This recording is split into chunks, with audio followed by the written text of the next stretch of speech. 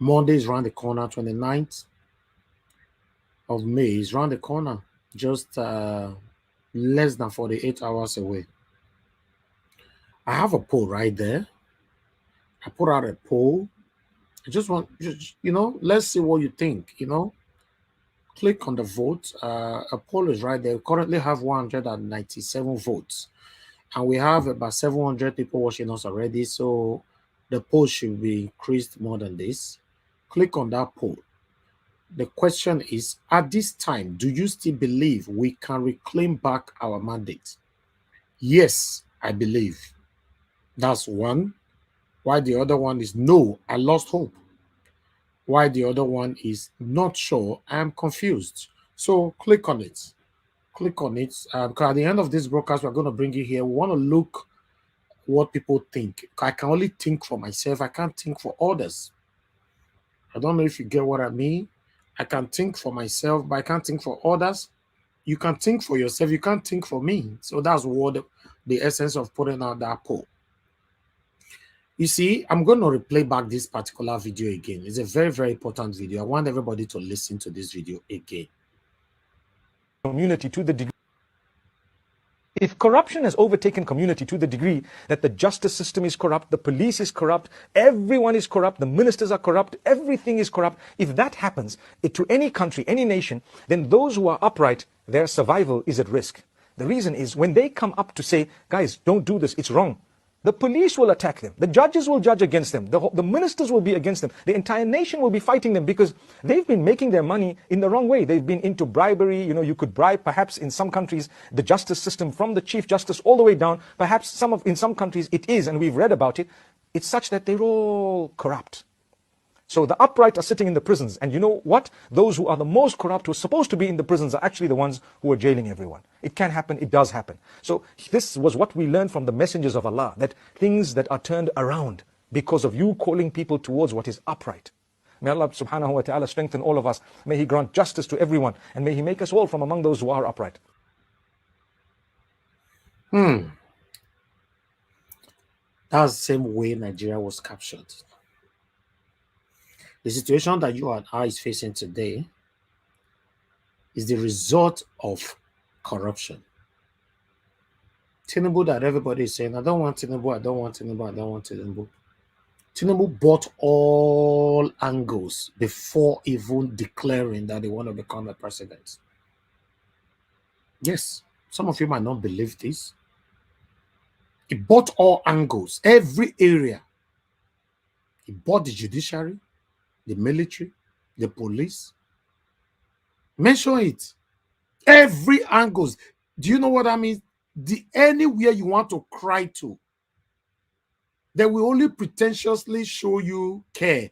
Don't worry, we will look into this, we will do this, but they have the bought. That's the situation that we are right now. They're only trying to follow the process. It's just that we're going to the court right now. It's a process. We got to follow it for the people to see that we follow the process. At the end of the day, what will come out of it? Despite that, the decision of the judge, the Supreme Court, on Friday was a lower case, and it was also submitted by PDP. But it doesn't mean because not be we submit them, make we look down on her. You know what that means? It means we should push harder. Yes, I will say it how it is. We should push harder. I want to see Nigerians flood the whole street in Nigeria. Go for a peaceful protest concurrently across all the states. Concurrently. Not only in Abuja. Oh, like some people trying to say, I wish I get money for you go Abuja. They want to extort you because these people in Nigeria, many of them are good in extorting those, especially Nigerians that live abroad. They want to extort you. When somebody call you from Nigeria, he pray for you. The next he tell you, say, my pikin, not if pay school fees tomorrow. You know, say that prayer, God not go answer that because he used that one to get your attention first. That's why I see many people that live abroad. They don't pick Nigerian call. Why? Because nobody want to die young. You know what I mean? Hypertension finish you. So anybody telling you in Nigeria, brother, I for your day protest, or if I get money to go Abuja, I for go join them. Start it. Start it alone in your own state. Make we know, say you day public place. Another person will join you. Nigerians have to flood the streets. I'm telling you. You see all these people coming here to call in or go on a comment section writing, oh, you want them to be killed. You want me to go finish them. May they do this. Listen, nobody on earth go shoot on peaceful protesters. Although it happened for Lekki toll gate. Yeah, that was night. They have to off the CCTV, off the light, off everything. In a broad daylight, I've never seen that happen in Nigeria. I don't know about you. Now me at the talk. Peaceful. I mean peaceful. But when you now start destroying properties, because if you also check, I don't want to go there. I don't want people to twist my word. Peaceful, now I stand on. Peaceful. I want to see your efforts. The same effort we all put into this during the time of the campaign. What happened? Everybody is sleeping. Go to Instagram. I was following up a post yesterday that today had not posted. When I read the comments there, I was disappointed. Loads of Nigerians have moved on. But why? Nigerians, why? Wow. You see? Then you see some lunatics who live back home will be telling us, are you were there, bro? Come house. Come house. Come join us. I spent 5 days in the queue before I fit collect my PVC for Nigeria. 5 days. Every day I was going there, we'll go very early in the morning. I promise you, I can say categorically, a lot of Nigerians traveled home, they go vote. And don't also disregard our efforts utilizing, taking the advantage of permanent electricity or internet in abroad to advocate for all our sake. Sometimes when you say, no, you did there, you say, we'll go for protest. What's wrong with peaceful protest? Ever since when people go to protest for courts, how many people they don't kill? Everywhere is too quiet for my liking. I'm sorry. Everywhere is just too quiet. I called one of my boys yesterday when we finished this broadcast. Although he called me first when I was on air, so I now have to return his call. When I finished this broadcast, it was around, I think it was about 1 o'clock in Nigeria. When I call him, say where in day. Everywhere they noise, I say, I know they hear you. Go where you fit talk to me. We're saying they go inside car, may go, may call me, but I can't call me, but where you day? Say they all day this is they all this also place. I know I make sure I'm on, I know the location. You know where they all they enjoy themselves. I call ask, I say, bros, what you man go do now? May board or not go finish person for inside house. I can't say may turn, may come out, may put out for video. I just want to see the environment of where it did. If you see the way man they jolly, live band, man they enjoy. Say, Nigerians. Now don't move on already. Nah. Everybody is fighting for their family, their wife, their children, their husband, their immediate family. Any other thing, they are not interested. That's why you see when anybody gets to that office, the first thing they fight for is their immediate family. They don't care about why they are there. It's sad. It's very, very sad. Let's listen to what the lawyers have to say here. Let me post out a link first. Make una use the link, make una join me, make we talk. I appreciate every one of you. Thank you very much for your time with us today. A link have been posted. Click on it, join us, and let's talk. Let's have our Saturday talk today. Before we listen to all this, I have something we go shock on today when I go listen. All right. One moment. I'm going for a break, but I just wanted to quickly put this here. One moment. Okay. All right. Good. Let me go for a quick break. When I come back, then we'll kick on. God bless you all. I know they do competition with anybody. If I offend you, forgive me. Show me love. Go to biza. Kama bara wa lo nínú ìfẹ́ kan akanbi. I know they do competition with anybody. If I offend you, forgive me. Show me love. I go show you love. Kama bara wa lo nínú ìfẹ́ kan. But I know they do competition with anybody.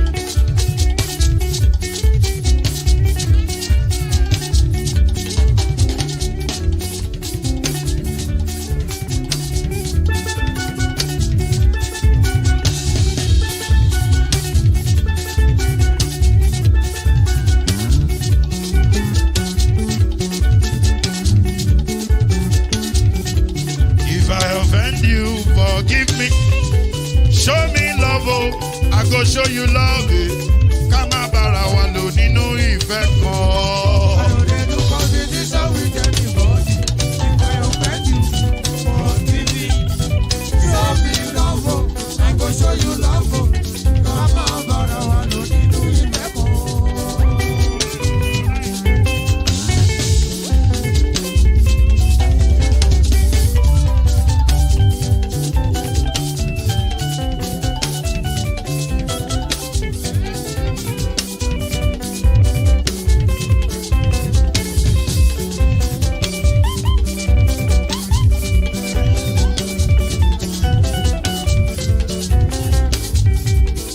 No, they do competition with anybody. If I offend you, forgive me. Oh, tó bá ti sanwó fún Ṣẹ́gun nàbí o. Ẹ fẹ́ jókù. Alákọ̀bí. Ṣẹ́gun nàbí. Alákọ̀bí. Sábà mẹ́la. Anybody? Anybody? Any bo. Anybody? Mo ló ń fọlú, ó gbà mí bó ṣe rí mi láti kíníṣí. Délé mo ló ń fọlú, ẹ jẹ́ ń sọ̀rọ̀. Délé o.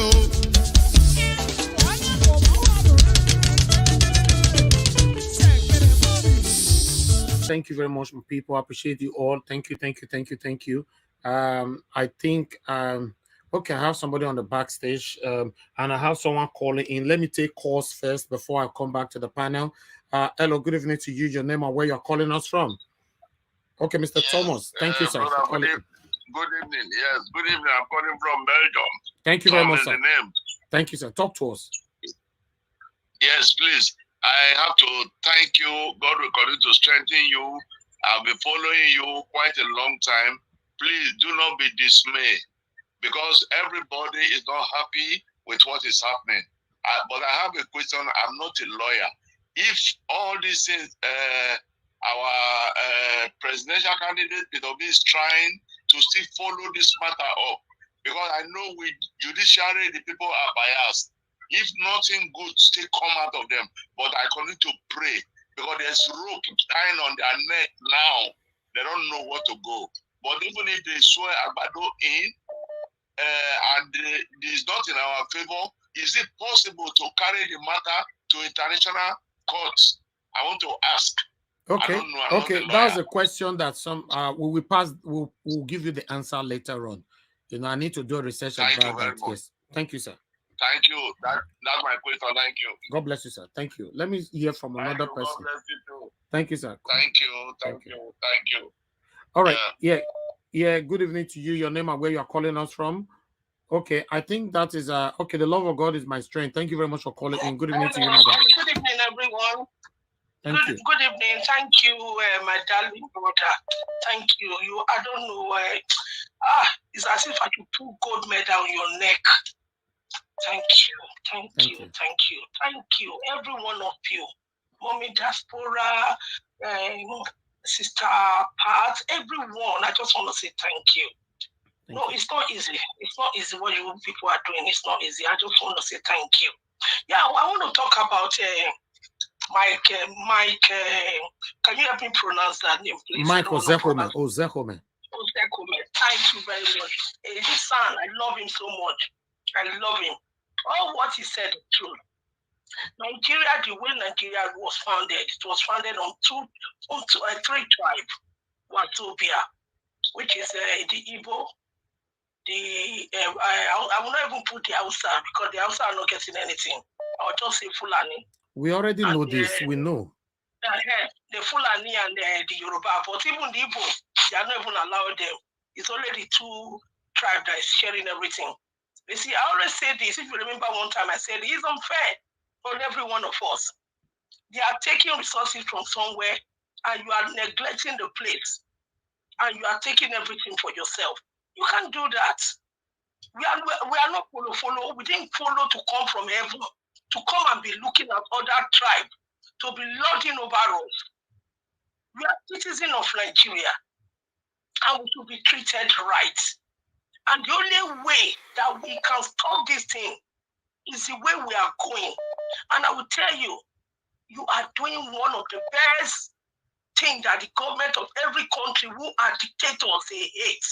They don't like at all. They don't like anything to do with media. They don't like it. And that's why they want everything. If Tinubu comes in now, the first thing that you want to attack is the air with the media so that nothing can go out. So we who are from other tribes, there's a lot of tribe in Nigeria. There are some people in Nigeria, you go to the north, you go to some, you see tribe that you'll be surprised that they're in Nigeria. But nothing is getting to them. But they don't even know the people who come to their state to take their resources and go. Thank you. So okay. Yeah, so it's a thing that the way we are going now, I pray that God should give us more energy to do this, because we cannot live like this in Nigeria. Nigeria is our country. Unless if they say Nigeria is meant for Fulani and Yoruba, then they should let us know. Okay. Because this is not right. Thank you, madam. Thank you, my brother. Thank you. God bless you. Hello, good evening to you. Your name, okay. I don't really know your name, sir, but you call all the time. Go ahead. Yeah, my name is Rashid. I'm calling from Houston. Okay, go ahead, Mr. Rashid. Yes, I was bound yesterday for making a comment regarding Mama Esho. Mama Esho was compassionate yesterday because you can tell that everybody was tired. Everybody was worn out yesterday. Yeah. She was not using any kind of violent word. She was just raising her voice, just screaming. And I was making a comment that she was not suggesting any violence, and they blocked me from making a comment. That was yesterday. No. Anyway. Nobody, listen, sir, listen. Don't come here and deceive us. Nobody block anybody when your comment is polite. Nobody's animal here. No, don't tell us. Please, don't go there. Don't just go there or hang up the phone. Nobody's animal that will just go to comment section and be blocking people. Your comment, maybe your comment was rude. That's why they blocked you. Say things. Listen, sir. For Nigeria to work, we must say things how it is. Don't just say, I didn't say anything wrong, they block you. I said that I was saying something that they were lying. What did you say? Not something. Tell the word. What did you say? I just said that she was not lying. So you just typed, hold on, sir, hold on. Let's see if this makes sense to anybody. Mama Esho was not lying. Then you are blocked. Do you think that makes sense? I promise you, Mr. No, there's nothing like promise. My admins, they get sense. All of them are educated. They cannot just block anybody. Most of you have done this thing. When you are blocked, you say, I didn't do anything. They just blocked me. We don't do that here. When you say something that can bring down the ego of the moderator or anybody on the platform, then you are blocked. That's it. Say things how it is. You can't come here to bully us at the end of the day because we did not do things how it will favor you. If you are calling for violence and we dispute it, and at the end of the day, then you are angry. This platform is not a platform to call for violence. It's a platform to expose our government and talk and discuss what is right. Please say things how it is. Thank you. I didn't call you to argue. I'm just saying what happened yesterday. No, that's not what happened. You are on air. I have to correct it. You can't blackmail my admins. I promise. Look at my No, comments. your promise is not right, sir. Go ahead with your contribution, please. Thank you. It's okay. Hello, good evening to you. Your name and where you are calling us from. Go ahead. Hello, can you hear me? You can't just come here. How can you just write something? Oh, please take it. Please, guys, if you come on air to lie against us, we will sort you out on air. I will not have anything. If I don't even discuss with anybody on behind stage. So we'll sort you out. How can you say you didn't say anything that blocked you? What do you mean they blocked you? Do we just carry blocking people? If you say no, Mama A show is right, nobody will block you. Maybe what you said was satanic. That's why you were blocked. I don't even know if you were really blocked. Hello, please turn down your Mr. Chris. Thank you for calling. Good evening to you, sir. Talk to us. Yeah, good evening. My name is Chris. I'm calling from Dublin. Good evening, Mr. Ninja Watch. Good evening, everybody in the panel. It's good Barrister Zekome is saying all this, and I've seen your reaction, Mr. Ninja Watch. Yes, it's some of the things some of us have been saying. You see, every time I call, I always make it very clear that this battle we are fighting is not just a battle against free and fair election. It's a battle for all the minorities. You know, these whole people, the reason they are behaving like this, for your information, the way they see Nigeria, that's exactly how Ozekome has described it. If you are not Hausa, you are not Yoruba, automatically it means you are Igbo. I've worked in the north. Let's not be hiding all these things. Even if they know you are from Edo State, they still see you as Igbo. So what they are actually doing is a fight against the Igbos and a fight against justice. Yes. Because they've seen that in the structure of the country, the Igbos are the most vocal. We must all accept this. They are the most vocal. So what they now do, they classify everybody, any person speaking against the government, automatically they classify them as Igbo. Look at this coup they've been talking about. At least it is not a lesser person other than the senior advocate of Nigeria that has made it clear that it wasn't an Igbo coup. Okay, even if they call it an Igbo coup, how many years has Igbo man ruled Nigeria? The Fulanis, they've ruled the country for 47 years. The Hausa Fulanis, and nobody is saying that we are the one that destroyed Nigeria. How come during the time of Boko Haram came out and they said they want Buhari to speak for them? And nobody used that to say the North is going to lose their power. But because Boko Haram, they voted for Buhari. Now, Peter Obi, that has nothing to do with Biafra, that has nothing to do with IPOB. Before anything, if IPOB does anything, if no government does anything, they keep saying it is Peter Obi, it is Peter. Today, Reno Omokri is already writing that Obi Ezekwesili is a sponsor of IPOB. Whereas when Boko Haram was destroying the nation, they compensated the North with presidency. Now the IPOB that were just a simple group, they didn't kill anybody, they were just protesting, they are using them to rob on everybody. So the point is that we must get to a point where we realize that this is not just about the Igbo, it's about every ethnic minority. Thank you. And from Edo State, you and I, we are from Edo. What are the chances of us even aspiring to become the president of the country if they can do this against Peter Obi? Now, the owners of Nigeria, they don't want to leave Nigeria alone. And they know that it is only Peter Obi that is trying to take away this country from them and give the country back to the masses. That is why they are fighting the man. That's simple why they are fighting the man. So this is a fight we must all take to the end. We must fight it to the end to get to the root of all these things.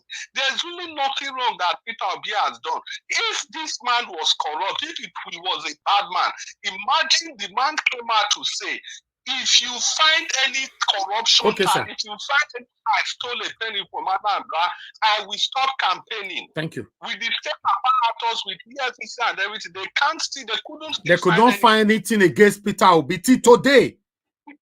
Man said, if you find anything, I will stop campaigning. He gave the condition by himself. Yes. With the support of the federal government, they couldn't find anything. I used to tell people, how many local government can even say that?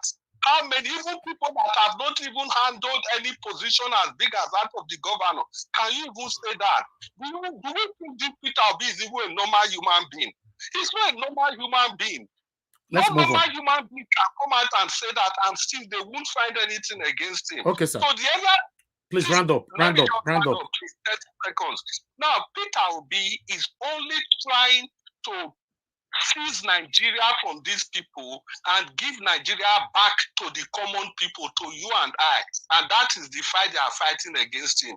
Thank you very much. I'm sorry I took too much time. Thank you, sir. Thank you, Thank sir. you, Mr. Chris. God bless you. Good evening to you. Your name and where you're calling us from. Hello.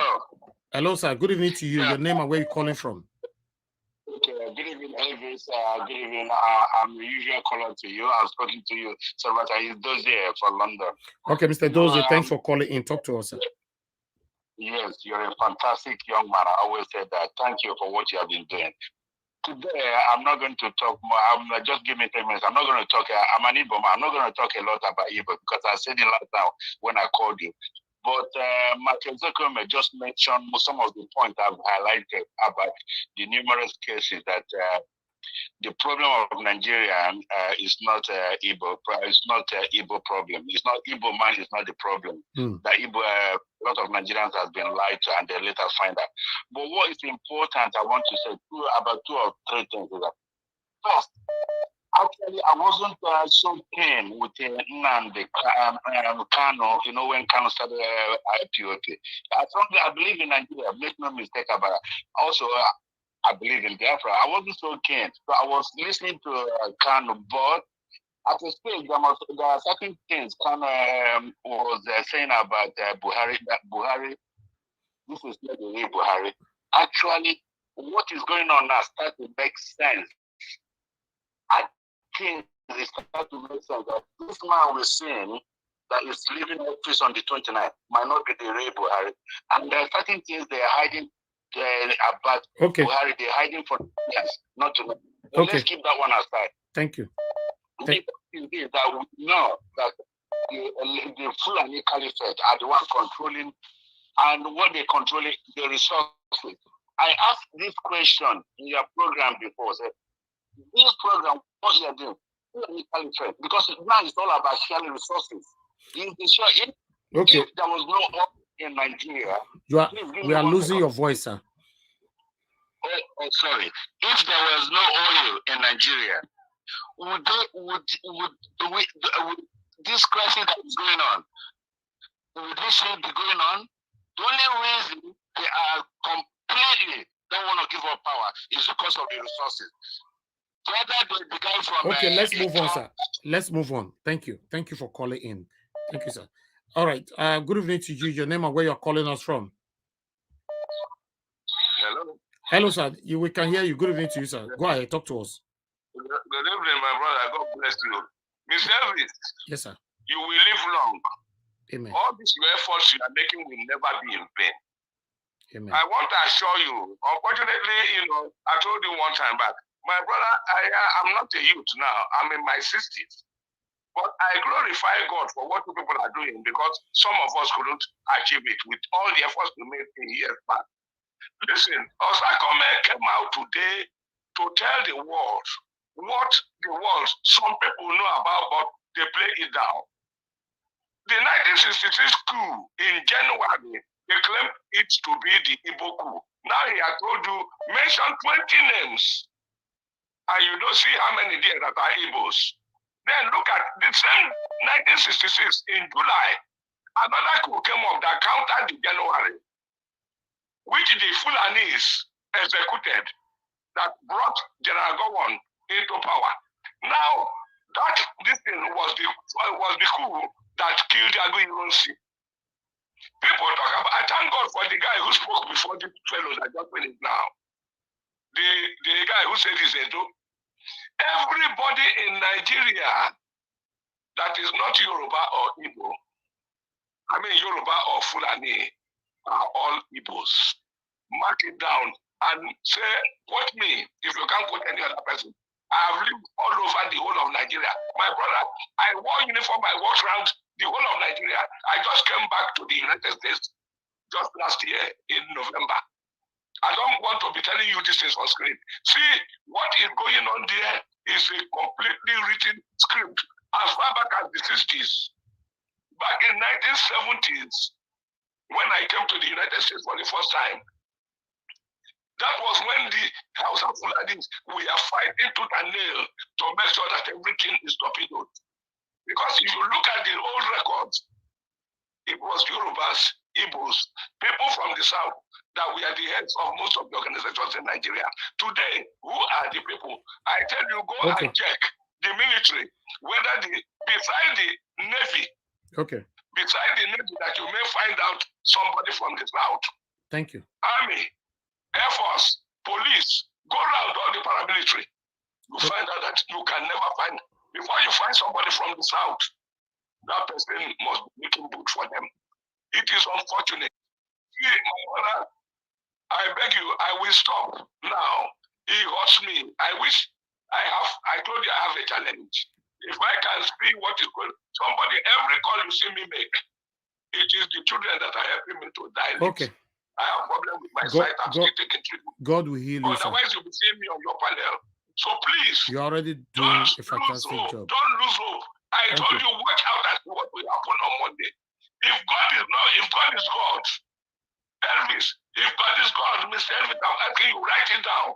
You will see what will happen on Monday. Thank you. People venture to swear what I can put in. Thank you, sir. I Thank you. More than that. God bless you, sir. Thank you so much. Thank you. Good evening to you. Your name and where you're calling us from. Turn down your device, please. Turn your device down. Your name and where you are calling from. Hello, sir. Good evening, sir. Yeah, good evening, sir. What's your name? Where are you calling from? God bless you. I'm calling from Spain. This is Pastor Isaac. Okay, go ahead, sir. Talk to us. I just want to first and foremost thank God for your life. Thank you very much, sir, for putting this wonderful program on for every one of us to speak out what is in our heart. First and foremost, I will bless you. I will thank God for your life. Thank God for everyone on this panel. God bless you, sir. Yeah, there is a word I want to just quickly say so that I will not take much of your time, sir. I am a pastor. I want to say this word. Where are the pastors in Nigeria? Where are the imams? What are they doing? Yeah, one of the biggest pastors in Nigeria was praying for Tinubu today in the event that did. They are there. You just imagine, this is what we have been crying for this. They have population, they have members, they have all their flocks, so they cannot mobilize them and take them out to protest. Even the Muslims, all of them. So do they like this? Okay, what did the Holy Bible tells us?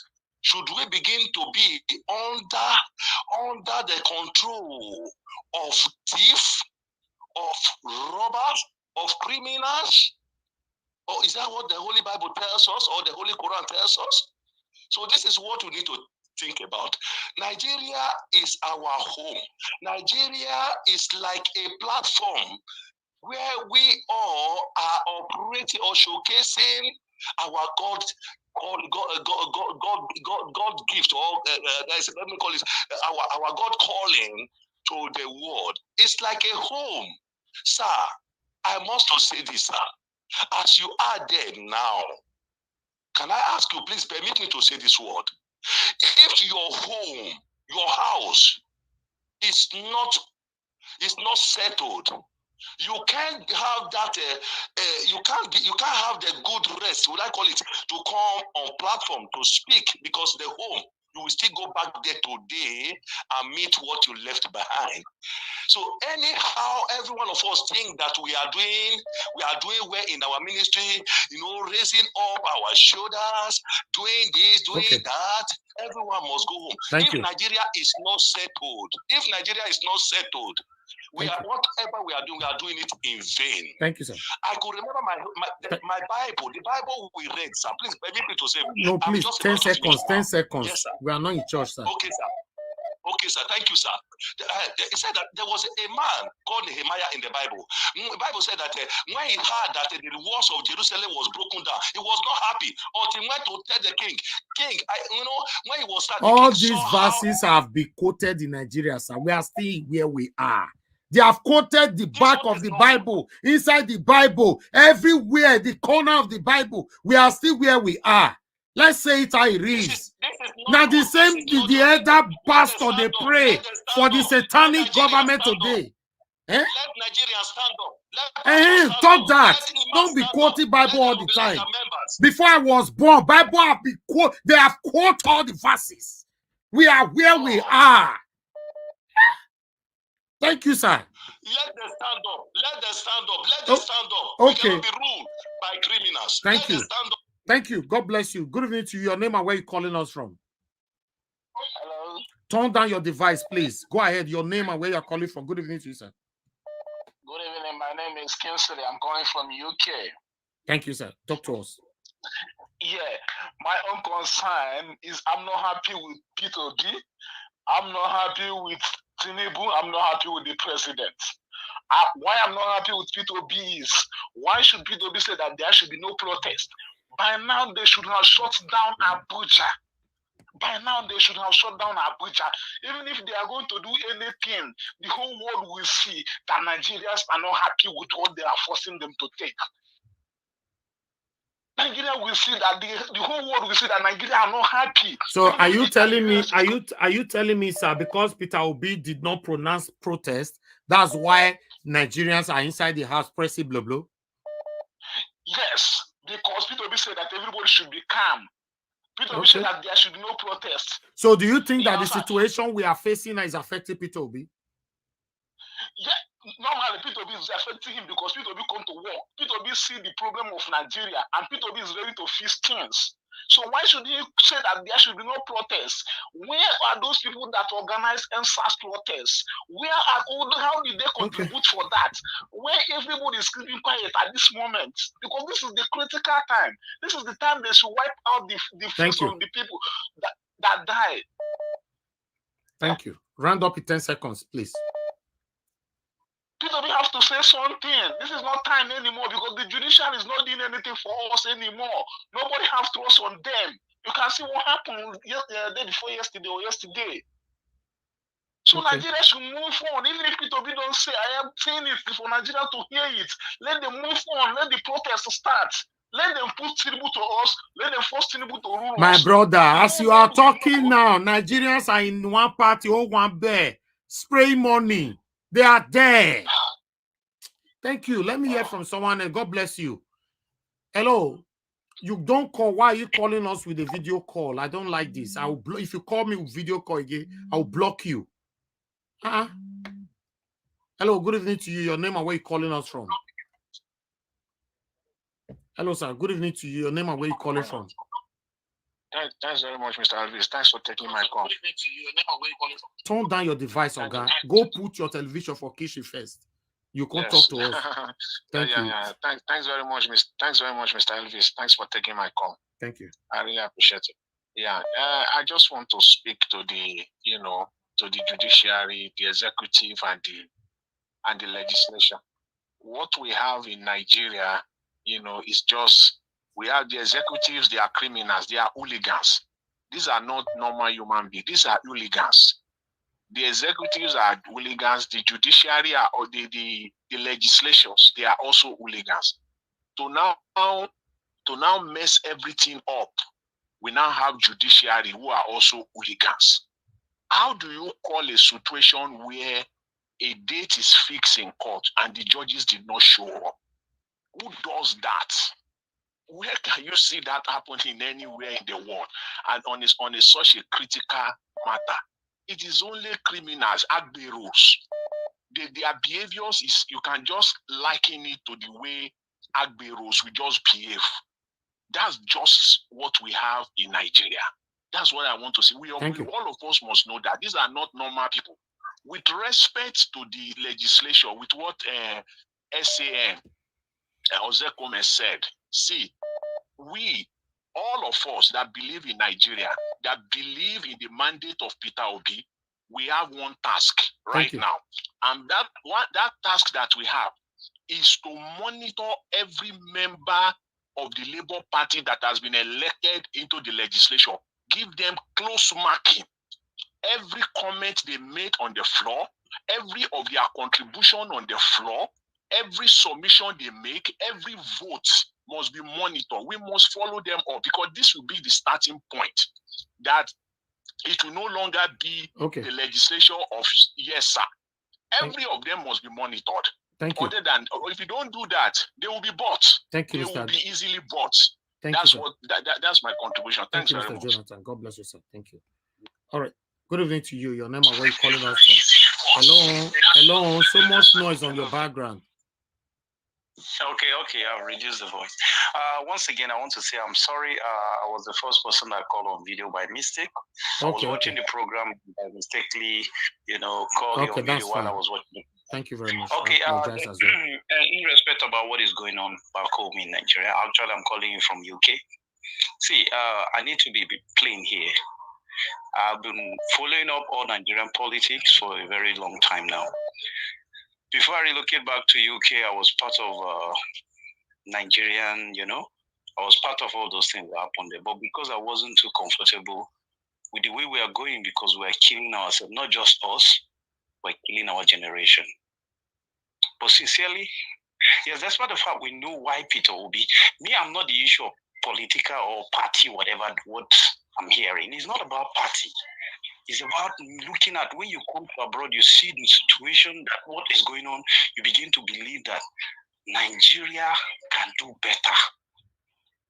It's so shameful that when we see ourselves struggling to come to abroad, things we know that Nigeria can do better. When we see all these things, it makes us get so angry.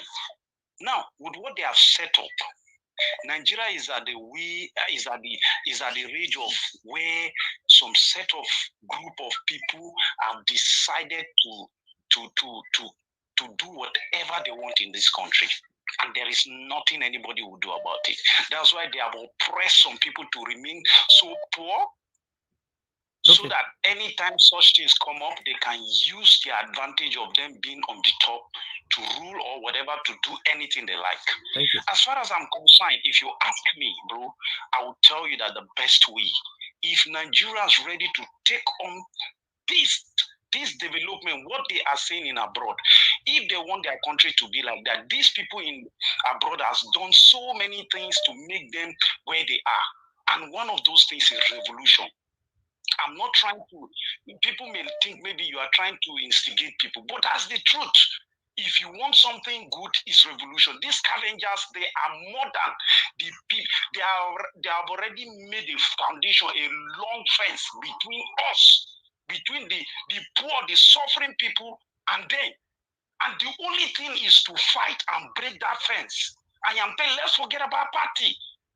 Let's forget about party. Even Obi goes there. Actually, I supported Obi. I did not support him in the name of party. I supported because this country should be better. I wasn't doing too bad in my own before I left Nigeria, but I have seen it that there is nothing. I came out from a home where there is nothing, but I struggle on my own. I got to the level. I have gone to the issue of even the issue of Northeast. There is nothing someone would tell me. These people are scavengers. And let me tell you, the more we keep quiet, the more we are getting this fear to fight back, bro. We'll keep going into the pit. Because we are already falling. The pit is opening more. The worst is coming. I am telling you, it's not about wishing Nigeria bad, but the worst is coming. The worst is coming. The best thing Nigerians need to take to themselves to fight back, to break that fence between those so-called people who believed that. Did you see the way they are rotating themselves? Okay, Look sir. at the Let's house. go. Let's go. Thank you. Thank you. Thank you. Thank you, sir. Thank you. Thank you. God bless you. Right. Thank you. Hello. Good evening to you. Your name and where you're calling us from. Hello. Okay, you are not ready. When you are ready, call back. Hello, good evening to you. Your name and where you are calling us from. Good evening, Mr. Niger Watch. Thank you, Mama. You now want to know my people. I'm Mama calling from the UK. Thank you, Mama. Talk to us. I appreciate you every time I call. Thank you so much. I came in when Barrister Ozekome was talking. Yeah. In fact, I was really touched about all the things he said. It is now or never. It is now or never. We have to look for a way to do this thing. I believe in the leadership of Peter Obi. He's an upright man, although there is no perfect human being. The way I have seen it, nobody, not even one of them, has seen anything to bring out against this man. It is now or never. God will help us. We want somebody like him who can rearrange everything. Where every Nigerian will have a say. Not a matter of this is Edo, this is Igbo, this is Yoruba. If Yorubas are troubling Nigeria, take them out. Let all Nigerians stand up. I'm a Yoruba lady myself. If Fulanis are troubling us, take them out. We all have to stand up now. It is now or never. Fulanis are not Nigerians. They wangled their way into our midst and started ruling us, started commanding us, controlling our resources. It is now or never. God will help us, Mr. Niger. Thank you, Mama. Go on, my brother. Thank you so much. God bless you, Mama. I appreciate you. Thank you. All right, callers. I would like us to go back to the panel. I'll come back to you guys. I think I've prioritized almost everybody already. And for some of you asking that if Mr. Peter Obi is the one that need to tell people to go for protest, trust me. If Peter Obi was the one that stated all that Ahmed said on channel, Mr. Peter Obi would have been in jail by now, in case you are not aware. If it was the other way around, Mr. Peter Obi would have been in jail by now. So if you are waiting for Mr. Peter Obi to tell you to go for a protest before you go for a protest, my brother, go sleep. Feel suffer now, go sleep. It's better, just go bed and sleep. It's just that you waiting for me now. Like some of you come here sometimes to say Niger Watch. The other one wrote the other day, Niger Watch is deceiving you people. It's not telling you people to what to do. I tell you, say I come here, can't tell you what you want to go do. I showcase what is happening in Nigeria to you. It's up to you to sleep or act. That's what Peter Obi is also doing. So if you are waiting for Peter Obi to take action, Peter Obi not go take action to tell you, say, may you go do anything. And me, I not go do one. Never. If you don't like me because of that, no problem. But I will continue to show you what is happening in Nigeria. It's not up to you. Go club, go different party, go enjoy yourself. No problem. Let me pick two more calls. Sorry, guys. Hello, thank you very much, sir, for calling in. Please talk to us. Turn down your device, please. Can you hear me, Mr. Ellis? Yes. Go ahead, sir. Talk to us. Okay, good afternoon to everyone. I don't know. First of all, let me answer one question. Someone asked, I don't know if that one has been answered. If after Supreme Court, if they should be a lawyer, I just want to answer that Supreme Court is the last court in Nigeria. Unless if there's a human rights issue, that's when they have to take it outside. But since there's no human rights, just an election issue, Supreme Court is going to be the last. Anyway, thank you very much, Mr. Niger Watch. I thank everyone. What is it? You made a very nice the information you provided today. I have almost the same experience. Everyone in Nigeria, it's only we here that is able to keep that. Only we. Everyone in Nigeria, they're all silent. Everyone is quiet. They don't even feel like they don't even know the kind of danger they want to put themselves in. A country where nothing is working, I understand there's no able to buy a data for their phone. They are not able to buy data.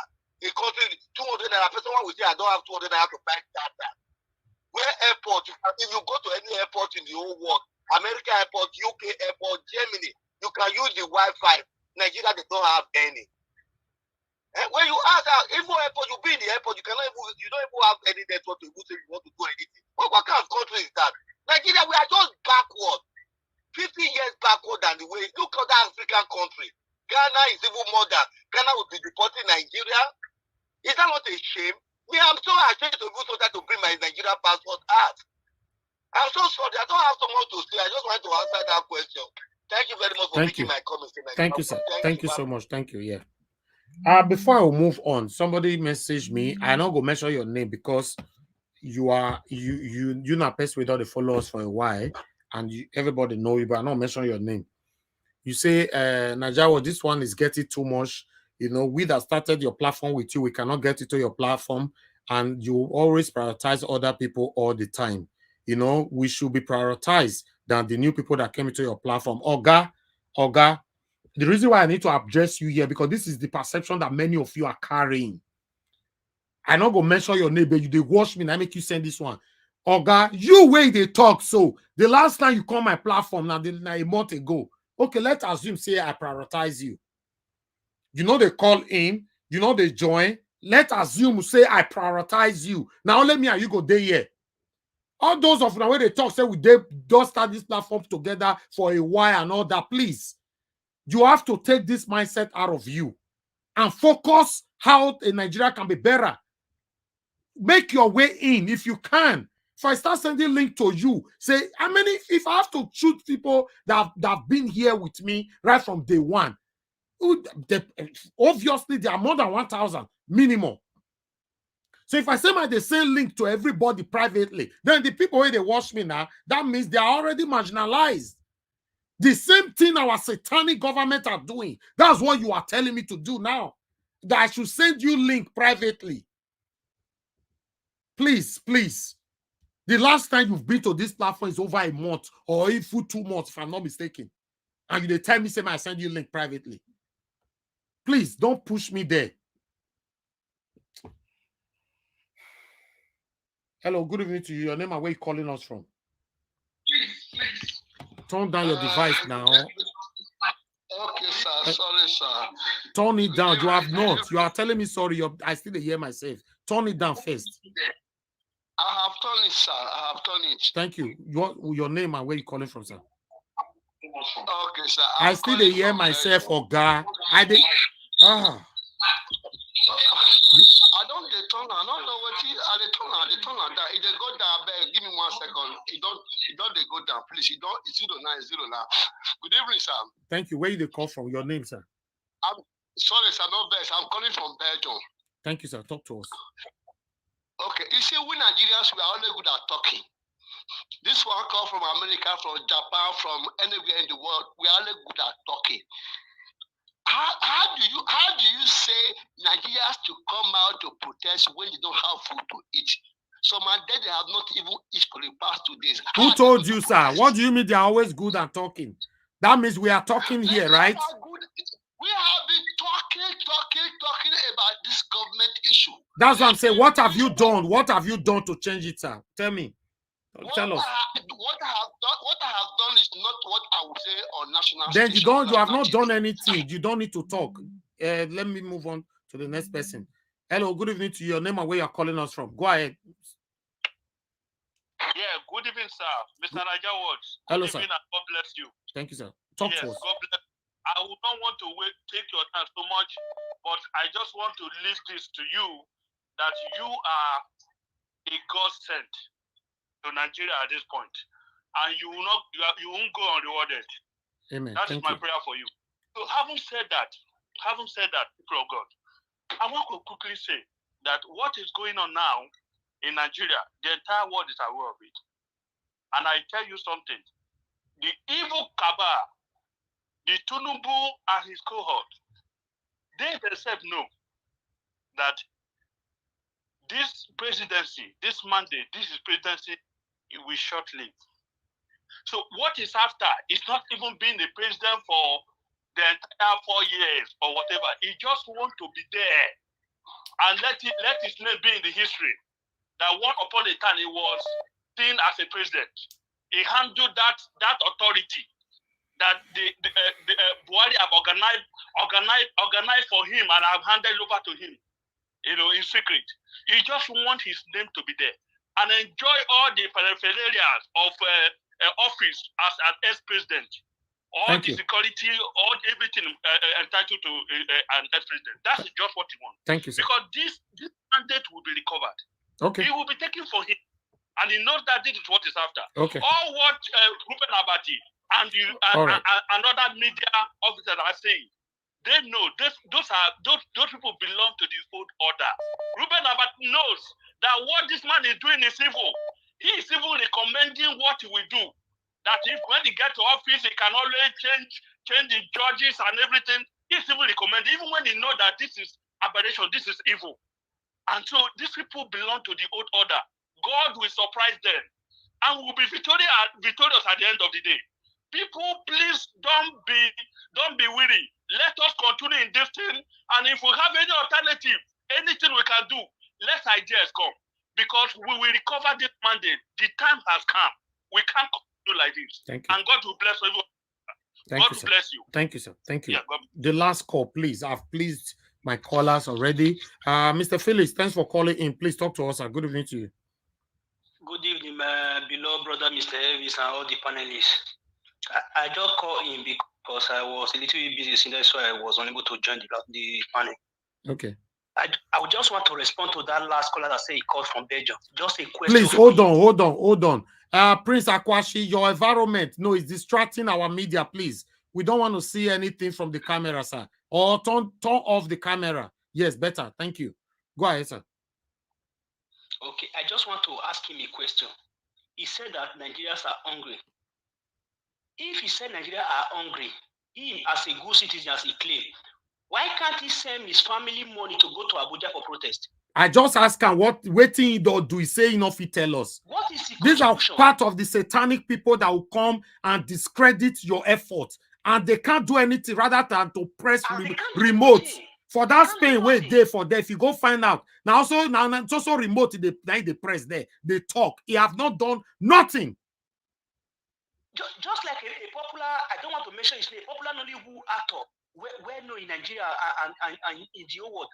When I send him a link that he should come and join us, go out there to advocate for the betterment of Nigeria, he said, I beg election don't pass. You know what I told him? I said, since I normally promote you somehow, if you don't want a better Nigeria, you don't want to go out there to fight for your rights, every little thing I'll be contributing in your system, stop today, and I stop it.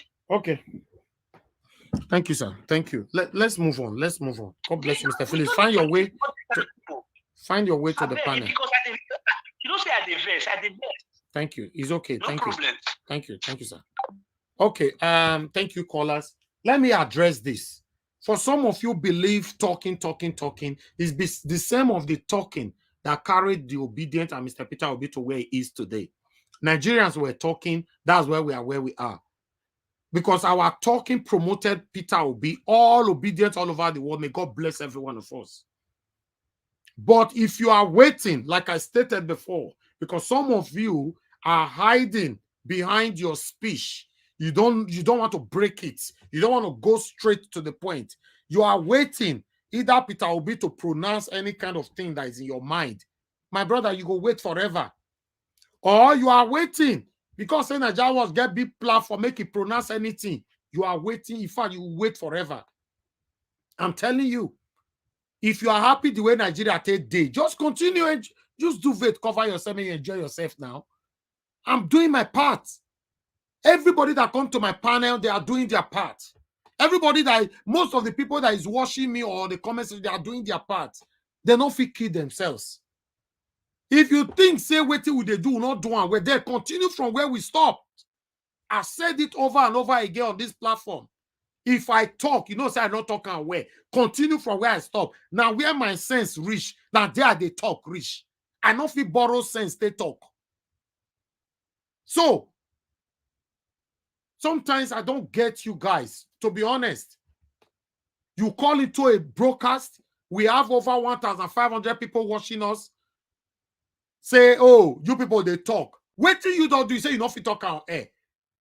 You give another woman a wife, Bele, where you not fit talk on air. Because that is the only thing you can say on air. If you have done anything that can impact Nigerians positively, why can't you say it? Except you sleep with another woman's wife, another man's wife. Don't call here if your topic is senseless. Because at this particular moment now, we are in big trouble in Nigeria. Let your contribution be able to impact Nigerians. Don't come here and say rubbish. Because we don't have time to waste for rubbish. In fact, we are in big trouble. Big trouble in Nigeria.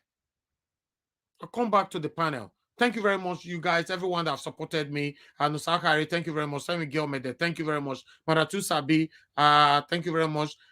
PM Jane, thanks for becoming a member on Nigeria Watch membership program. May God bless you. I really do appreciate you. And thanks for the super chat as well. May God bless every one of you right there. Those of you that have shared and like. We are going to be hearing from our panelists right now. Thank you. We'll go on a quick break. When I come back from this break, then I'll call on our panelists to talk to us. You are the pillar that holds my life. You are the pillar that holds my life.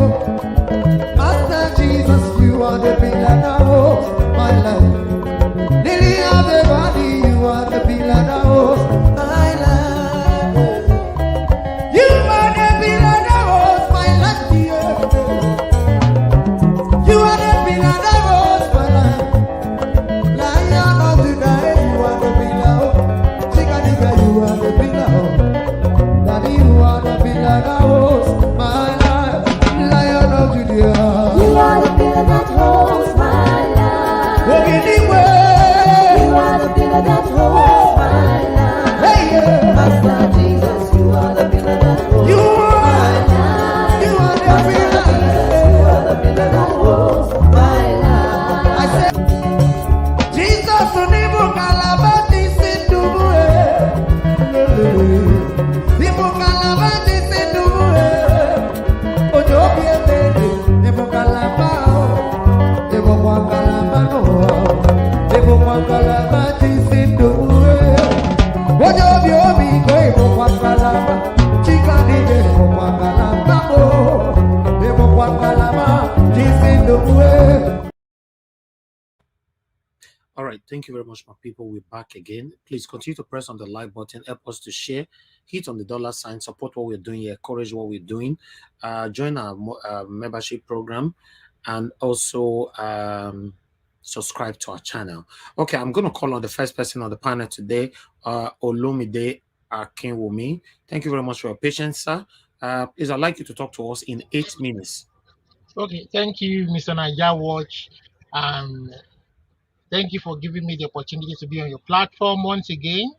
Thank you. I know you have a very your platform has a very loud voice, and that's why I always endeavor to come around to say my own piece.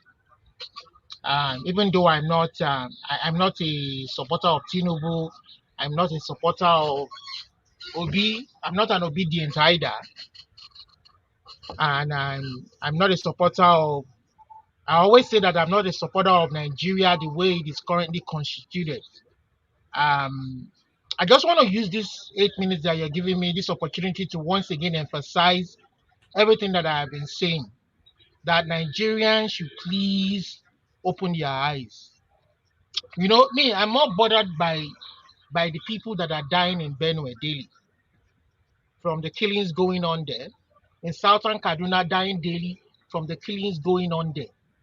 You know, this is beyond the electioneering that we experience every 4 years.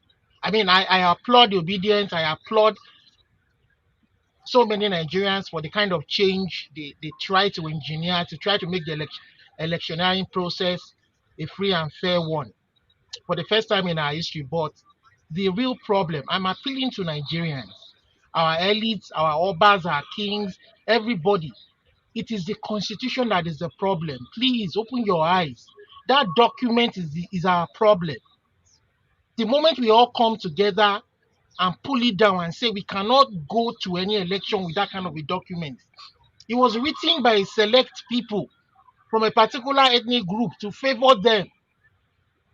No matter how many amendments you do, if they don't agree with it, they have the majority. You can never get the change you want.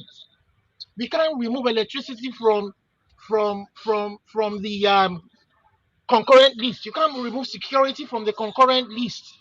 The governors cannot protect their people that are dying daily in Benue, in Jos. The governor that is supposed to protect the people is looking away in Kaduna, and the people of Southern Kaduna are dying daily. It is the constitution.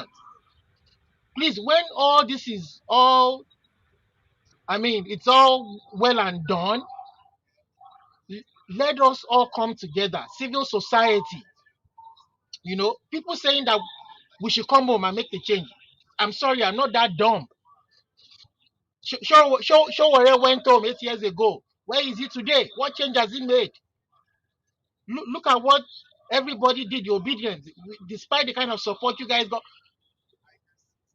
The owners of Nigeria will never allow change the way it is, not without documents. That is why they have an edge over you guys, because they hold the key, they hold the power, they own the security apparatus, they own everything. Election was going on, they saw where the result was swinging to, and they pulled the button and said technical glitch. It is the constitution. That document is not the people's document. It is not, that document it is the bedrock of any society. Go anywhere, Canada, England, But sir, USA. do you want the document to be changed? That document should be pulled down, and we should draft one that is agreeable to everybody. See, that is the mistake we keep making. They say, oh, who is going to pull it down? Let us force our elites, our orbits, let everybody come together and agree that that document is bad for us all. But you can only change the document through constitution. What constitution, though? The constitution is what we are saying we should change. It was but you need that constitution itself is a lie. We the people. You need the right. Listen, sir. You need the right person in power so that document can be amended. How do you want to amend it when you don't have majority? No, listen. We don't have the right person. We are telling you that the North has majority. You can never change any. What are you saying? How do we change it? How do we change it? If you are not supporting anybody. The constitution of any country is derived from the powers of the people. In the US, it is derived from the powers of the people. In England, they are governed by laws and ordinances.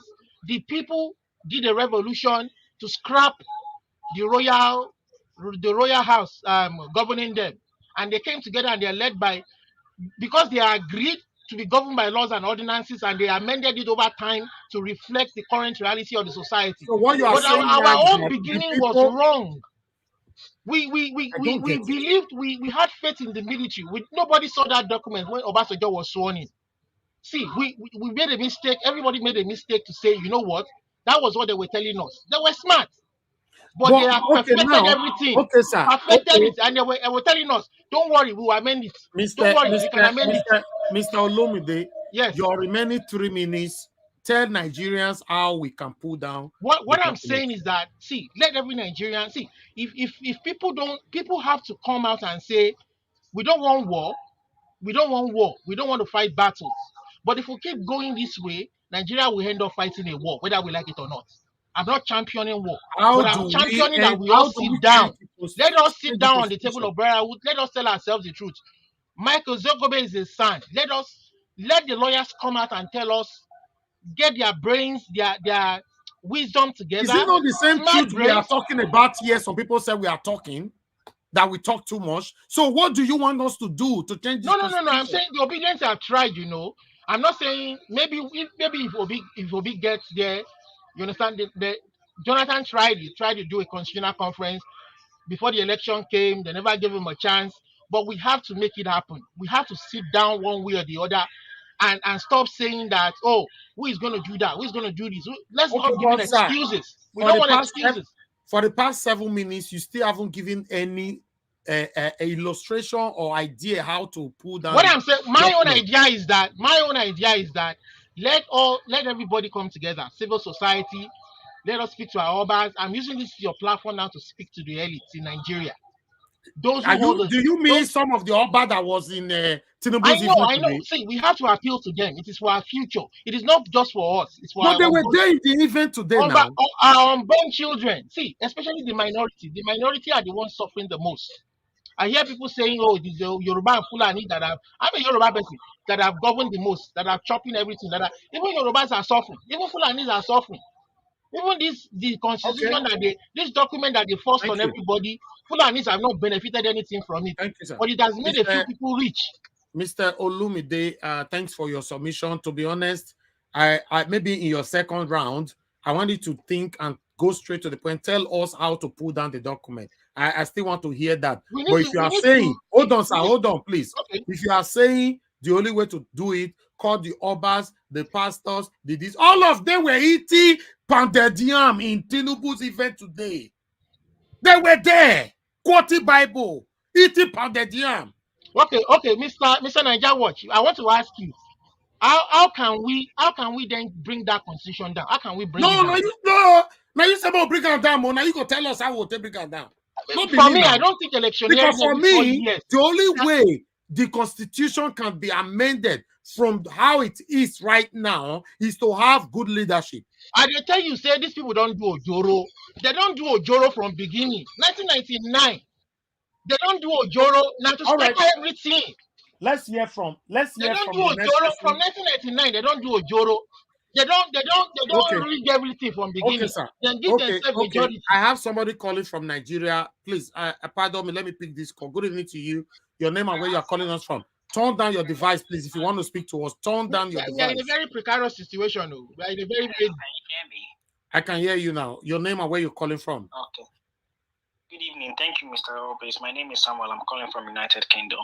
All right. Okay, but you're calling with a Nigerian number. Oh, yeah. I use the Nigerian number for my WhatsApp. Okay, go ahead and talk to us, sir. It's so pathetic. Watching the videos you just put up in the online.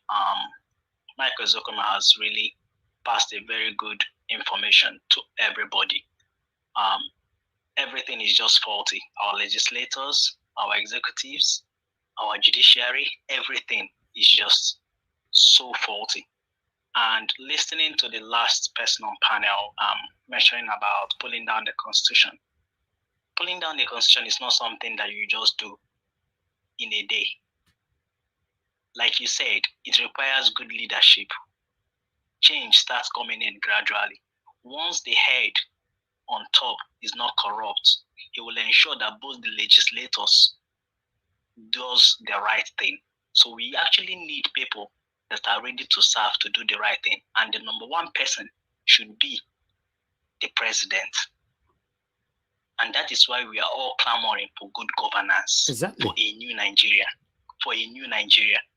So once the new Nigeria comes and P2B enters there, that's when you start seeing gradual changes. Because when you have good people as legislators, that's when they will start reasoning, let's amend this constitution. You don't just amend constitution with the wrong set of people. It doesn't happen. Thank you, sir. Thank you. It can't happen. It's only with the right people in place. Thank you.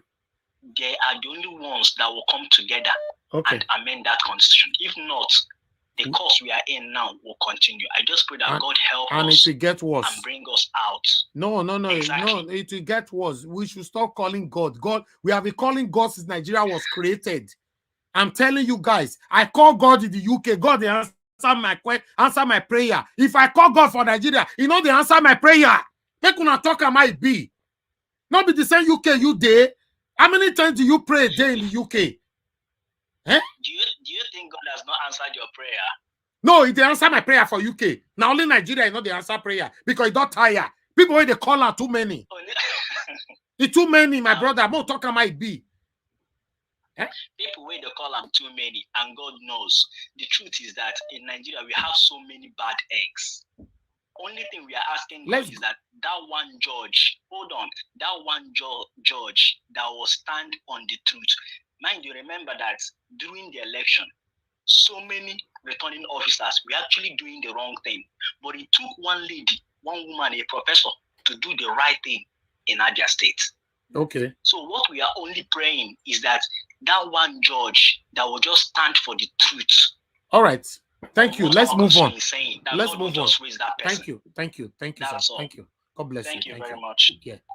All right. Let me call back to the panel again. I appreciate every one of you right there. Please make sure continue to press on the like button and let's share this broadcast. It's a very, very important section we are having right here. Thank you. I'll call on Williams Winner. Williams Winner, is your turn right now. If you're right there with us, you're listening to me, please talk to us in the next 8 minutes. Good evening to you. Good evening to you. Good evening, sir. How's Thank you very everything, sir? much. Good evening, sir. Thank you very much. Yes, sir. Good evening Go ahead. to the panelists. Good evening, sir. I'm so happy hearing everything that is happening, sir.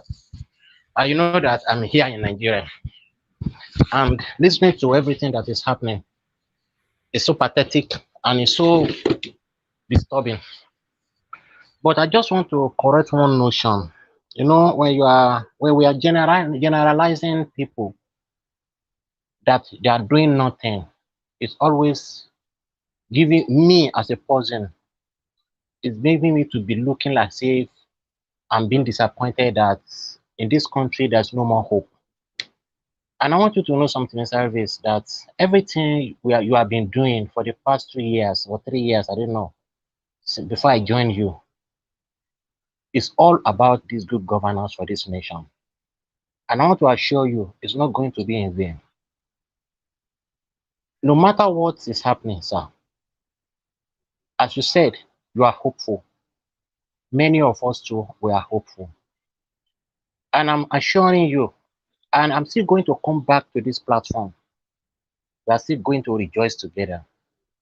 It may be as if it's like a darkest time now. Amen. As if Amen. everything Amen. is.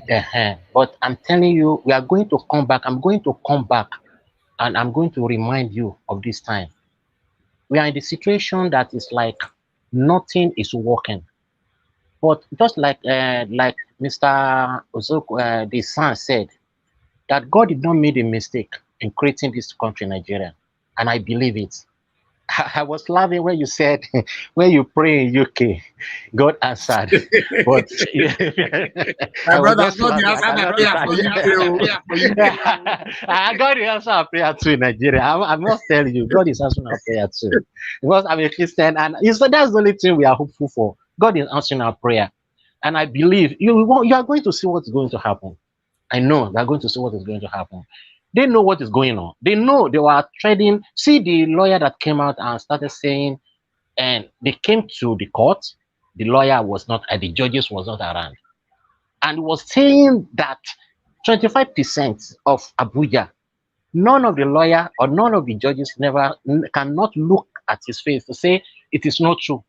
It means they know that it is true, and still they move on because they know that so far they cannot start yesterday. They didn't say that sit yesterday. They know everything is over because Monday is they have declared Public holiday. public holiday on Monday. So automatically they were going to swear in unconstitutional presidents. They too know. It's going to be, I'm telling you, sir, it's going to be a long war. Because these people, even the judges know, even the lawyers. See now, do you think Mr. Ezekume supported this, what is going on? Do you think Mr.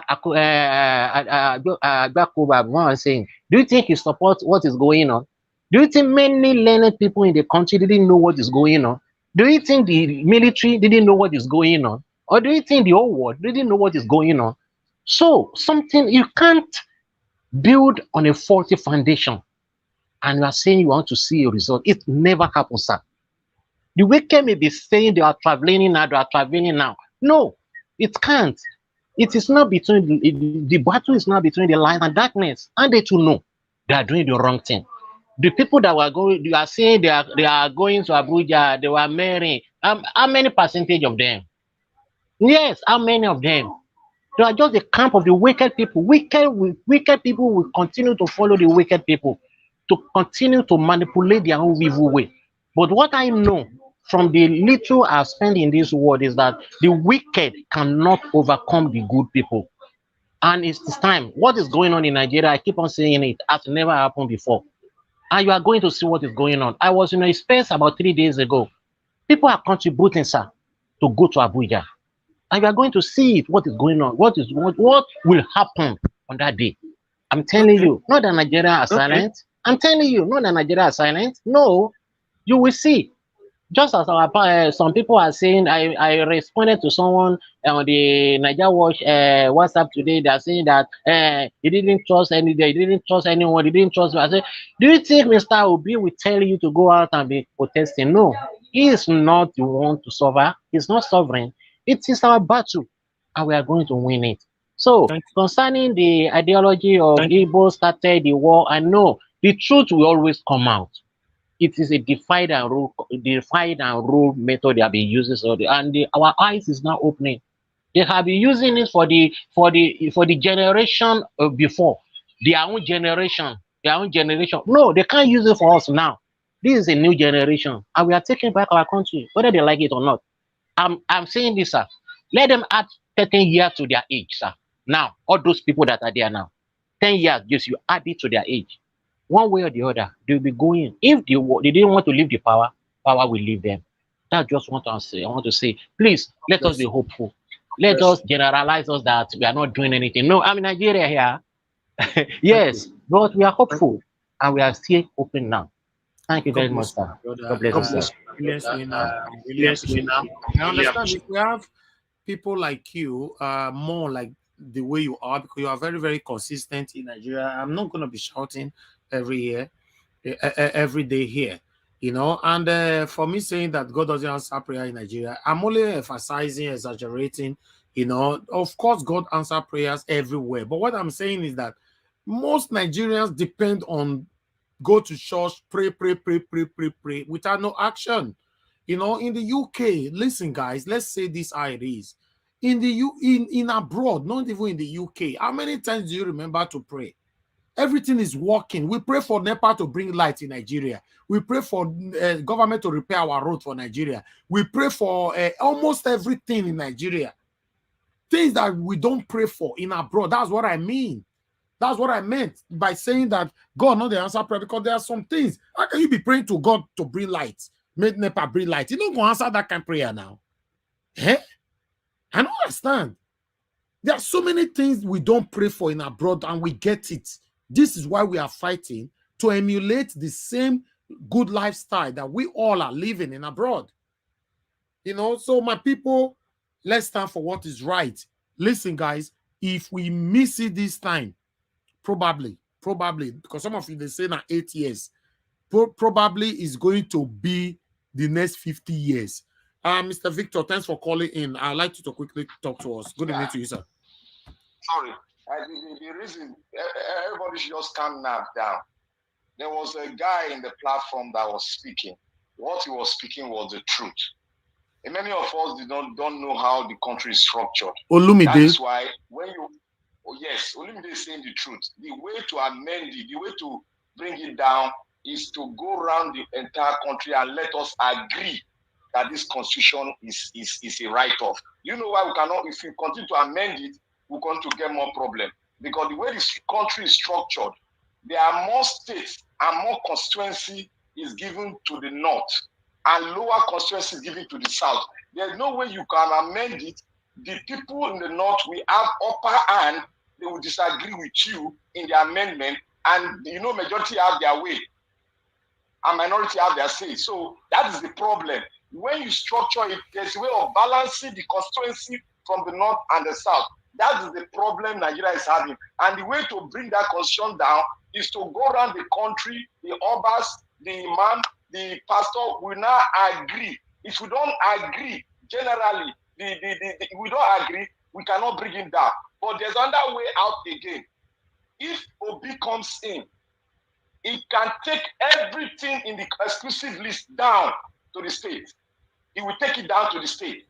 When the state when the state possess their power, then we can start talking how to pull GEJ, Constitutional Conference, out and bring it down to the entire state, because the state now as well, they have powers that they can speak and tell them that yes, we cannot do it.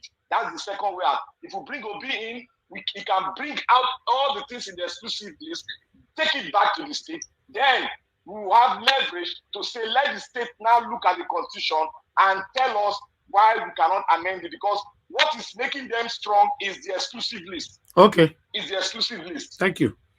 Thank you, Mr. Victor. Try to find your way to the panel later. Thank you. God bless you.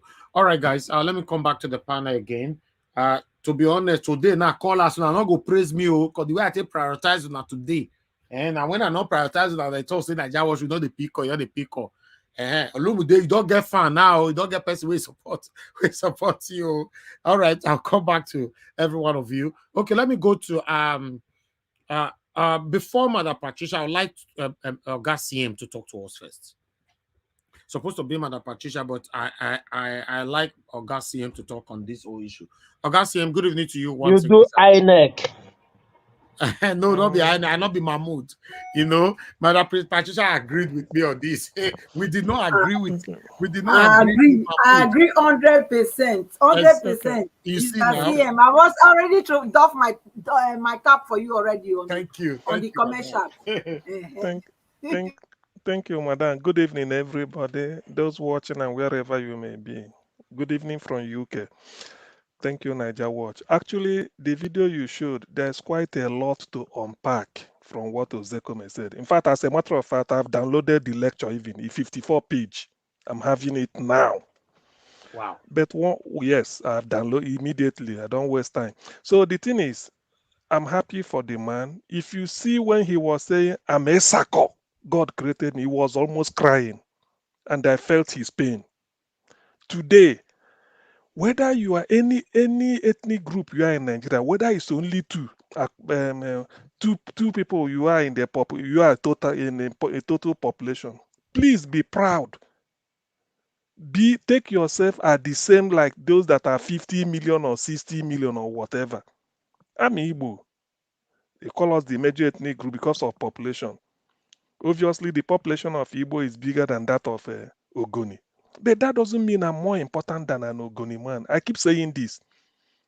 By Monday, this administration will come to an end. Yet Ogoni cleanup hasn't happened. It pains me. I once told somebody that if Nigeria is, say, you want to carry out epidemiological research in public health, you go to Ogoni. The tendency of you screening them for cancer cells, it will be very, very high in Nigeria because they are drinking contaminated water. It's as simple as that. The tendency, if somebody should do it, just look for people living around Plateau or people living around maybe Kaduna. Screen them and then screen the people living in Ogoni.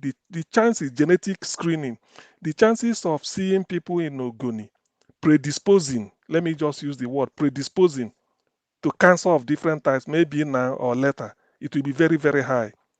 The null hypothesis will fail. So the thing is this, when you see people like that, it pains me. So when I heard Ozekome saying, God made me a Sako man, I don't want to be that. In fact, that is the man is really speaking. I felt pains running down me. I know what it means. And Ozekome is not any anyhow person.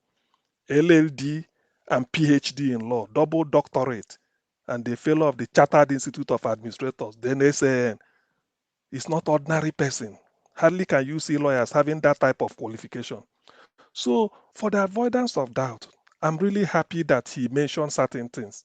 Because I know Nigerians, when they say this 1966 coup, when I want to speak on it, yes, a coup happened in 1966. They called it Igbo coup because of our illiterate media. They want to talk, oh, Igbo man caused all this. They've forgotten that Ademola Adegboyega, who is the Yoruba chap among them, who wrote a book, Why We Struck. He made it in black and white that the essence of the coup was to bring Awolowo out from prison because Awolowo was a star performer. Awolowo was a star performer. The first television station in Nigeria, some say in Africa, Liberty Stadium, Cocoa House, about a 25-story building, University of Ife, and free education. A lot of them. What is it called? Bodija Housing Estate, the first housing estate probably in Africa. Oluyole Industrial Estate, Ibadan. Ikeja Industrial Estate. Although when he was doing it, Okpara was doing Trans Amadi and Enugu. Amadi Bello was doing Kakuri. They were competing. But Awolowo was leading, not really because he was using his own legal personal money we got from his chambers, as Awolowo and Donitiri and co, barrister and solicitors. No, Then cocoa was like cocaine, what cocaine or gold is today. That is what cocoa was. And then the regions were controlling their resources. So when the East sell their palm produce, the Midwest will sell rubber, the North will sell granite. None of them is in demand more than cocoa. So Awolowo was in money, but he used it to develop his people. So because of that singular star performance, the people feel that his what the Fulani want to do in the West to subdue him through Akintola, they put him in a prison on the charges they did.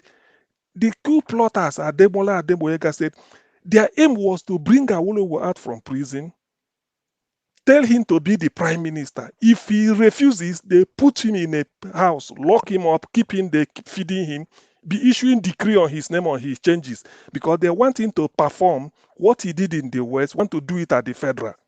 So how can anybody now say it's Igbo coup? So Ndi Igbo will now sit down, plan a coup,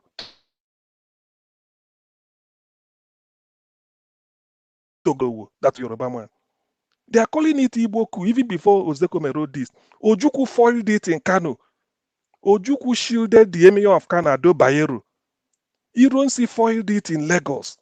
So before even Ozekome said this, in terms of the numerical strength of those that did it, let me just recap. One of them, they are 21. Lieutenant Colonel John Apampera is TV. Lieutenant Saleh Dambo is Hausa. Lieutenant Dag Woribori is Ijo. Lieutenant Hope Harris Egaga is Yoruba. Captain Swanton Robert is from either the Bachama tribe. Captain Gibson Jallo is Bali from Taraba State. Lieutenant O Olafemiyo is Yoruba.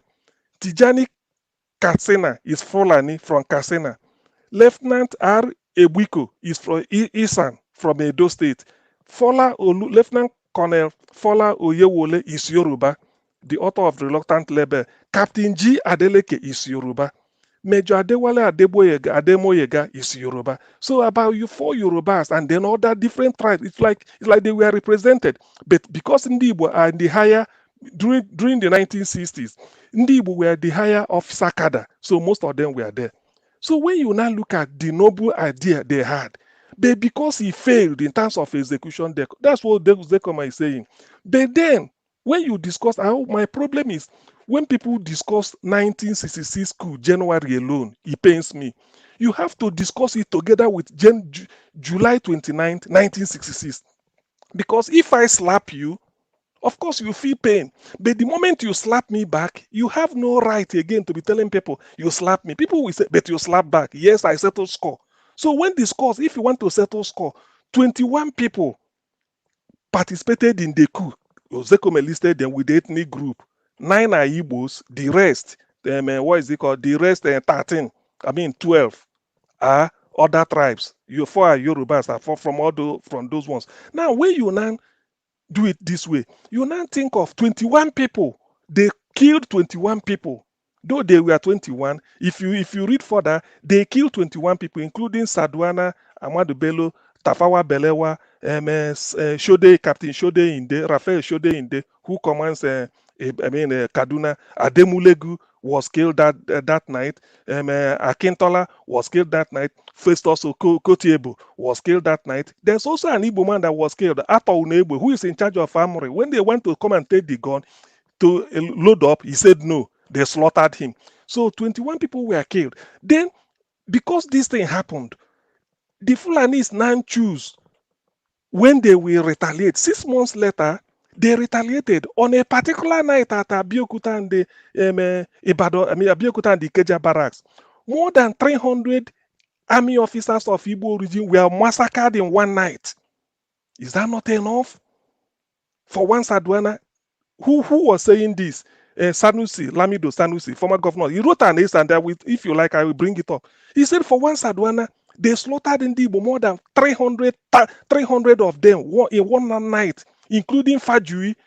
Thank God for the man who said, no, you can't kill Ironsi, who is my guest. You can't kill Ironsi here. If you want, we can leave him. When he said no, they took 2 of them. Ordinarily, they shouldn't have killed Adekunle Fajui. Fajui was the good host. They slaughtered the heroes that night and killed Fajui, who didn't do anything. So when all these things, when people want to play all these things, they use it to divide. And when they want, that people said, look, if you want to say something, balance it. Okay, if 1966 January is called Igbo coup, which ethnic group will you name July 29th? 1975 in September, in what is it called? Was it September 1979, 1975, another coup that toppled Gowon? Which ethnic group will you call it? The one that brought in, that toppled, that killed Murtala 1976, 13th February. Which ethnic group will you call it? The one that toppled Shagare 31st December 1983. Which ethnic group, or won't it have a name? The one that Babangida used to come in 17th August 1985. Which ethnic group? The one that removed Shoneko, which ethnic group? The one that failed between Abacha and Diadem, which ethnic group? So, you see, when Nigerians want to really be mischievous, they can always be. So that is the essence of what Ozekome is saying. But in the end, he asserted the fact that Hausa, Igbo, Yoruba, or this Wazobia is helped to divide Nigeria, which I believe, because when you now say this, he said he's from Esakoma. I'm very proud. If you listen to the thing again, it was almost crying. It is true. That's why I always say, what Nigeria need is, let us come together. Let us come together. That constitution, why we are saying it, but it can't come together in a vacuum. Why people sort of galvanized towards the Obi was, they see this man as one, although he will perform to develop the economy, he wants somebody, when he gets there, we decentralize Nigeria such that Ogunima will control his oil. Probably they may build a cocoa equivalent of cocoa house with their own money. That's what Awolowo would. If Awolowo should be the governor of Western region, he may not do all those things because he will be going to Abuja to go and collect handout. But then he was in charge of the Western region. He used the money, used it very well, give them free, started enjoying free education since 1952. How many Nigerians can do that? So when we are talking about this, that's why people are saying, if Obi is there, this is the shape, this is what we want. Nigerian constitution should be taken down. We the people is not a touch on us. It's a fraud. That is what Ozekome is saying. That is the high point of his lecture. We the people is a fraud. It's not a touch on us. There was no referendum to it. Obasanjo in 1999 did not see the constitution the day he was sworn in. 29th May 1999. Obasanjo did not see the constitution. John Wodo, former chairman of Ohaneze Ndigbo, said as the Minister for Information under Abdul Salam, as they were doing cabinet meeting, what of the constitution? They didn't bring it out. A minister, he was saying it. He said he didn't see it. Obasanjo did not see it. They concocted anything and then put there and used it to hold the country down. So to this extent, the way it is now, Nigeria has. That's why some people, when I look at it, let me say it. The Yorubas can benefit from Tinubu's regime. Let them know it. An Igbo man who is as corrupt as Tinubu can benefit more than the Yoruba person. That is the thing people don't know. When Buhari was coming, they were removing Jonathan. People thought that when Buhari gets there, anything. The Kasena that voted for Buhari, you can't compare Kasena and Imo State. You can't compare Kasena and the Ogun State in terms of development. Ogun State is safer than Kasena. Osun State is safer than Kasena. Ekiti State is safer than Kasena.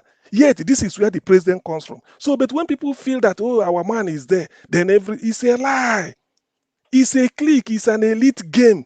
When Tinubu is entering, he has interest. Assuming I have connection, I will benefit more from than somebody from Osun State because I know I will be going around for him.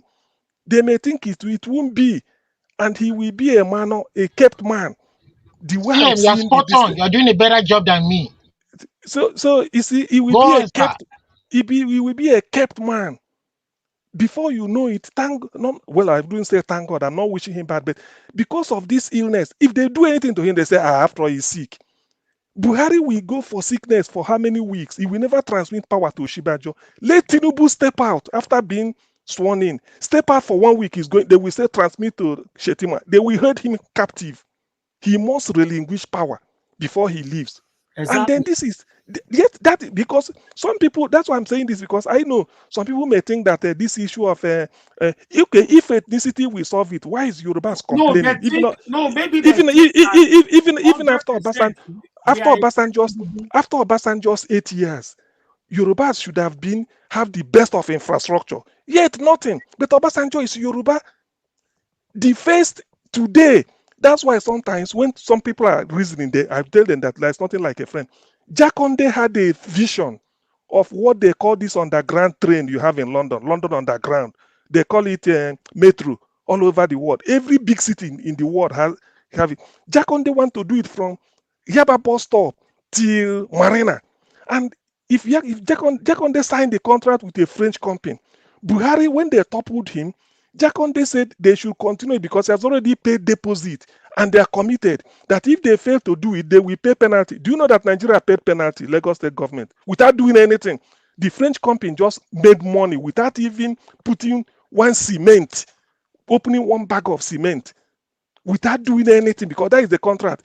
Jakonde said there's no point. Let another government do it. If not, if we default, we pay the contract sum and they won't do anything. Nigeria paid it. Why? Because of wickedness. Because if Jakonde had done it, the worst you copy.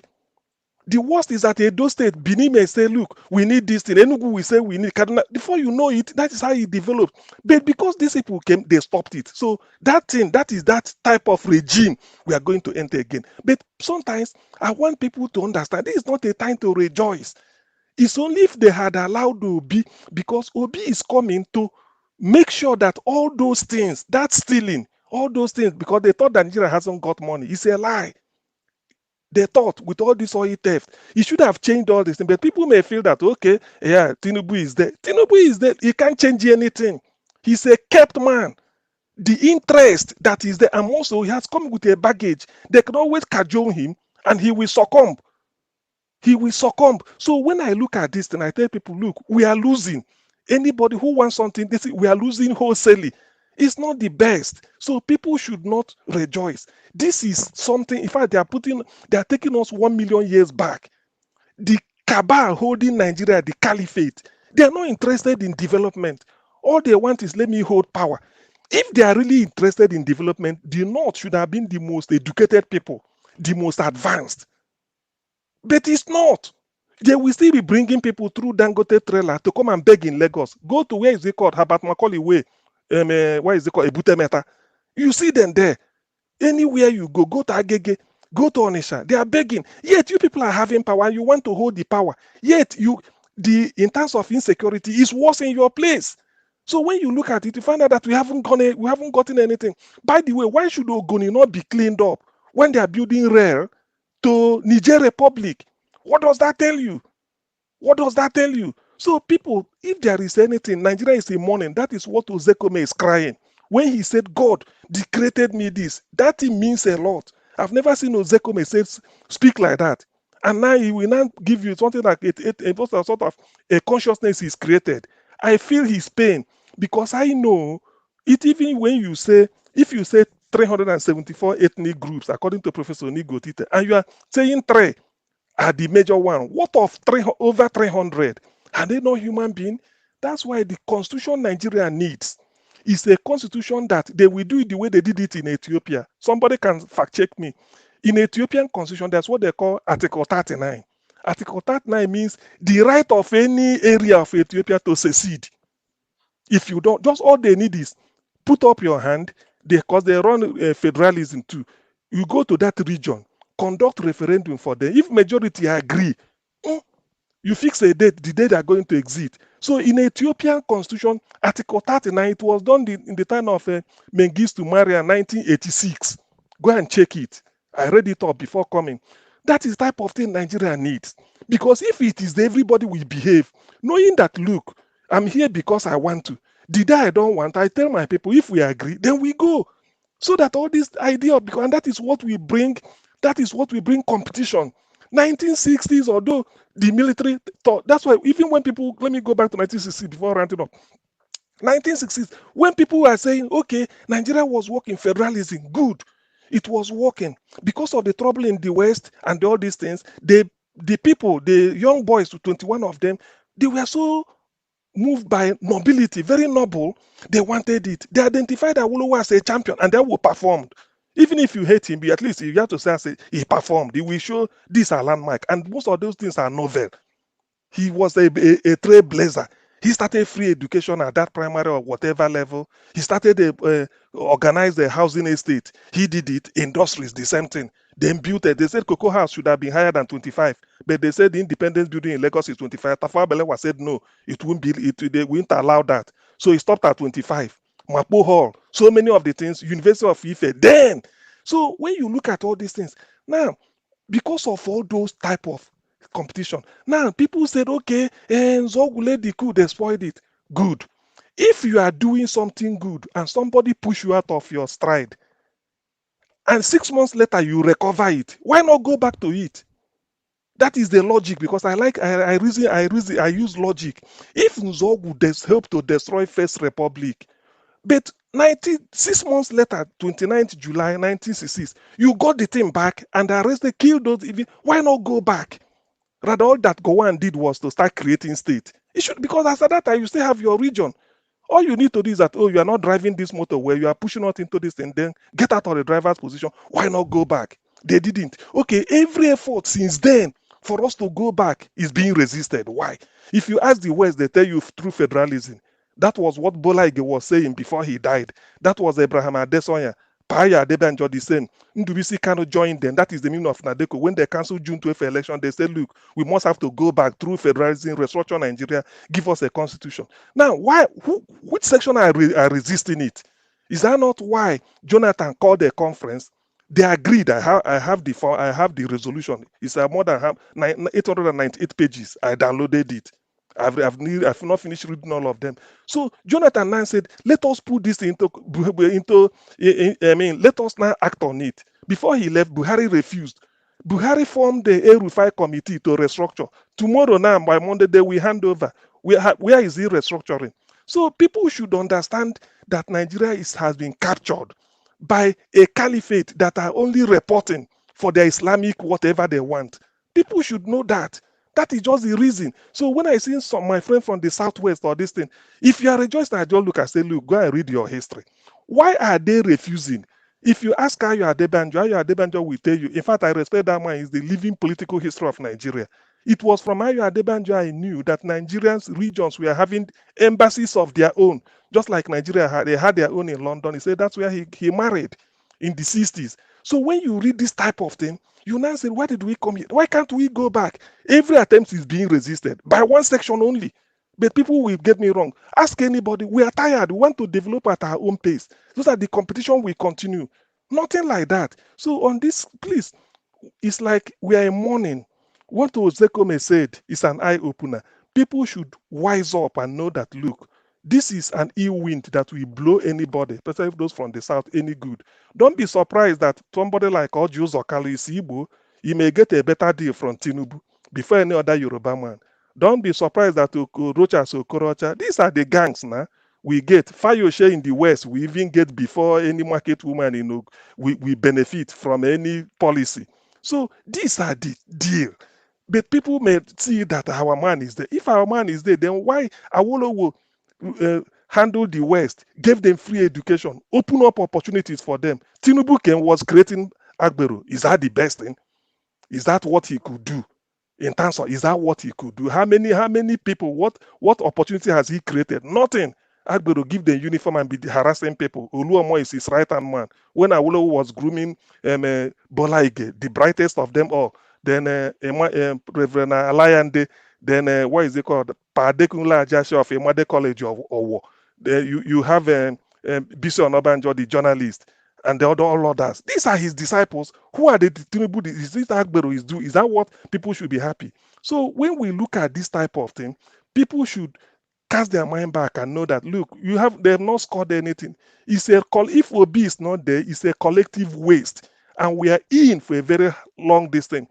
The real person that will benefit is what is it called? Kazim Shetima, the founder of Boko Haram. That is what is to come.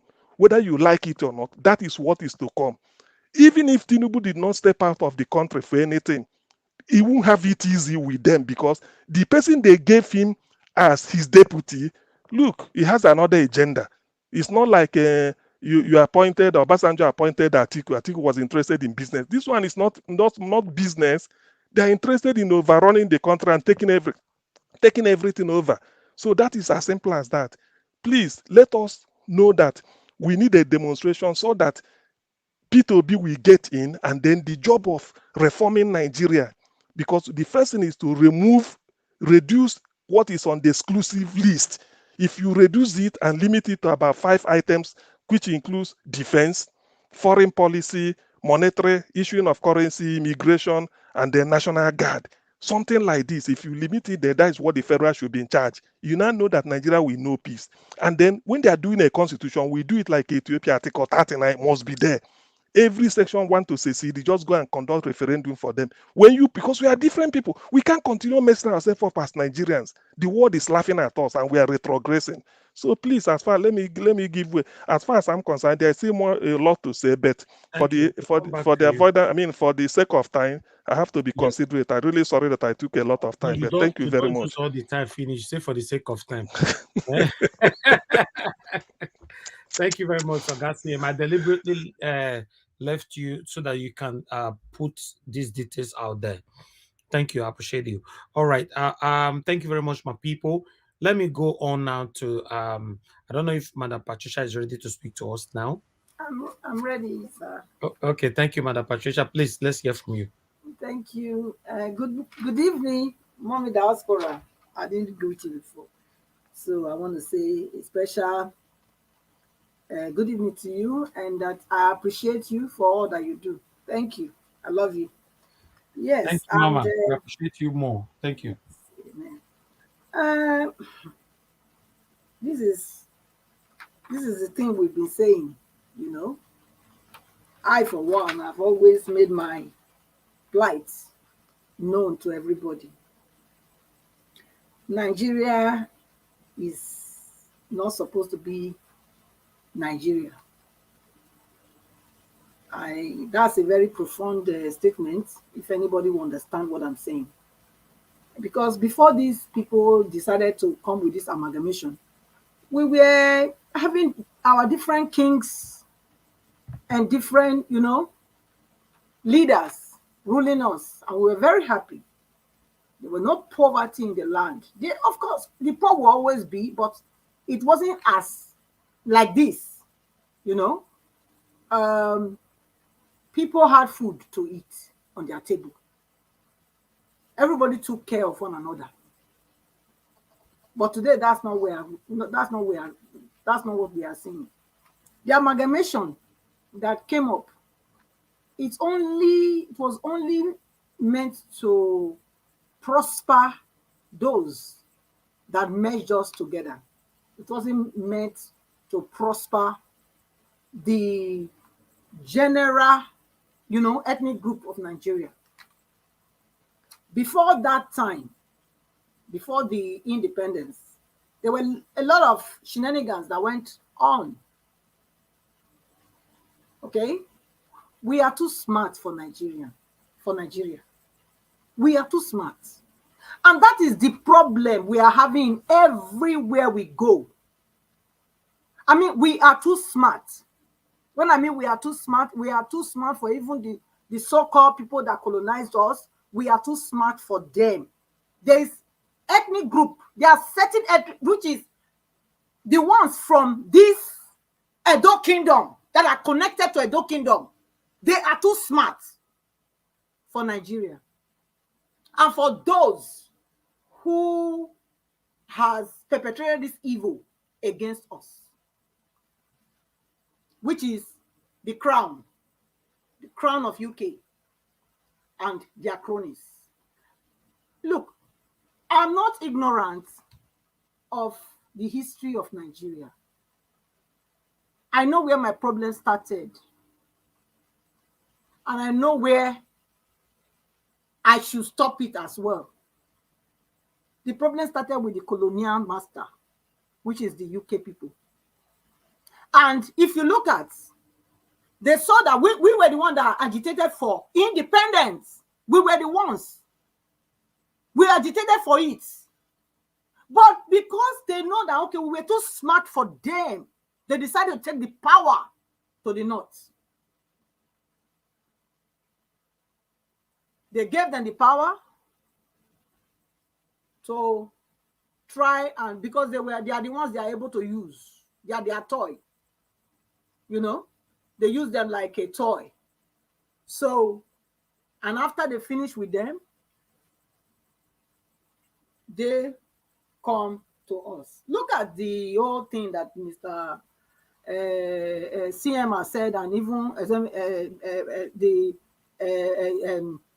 the Reverend, the revered Ezekiel, you know, who came to educate us today, who we saw, bringing us back memory, you know, taking us back memory lane where we come from, which today in the schools they don't teach because they don't want you to know. How can a man that doesn't know his origin, you don't know where you are coming from, you don't know how you got to where you are, how can you move from that place to your next level? You are without compass, no direction. That's what is wrong with Nigeria. No direction. Europeans know their history. They know where they came from. They know how they got to where they got to. And they know, because they know that they know how to project themselves to the next level.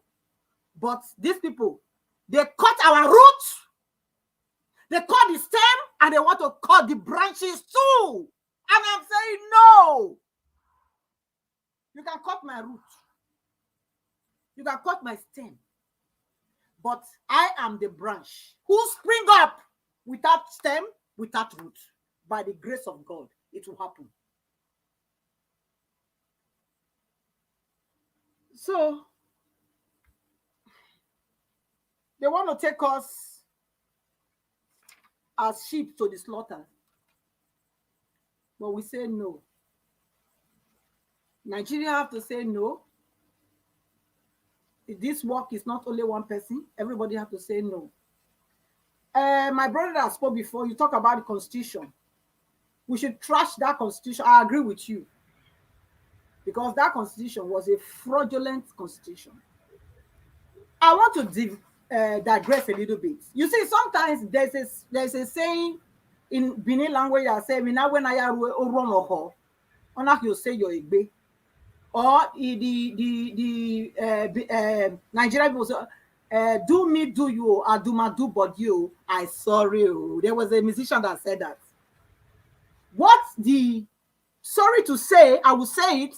The Hausa, especially Nigerian Hausa is facing today, is what they thought they could use to oppress we, because we means the Midwest before and the South, the Midwest, the general Midwest, and then the Western region and the Eastern region. But now what they use to bite us is also biting them back. Is biting them back. Now, if we go to the war, which Ezekiel still addressed for us, you can hear a name there, a Nahoro. That's not an Hausa man. It's not a Yoruba man. It's an Edo man, and a very proud one. Indeed, we are intellectuals. We are educated. We are peaceful. Very unaccommodative. And I think we were misread. We were misjudged for being hospitable. We are not stupid. We are good people. We are welcoming. We are hospitable, but we are not stupid. And these people that want to, they don't have any resources in their life. Nothing they have. All what they have is from Africa. They decided to use these people from the north against us. We agitated for independence. But instead of power to go to the south, power went to the north. And then, because you see, when you have a slave a master, people that are used to playing the game before. You don't give, if you even want to liberate your slave, you want to give it to the weakest link. In fact, you will first eliminate all those that can challenge you. And that's what they did to us. Look, everyone in former Midwest region that was prominent. Why do you think we don't have people today that will speak? What? Don't you ask that question? Don't you ask yourself that question as a Nigerian? You should. If the Hausa man that goes on with a cow everywhere, is he educated than me and you? Why are they leading you? Because they cut your roots. Who are your roots? The foundation, the forefathers, that's the elders men of your people that know how Nigeria came about, that would have told you the history the way it is. Then they cut your stem. Then they went to the branch and pick the ones that, you know, in every family there's always a betrayer. Then they pick the ones that are betrayers among us. Exactly. And put them together with themselves. And they are fighting. That's how they are fighting us successfully till today. So we have to wake up. All those families. We have to go and get them. That's what we need to do. We need to get all those families that have joined these people to be putting us in perpetual slavery, killing our people. All those families that have been engineering it with them, enabling these people to be killing us. We need to go after them. They are our problem. They are the ones. Because even if we say we want to do anything today, if we don't get rid of them, they will still be standing on our way. So we first, now them we will face. Because I said it before on this platform. I said, look, these people that they think all these people are needed, they are not many. They are not. They are not. They just they see this is see finish. This is what I call see finish. That they do us. Now see finish. There are not many. No single respect for any of us. Now see finish. Now be this. Proper see finish. Imagine 12 people go there for inside your bush. When I get 100 men, 1,000 men, and I enter that bush, go break the house. Even if 20 fall in the process, and you eliminate these 12 people, you know better. You know better that you allow 12 people there inside your bush, rape your wife, rape your mother, rape your daughter, cut their head. What are we doing to ourselves? What are we doing to ourselves? So, all right. Mr. Elvis. Oh, okay. Let me yield. Thank you. Thank you, Madam Patricia. Thanks for your passionate submission. I appreciate you very much. Hello, guys. Can we have more likes? And remember, we have a poll that we're going to be bringing here at the end of this broadcast. Can you please click on that poll? Just vote. Click on the 3 options there. Yes, I can see we already have over 1,000 votes there. Continue to click on the poll. We'll bring it on at the end of the broadcast. And for the likes, we have 681 likes. Can you continue to press on the like button? Help us to share as well. May God bless every one of you. Okay, let me quickly go on now to Inis TV. Are you there with us, sir? Hello. Hello, sir. Good evening to you, sir. Thank you very much. Yeah, good evening. Yeah, I had a little issue when I wanted to come in. So I'll say good evening, everybody and the panelists. I greet you all. Well, I have enjoyed the program. I've been in and out, but I've watched the 2 videos. The first lawyer, I'm not sure if I know his name or which party is working for, but he said it all. How can a judge? He was there to represent the citizen of Abuja. Okay, okay. Yeah. What's his name? What's his name? I'll get his name. Continue talking. Okay, okay. So he just he said everything. He said everything. I was so impressed that there is still a lawyer that can speak truth to power. How can a judge not come? Twice they were supposed to have a case on Wednesday. The judges did not show up. On Friday, they did not show up. It is just too clear, because this 25% of a thing, it's in the constitution. And just as what our VP said, Dati Baba Ahmed, that section does not even need you to interpret it. It is self-explanatory.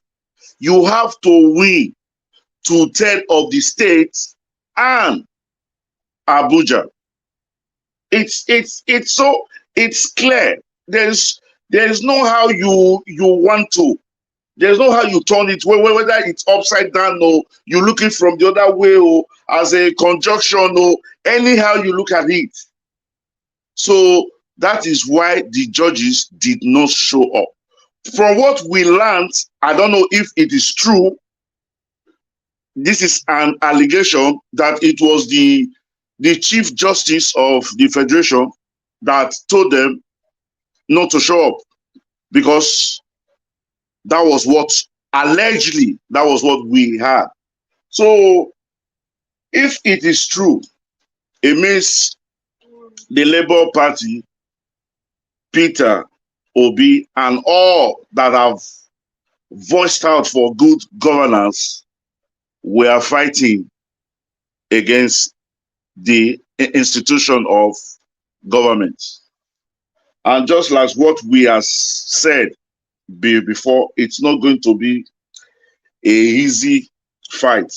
But thank God that there's still one or two God-fearing lawyers that could speak up.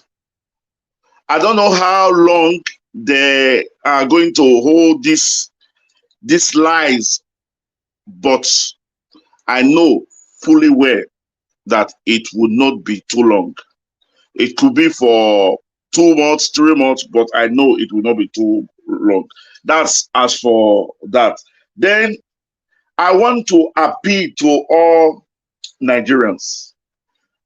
If we can do a million march in all the states, it does not mean you have to go to Abuja. A million march, a peaceful million march in all the states, because definitely the international press will be there, even if our TV houses would not, because even everybody look to be turning the other way. I just don't know why. So if there could be an organized 1 million march in all the states, that will send a message to the APC and the international community that this is not the man of the people. This is not the man that the people voted for. And that will make the APC regime less credible. And because now we also heard that Bola Ahmed Tinubu is begging to form a government of national unity. He has spoken to Kwakwaso. Kwakwaso will be part of his cabinet.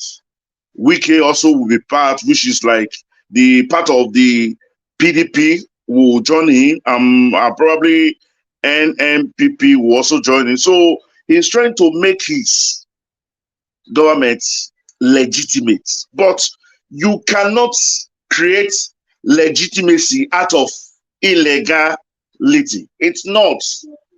even if you've been able to impose yourself, even if you become the president of the Federal Republic of Nigeria, that legitimacy will always be there. People will always give you the cool shoulder, locally, national, and internationally. So if I were people that is close to Bola Ahmed Tinubu, I would just advise him to try as much as possible. See a way out so that he would not be disgraced. There could be a way out, and that would be probably to call for a rerun by the INEC. That is my own candid opinion. And for the Senate, you know, our brother, our uncle Sam, he spoke a lot about the Senate of the thing. That's the Senate and the House of Rep. The only thing I want to say that it is not the Senate alone that needs to be reformed. All aspects, everybody, including those yet unborn, if I might say so, emphatically, we are all corrupt. That is the truth. That is the truth. I read some few days back, a 14 years old, both of them kidnapped somebody, and they said they want to use it for ritual. 14 years. 14 years old. I was not even thinking properly. Me, when I was 14, I was not even thinking properly. So it's just that the system, the country, everything does spoil. Everything does spoil. We have to do a complete overhauling of the country. It is not just the politician alone. Even our religious leaders, now the same thing. Our traditional is the same thing. You know, I don't want to go into that traditional of a thing because it will look as if you'll be stepping on stones. That's fine. We try as much as possible. We should try as much as possible to introduce government back to schools, to primary schools. Let the young ones know the rights of citizen. A lot of people in Nigeria would not come out. Why? Not be their own fault. Many of them don't get that consciousness that we have. And even me, I can even say I am not too conscious. The first time I touched a Nigerian constitution was probably about 10 years ago. I was over 40 when I saw it. The constitution of my country. I was over 40 when I touched it. I looked at it because I had a friend who happened to be politically balanced. So we were arguing about something, and he brought it out and opened some sections. So I was over 40 when I saw the constitution. So we not feel blame people where they Nigeria if they not come out, because they have been educationally been caged. I even heard that in Nigeria now, they have been educationally caged. How are we going to change this? Because we can't blame the people back home. We can't blame the people that live abroad. So we should continue to call on God to help us then. No, that is why I said a complete overhauling. Complete. How?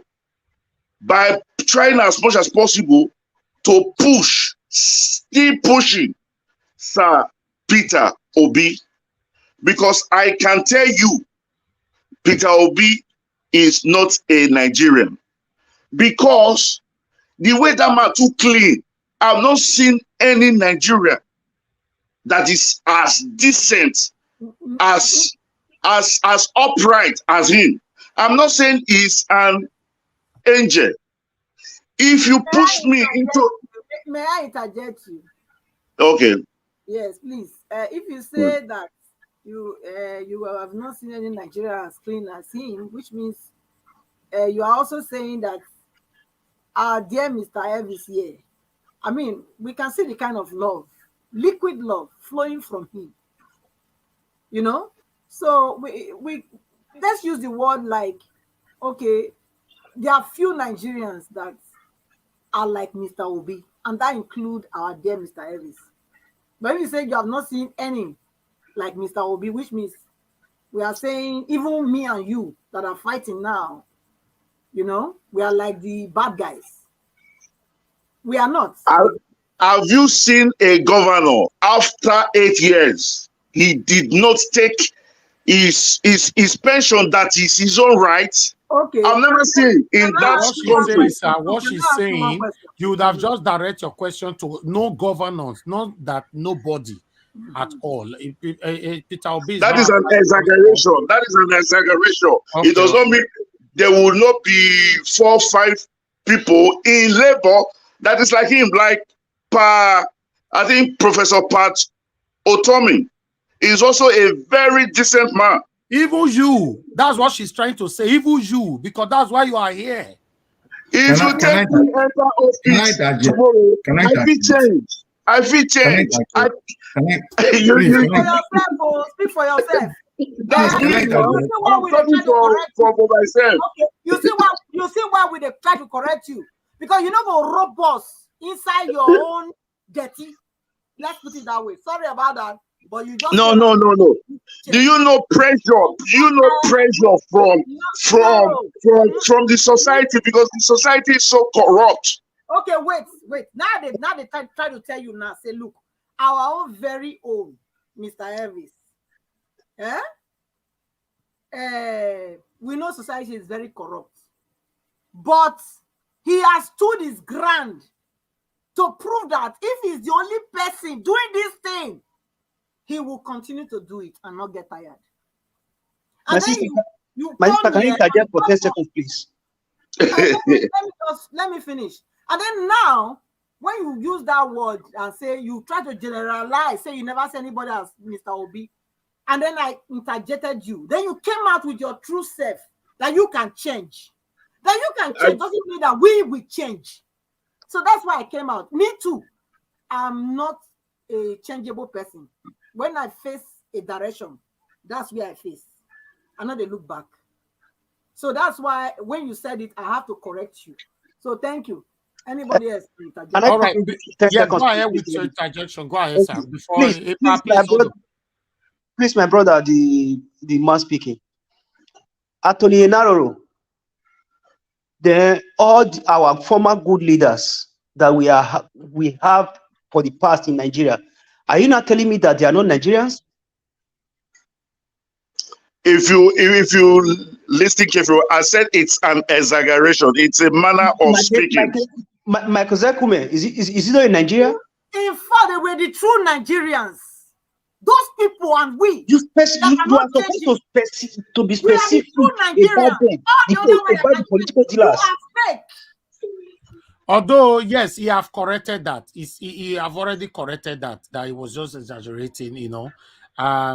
So we can move like on. When I said I could change, I not mean say I go change. When I'm saying that there's a possibility, that is what I am trying to say. Why? Because he said, how are we going to change this whole thing? I said we need overhauling of the system. Everything is wrong. Do you know me? I lived in the UK here. Do you know even now it has been discovered that some 15,000 nurses that came here came with fake certificate issued by their own institution. So education anywhere where this is so bad that we need Peter Obi more than Peter Obi need us. That is why I am agitating. Why? Because I need a good Nigeria. I want to at least when I don't old, I feel go back home, go say yes. Let me go back and rest. And I will be sure say yes. Even if Nigeria never reach that stage where it go compare like Europe, but the prospect, the possibility say yes, we have taken the right path. That is all me I'm fighting for. Make we get the right path because we are going the wrong way. We are going the wrong way. And I want to just make a note to take time. If a Senate member, for example, ordinary Senate member will earn 30 million and he goes still a thief. He goes still a thief, Jonah. When a doctor, maybe say somebody like a neurology, that is one of the section of a doctor where like say he earn pass. He go dey earn close to $1 million a month. Why somebody, a politician, he go dey earn 30 million? Is it not too much? And even that 30 million, he go still a thief put.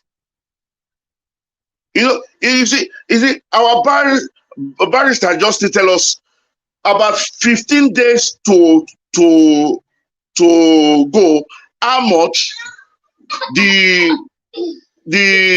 presidency was asking for.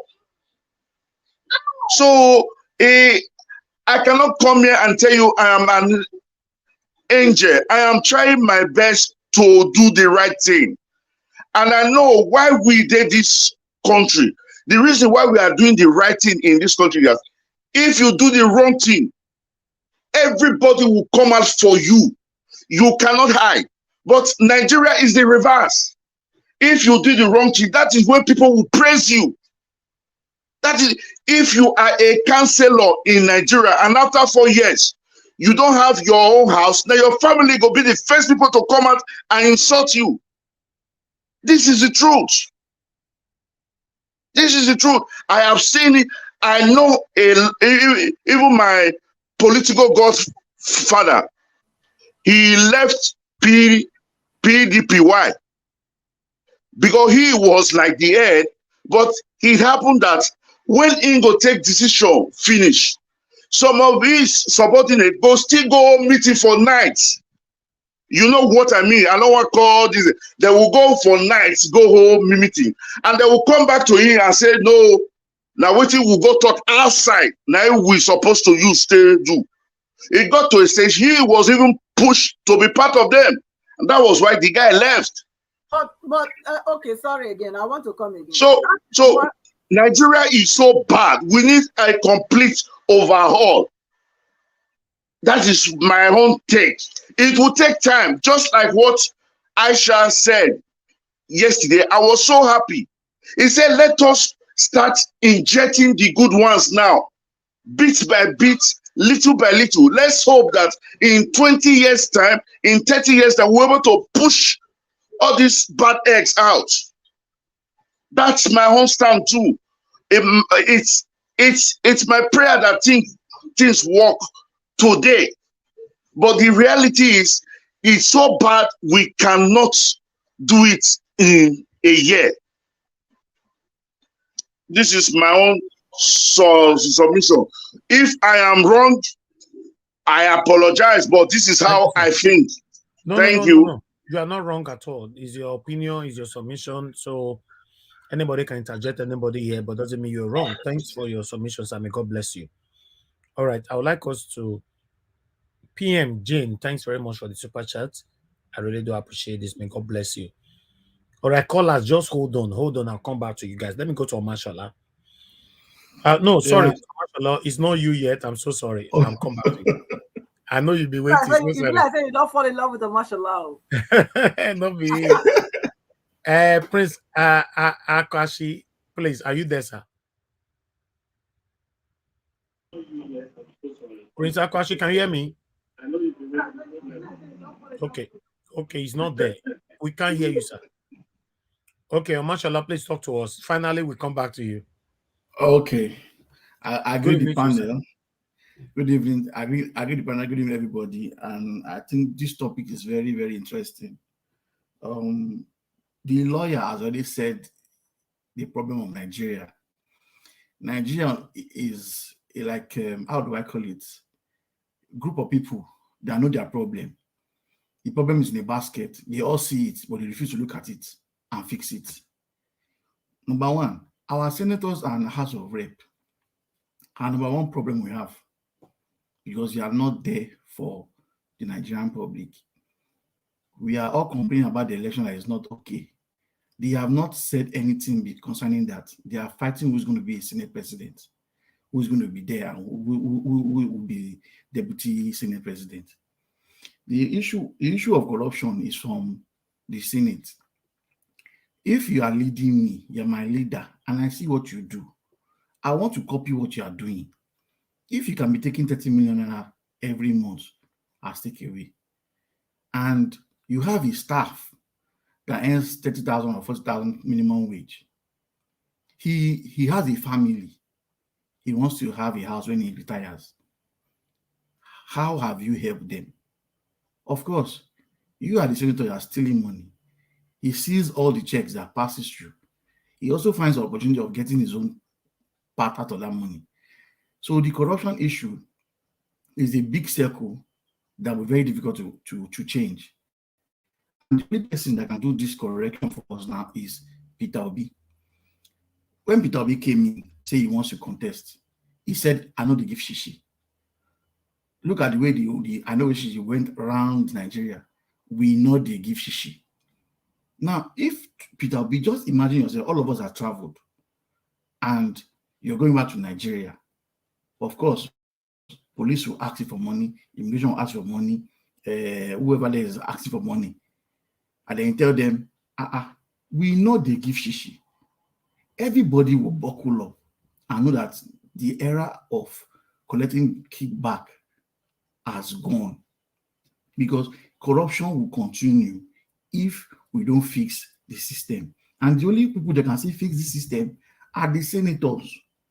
Because if you are representing your community, your state, and you cannot say, okay, this constitution we are using is not working, let us find a way of doing a new one. If we are all sincere, in 4 years, Nigeria will have a new constitution. But because they are all greedy, the greed, like the lawyer said, they are greedy. The greed is what is killing them. It is the greed.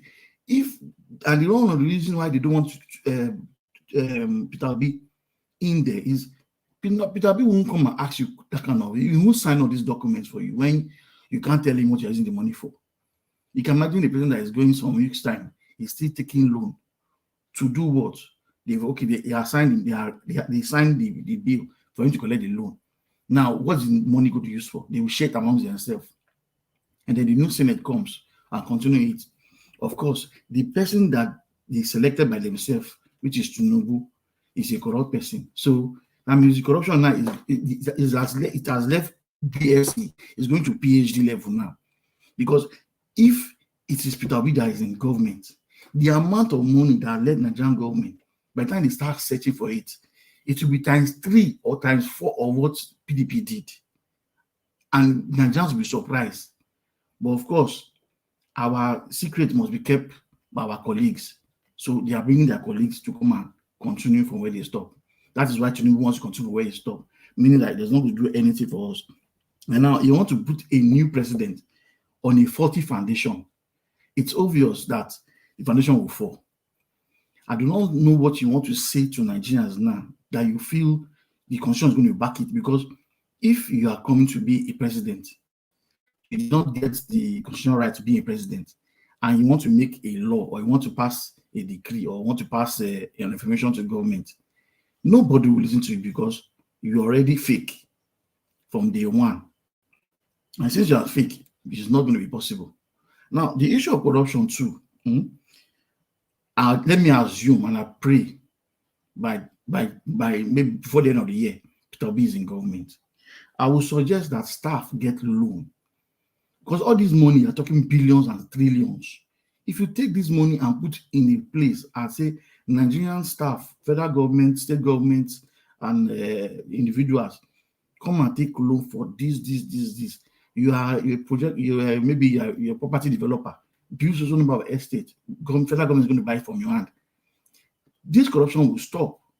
If a 14-year-old boy is thinking of how to buy a car, at his age, when I was his age, I was thinking how to do jam or pass my WAEC. He's thinking of how to buy a car. The reason why also the morals are spoiled. At different ages, you have different things you are meant to be doing. I cannot imagine a 14 years old boy wanting to be a millionaire because he's seeing people older than him buying cars. Their parents are poor. Maybe the parents have even worked for the federal government, they've worked and they are retired, they can't even take them to school again. Of course, they are being pushed. The society is making things difficult. Somebody that is doing Yahoo, he's going to club, he's having a car, he's building a house, illegal money everywhere. And then the small boy says them, I've asked a small boy and asked him one day, what would you like to be in future? This was a 13 years old boy. He was telling me he wants to be a Yahoo boy. I was so ashamed. I said, why would you want to be a Yahoo? Do you think that's a job? He said, yes. Say, bros, I want drive Lexus. I want drive. So that is the things you see, the things Nigerians are seeing is what is making them behave the way they behave. So far, you have food. The reason why they're not out, we are saying they are not out, they are not coming to protest. I can't blame them because it hasn't touched them. They can still feed. Somebody can still feed. So they see how people they can call and borrow money from. They see how people they can say, have you eaten? Let me have food. Because if this stops and they don't have option of getting means of eating and taking care of themselves, they won't tell them to come outside. The NSAS, the reason why the NSAS worked, because it was affecting those corrupt people, the Yahoo boys. It was affecting them. And then they turned into a union. The whole NSAS started in worry, and I was in worry that period. It was started in worry, all because of the police killing a Yahoo boy. Before I knew they had a group, I never knew they even have a union. They had a union before we know everywhere was in flames. If the same thing is happening now, that okay, yes, so we don't want this government and it's touching everybody, we won't be the one on this platform telling them to come out. Worry people, when are they hear me here? If you know say hunger don't tire now, hunger don't tire now, come outside. All those ones say, Oga Halo. Now we'll go meet them, now go they beg. That is not life. For worry, now all that they use to beat the Abuja. The Abuja, most of them never go to Abuja before me, I go SARS Abuja be. If I go outside one, I don't see no money, now he plenty where. Now we inside house, the wait one senator won't give them money. Now we'll go beg them. You want, I want to do my marriage. My mother, I want to do burial. That is not life. It is time. After this time, if it happens, this man gets into government, then worry people. Because I know it's not a start NSAS. And they expect they see something they happen for worry by now. Because I don't know, say they enjoy this offer. Even they enjoy this offer, may not continue. Because if these people enter, the begging not go see, you not go easy. The begging is not go easy, and nobody for abroad they give anybody money because everybody they also. The money is not, you don't, if in abroad you will day here. You not work, you not shop. You not work, you not shop. You they pay government bills for a year. Not be like one Nigeria person, you go beg, they will give you money, you go buy food, relax, sit down for one house, you think of next person to go beg. It has changed. If Monday comes and people are not out, that means you have signed Tinubu to be in government. Service. I rest here. All right, Oga Mashallah, thank you very much for your submission. Prince Akwasha, are you there, sir? Okay, Prince Akwashi, this is the second time we're calling you. You're still not there. Peace soft. Good evening to you, sir. Please talk to us. 8 minutes. Thanks for your patience, sir. Thank you, everybody. Thank you, panelists. I appreciate you. Thank you, viewers. I appreciate you. I listened to everybody. I was glad. You see, let me first of all address a guy that called in that was making reference to, oh, you're just talking. He should understand that it is this same talk that will prompt him to call, which means the talk is working on him, in himself. He doesn't even know that. It's just that he didn't realize that the talk that you talk here, that every one of us we're talking here, is what's really will hit him hard. That's why even if he's doing anything and he's not telling us what he's doing, for him to pick up a phone to call, it means that the talk is working. So he should appreciate that in the first place. You know, America was built on publicity. Maybe people don't know that. If there's no media in America, then everything is gone. Every country you need to have media, which means people need to talk. If you don't talk, you are gone. The reason the situation in Nigeria is that so bad is because the media has been compromised on ground. Do you really think if media is reporting every little information the way it is, the way it's happening, Nigerians will change things themselves. They will change things, but the media has been muzzled, by the government. So they only show you some section of things. And I also like to appreciate Madam Patricia. You see, you made me, I feel very emotional, when you were talking, because that just cast my mind back to history. You see, a lot of people don't know history. If you listen to Mike Ozehome, he talked about the Edoet language. Can I shock you? Do you know the number of states that Edo language is spoken in Nigeria? The number of states: Edo, Delta, Rivers, Bayelsa, Lagos, Ekiti, Ogun, Anambra, Enugu, Imo. But people don't know. If you hold your history book right now, you'll be shocked. The Edoet language, the states where Edoet language is being spoken, you'll be shocked. But the British, they were very smart. They started, cutting people, cutting it, bit by bit, because they fear that if the Benin people come together again, it's going to be difficult because, united we stand, divided we fall. So the people needs to be divided so that they are not able to really stand. That's what they did to the Benin kingdom. That's what they did. So they need to divide us. They make sure that they have to prioritize. Okay, if you look at, for example, I'm a bit part of Yoruba, and I'm a bit part of Yoruba too. I'm an Edoma. I also have a link to the Yoruba. But if I check my Yoruba history, truly, how can Ajayi Crowther be the one to give me the name Yoruba? Is it not? I mean, it's not disheartening to me. It's disheartening. Ajayi Crowther is the one who gave me the identity Yoruba. Let's face it squarely. It's the truth. The truth is bitter, but you just have to say it. You just have to say it the way it is, because if we don't say the truth, we'll keep beating around the bush. The reason everything is happening in Nigeria is because everything is already programmed by the British. The Fulanese don't have that. They are not that smart to really, put those things together. There is a greater force behind them that will pull up. You see, Nigerians are not coming out to protest. It's also a program. It's a long-rated program for a very long time. See, but because the system is so bad, it's so toxic, people don't even know their left from their right. People don't know what to do. People just move on. This will bring me to the topic of let me just dive a little bit regards when you talk about churches. You see, one of the biggest problem in Nigeria is the religious body. So Nigerians are not protesting.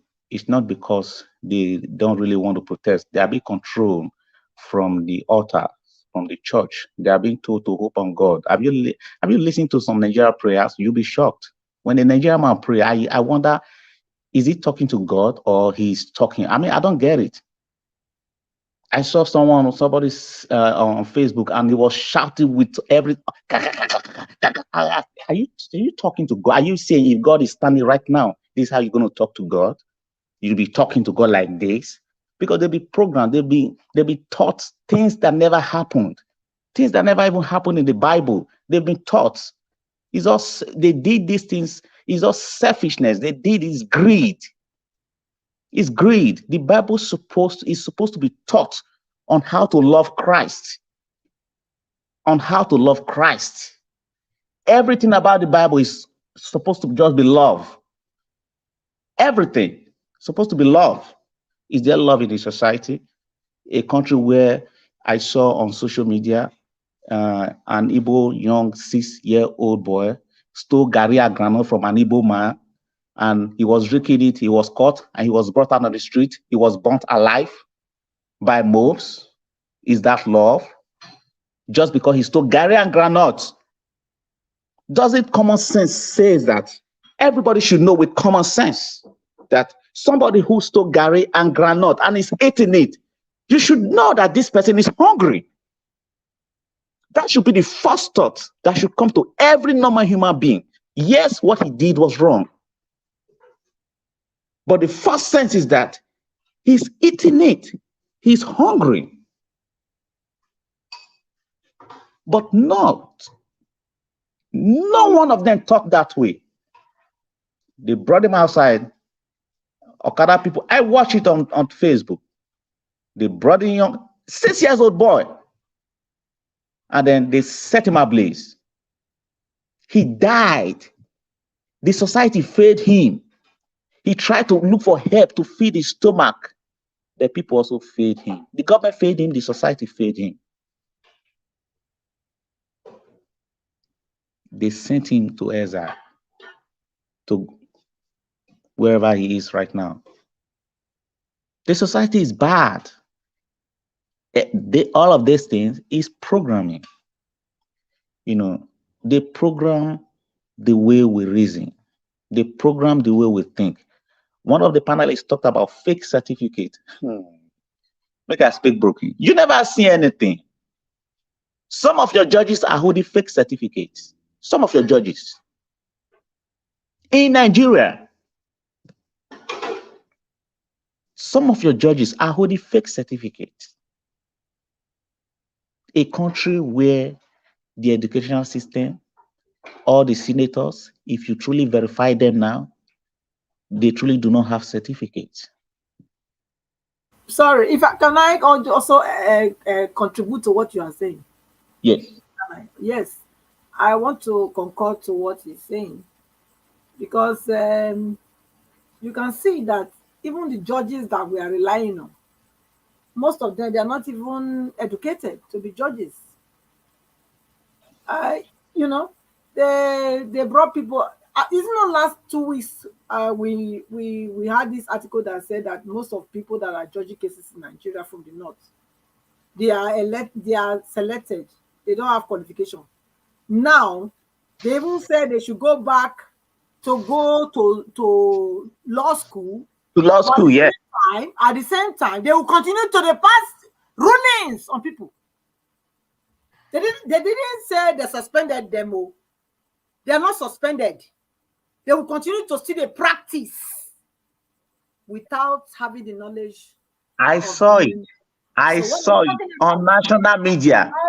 I was shocked. Thank you. I saw it on national media. I was shocked that these things can actually happen. That reminds me of some years back in Nigeria. I visited back home. So my uncle, one of my uncles used to do projects, you know, takes government contracts, Lagos State. So I went to meet him. He told me then it was Fashola that was in as a governor then. He said, "Hey, P, let's get to Alausa.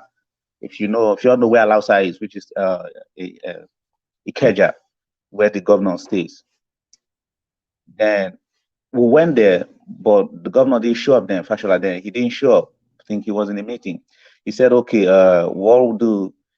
He said, "Let's get to the front of the secretariat there." So we got to the front of the secretariat.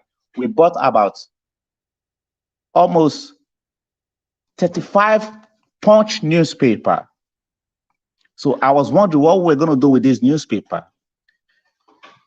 I'm trying to show you the level of corruption now in Nigeria.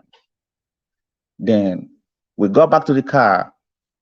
He brought out a Ghana must go was filled with money, which is 50,000 naira. So in each of the newspaper, we open the center of the newspaper, we put 50,000 naira inside it. They will just fold it like once. Then we went back into the secretariat. Every table on, like all the civil servants, you have a place where you submit a contract document. You understand what I'm saying? Submit contract documents, stuff, this like that. So all the tables, when we get there, we just drop the newspaper. So I was looking at newspaper, but money inside newspaper. And once those guys pick the newspaper, they don't let someone else open it. They hold it like someone said, "Oh, let me read it." No, I've not read it. I've not. That was first time I learned where Well, when they say, no, I've not read this newspaper, I'm not giving it to you. So we started calling them, I've not read newspaper. And now name them, I've not read newspaper. So each time we're going there to give them newspaper, I say, no, let's go give, I've not read newspapers. Newspaper. It's actually not newspaper, it's actually money, which means if you don't give them that money, your document will not move to the next stage, which means you are likely not going to get that contract. That's the level of corruption. That's how these guys have access to money to buy houses, because a lot of contractors are going to be coming in, bringing in money like that. You know, that's the one that is not traceable, because you can't really trace that, because it doesn't go through the bank. You know, it's cash. How about the ones that go through the bank using mix of, you know, like if you listen to National Assembly, they tell you. I listened to Michael, he said, constitutional, is it constituency project? Yeah. The truth is, how is a senator involved in a constituency project? A senator that is supposed to be passing a law is now involved in constituency project. That's corruption. That's criminality. You don't do that. You're supposed to be making laws for the country, for the people, for the good of the people. It's only in Africa that you see a senator any more than professionals, like, you know, doctors. And I don't get it. If you're a doctor here, you earn more than the senator right here. You earn money. I think a senator's money is $70 per hour, and it's per city. Please, can I quickly, you know, yeah. Hello, excuse me. Okay, Yeah, it was about rounding up anyway. Okay. You want to No, interject? that's just it for now. You know, that's just it. Okay, thank you. Thank you, Peacesoft. God bless you, sir. Thank you. Augustine, you wanted to interject quickly because people are waiting. Okay, just quickly. So, regarding the person, I think there's somebody mentioned about in Nasarawa State, judges are without a law degree. Can you imagine? Maybe you are from the south, you have your LLB, BL, or LLM, and every day you stand in front of a judge who couldn't have a law degree, and you are speaking grammar before him. Do you see how humiliating it is? So that is the Nigeria people should imagine. Thank you. All right, thank you very much. Prince Akwashi, are you available now, sir? Okay, Prince Akwashi, I think I will remove you. I think your network or you're not even close to your gadget. So I think we'll remove you so that somebody else will come in. Unfortunately, this is the third time we're calling you. I have to remove you for now in case somebody else want to come in. But before that, I'll move on to Oga Felix. Thanks for joining us, sir. Please, you have 8 minutes. Talk to us. Good evening, my beloved brother, Mr. Elvis, all the panelists generally. I just want to first of all start with the little boy that he said that he stole Gary and granite that were being set ablaze. Those I things. don't know. I didn't say anything like that, sir. I didn't say anything like that. I don't said you. There was one of the panelists that make mention of You it have before. said it when you say you want to start with what you said. That's what you said. No, sorry, sir. Put it right. Thank you. Sorry, sir. Sorry, sir. The previous speaker. It was Yeah. Sorry for that, because wait, don't for me, I not to blame me. My head is skip. In terms of that, even in those days in the 80s and all, when some criminals, maybe they called them during the process of stealing, what did they do? They bring out a long nail and hit it at the center of their forehead. This is jungle. Those things were jungle. But that was not, excuse me, Mr. Felix, that was not done by Benin people. They were done by Igbos in Benin.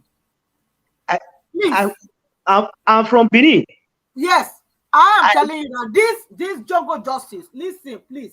The one of the baby, he said that it was the Igbo. I just want to generalize it that it's not only Igbo that did that. This no.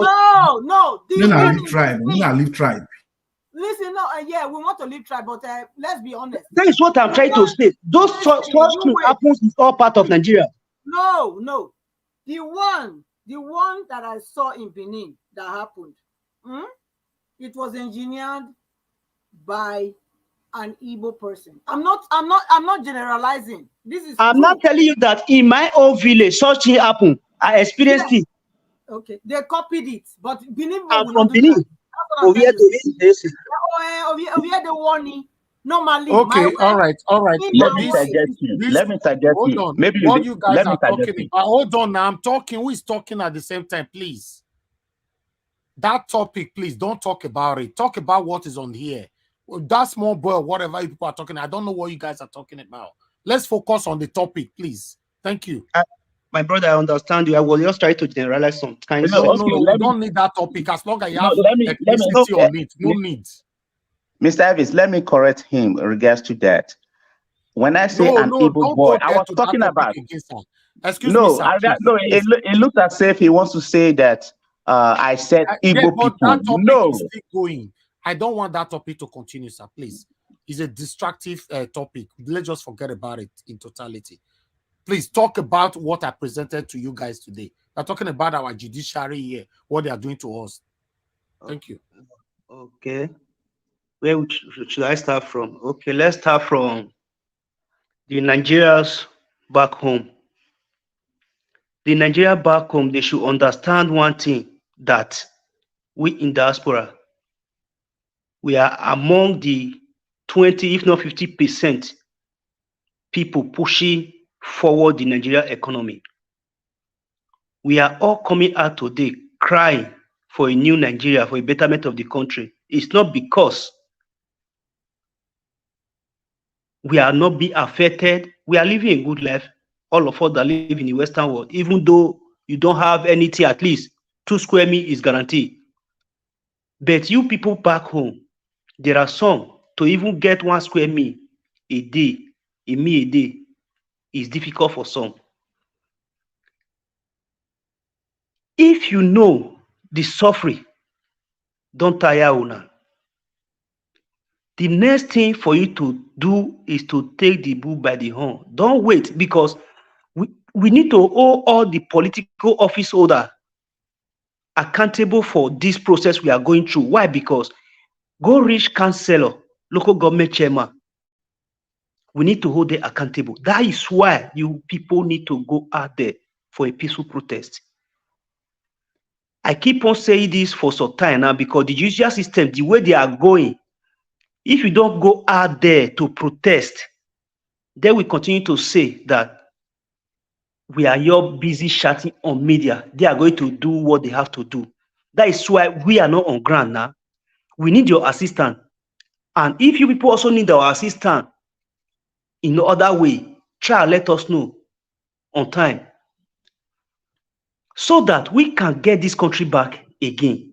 Because a blind man cannot be the head of an association to lead everybody who can see with their two naked eyes. I said a blind man because you have a master's, HND, BSc, and other. You spend years with the sacrifice your parents sacrifice to see you through during your schooling time. Then, while searching for job, they will ask you for how many years experience. But all these political dealers, when they are contesting, they don't ask them the background, if they might have lead any association the way they do it in the Western world, or what is your experience? Have you heard any company before, or this or that? That make them a blind man. It's time for us to kick off out all those dealers leading us blindly, dealing with us. We have to come out, because if we don't come out now, they are going to take an advantage of it to continue dealing with us the way they have done before. Because the so-called colonizers, they are the master planner of all this. Because when they come to the other side of the country, let me make an example with Benin.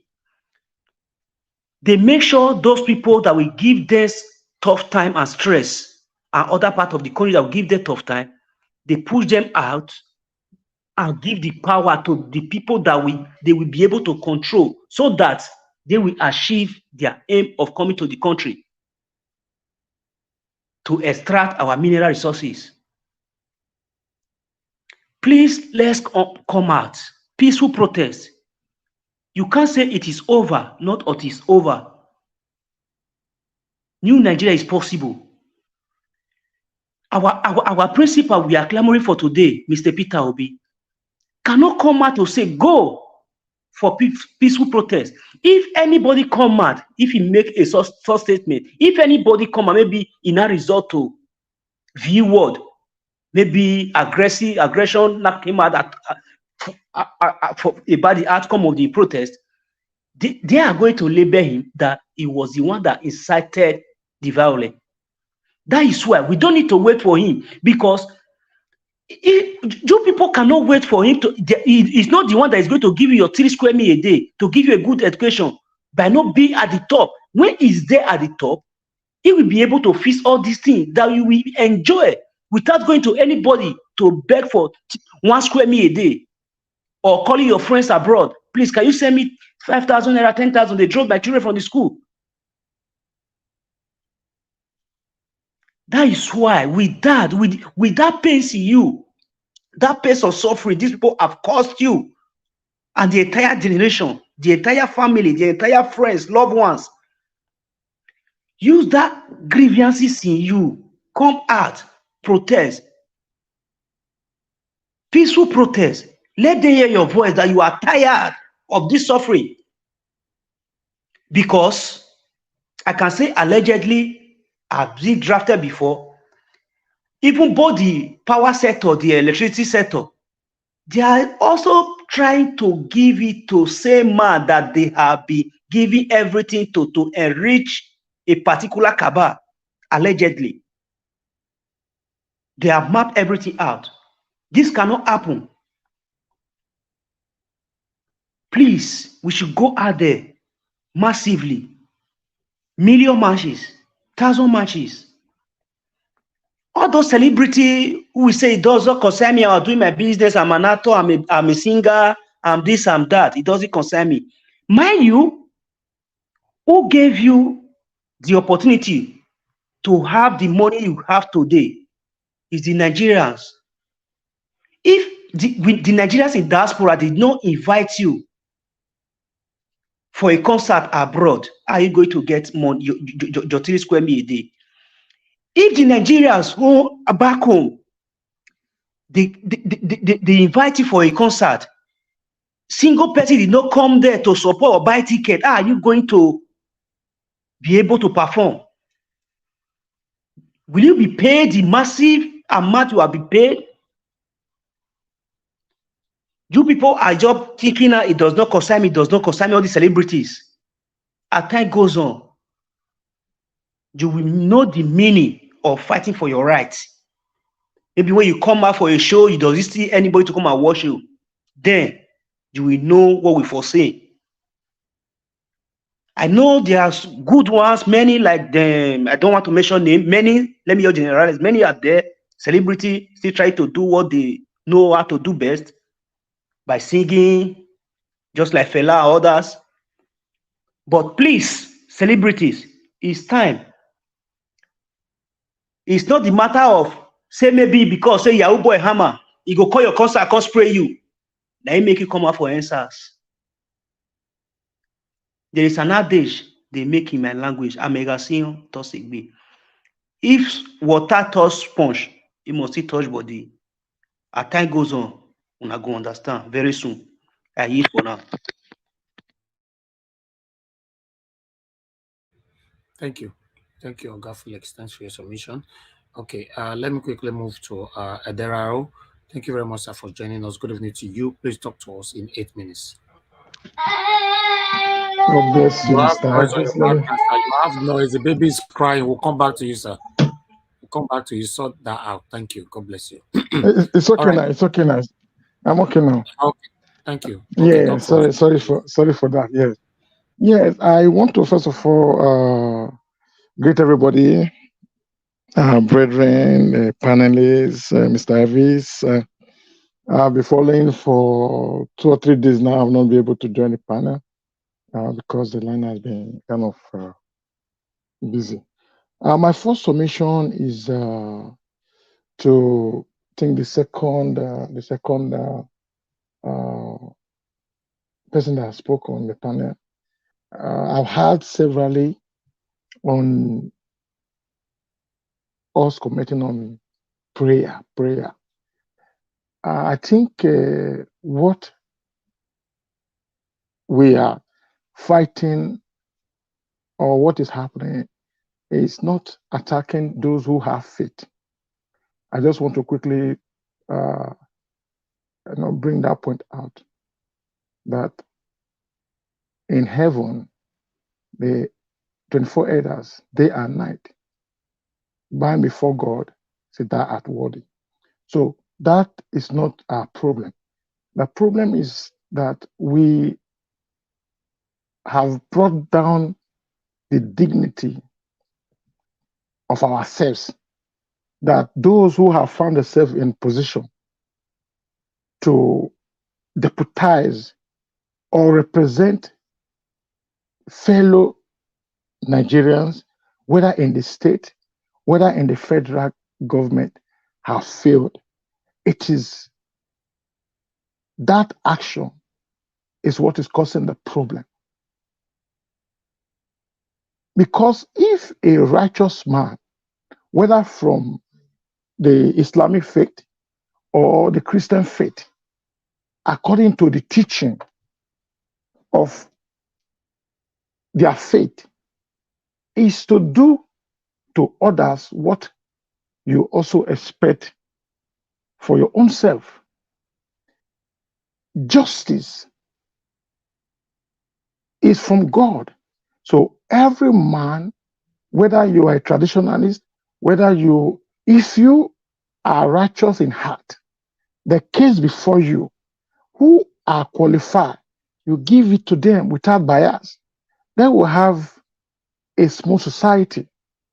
In the judiciary, when a man that has been appointed to be a judge can abscond or avoid court because of maybe there's a threat or allegedly bribery or anything, that is justice denied. And that will have impact on the society, because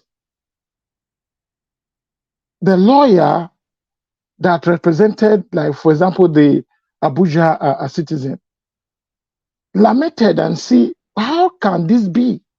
So that is the take for every section in our society, whether you are in the state, whether you are in the local government. Let's begin to treat the issue accordingly. The local government, they fail.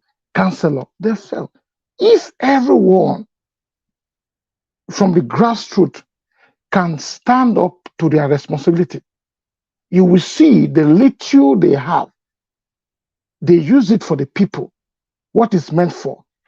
Government is to do those things we cannot do for ourselves. I cannot begin to create or build road or make road. That is the work of the government. Electricity, that is the work of the government. School, that is the work of the government. Hospital, that is the work of the government. Recreative center, that is the work of the government. You see, if everyone that are assigned or elected to their position can represent you and I, because everybody cannot be there. Mr. Pansett, Mr. Pansett. No, it's Mr. Adelaro Doni. Okay, sorry, if I can just, I don't know if I can interject. Yes, ma'am. Okay, thank you. What you are saying is correct, but on the other side, it's not. Because what I think, because now you are saying that even when we elect these people, things will be corrected, like the House of Assembly and all this. I was saying that what I'm saying that those who are in those positions, they are supposed to do the right thing. That's where I'm going. Yes, I'm going that if they fail to, yes. The fact is that as long as the cis geographical locations, you know, this what's it called again? The 6 geographical, what do you call it? Huh, God. Okay. Anyway, you know, the north, the south. Zone. Oh, yes. If it's not in accord, it's not in the right order. Okay. Even when they appoint assembly, assembly ministers or senators, all will still be nothing, because why? The people, the one that will still take the final decision. You understand? It's everything about the head here. The head will always determine where the whole body will go. It doesn't matter what you vote. That's what is going on in Nigeria. So we have to face that very issue. You are right, ma. Now, yes, ma, you are right. Look at what I was saying. For example, we have a governor in our state. We have the House of Assembly. I'm now, sorry, where is that noise coming from? From who? There's a tiny noise from there. Please turn it off. Is it okay now? Go ahead, sir. So yes, I was saying that all the system of government, if those who are there to represent the people stand for the people, just as what is happening in abroad or in the Western world, the representative, just as you see, Dati Ahmed said, to put dignity back to Nigerians workers, put dignity back to the people. So if I ask, for example, the allocation to the state government, to the local government, to all the parastatals, what are they doing with the money, the one they've gotten? Now, why we are clamoring for Peter Obi is because of the man and the rightness of mind he have, knowing that the people with him, what they will do before they will start attacking or going through those difficult section of the constitution and all that. Now, the people that have been there, right from the time of Obasanjo, all the money that we have earned from petroleum and all that, there was a time Clinton came. Clinton said, invest on your people. Buy this land. You have 1 minute left, sir. 1 minute. Okay, yes, sir. You know, buy this land from the people, invest. But they didn't do that. Now, I look at our judiciary today. They have completely avoided the decision, and now this man is going to be sworn in. I look at all the lecturing, that is going on. They don't care. That is the system. They've called their like mind, and they are going to move on. That is what is wrong in the society. Nobody is going to speak anymore. Now I know that the protest is going to go on. But if they try to move forward, what will happen? They are going to wipe away souls. People have been killed for long. What has changed? So until the right man is there, that will have the right thinking for the people, then we'll begin to make improvement, we'll begin to advance. And I know by the grace of God, if after whatever they are going to do, by the grace of God, because God, we need a divine intervention, because these men are not ordinary men. These people, what is happening to Nigeria is not ordinarily. So that is why I want us to look at it from that angle. Those who are praying, let them continue praying. We should not discourage them. Okay. You know, we should not discourage them. That is my submission. We should not discourage them. We should encourage prayer. Let us put everything together to fight them. God bless you, sir.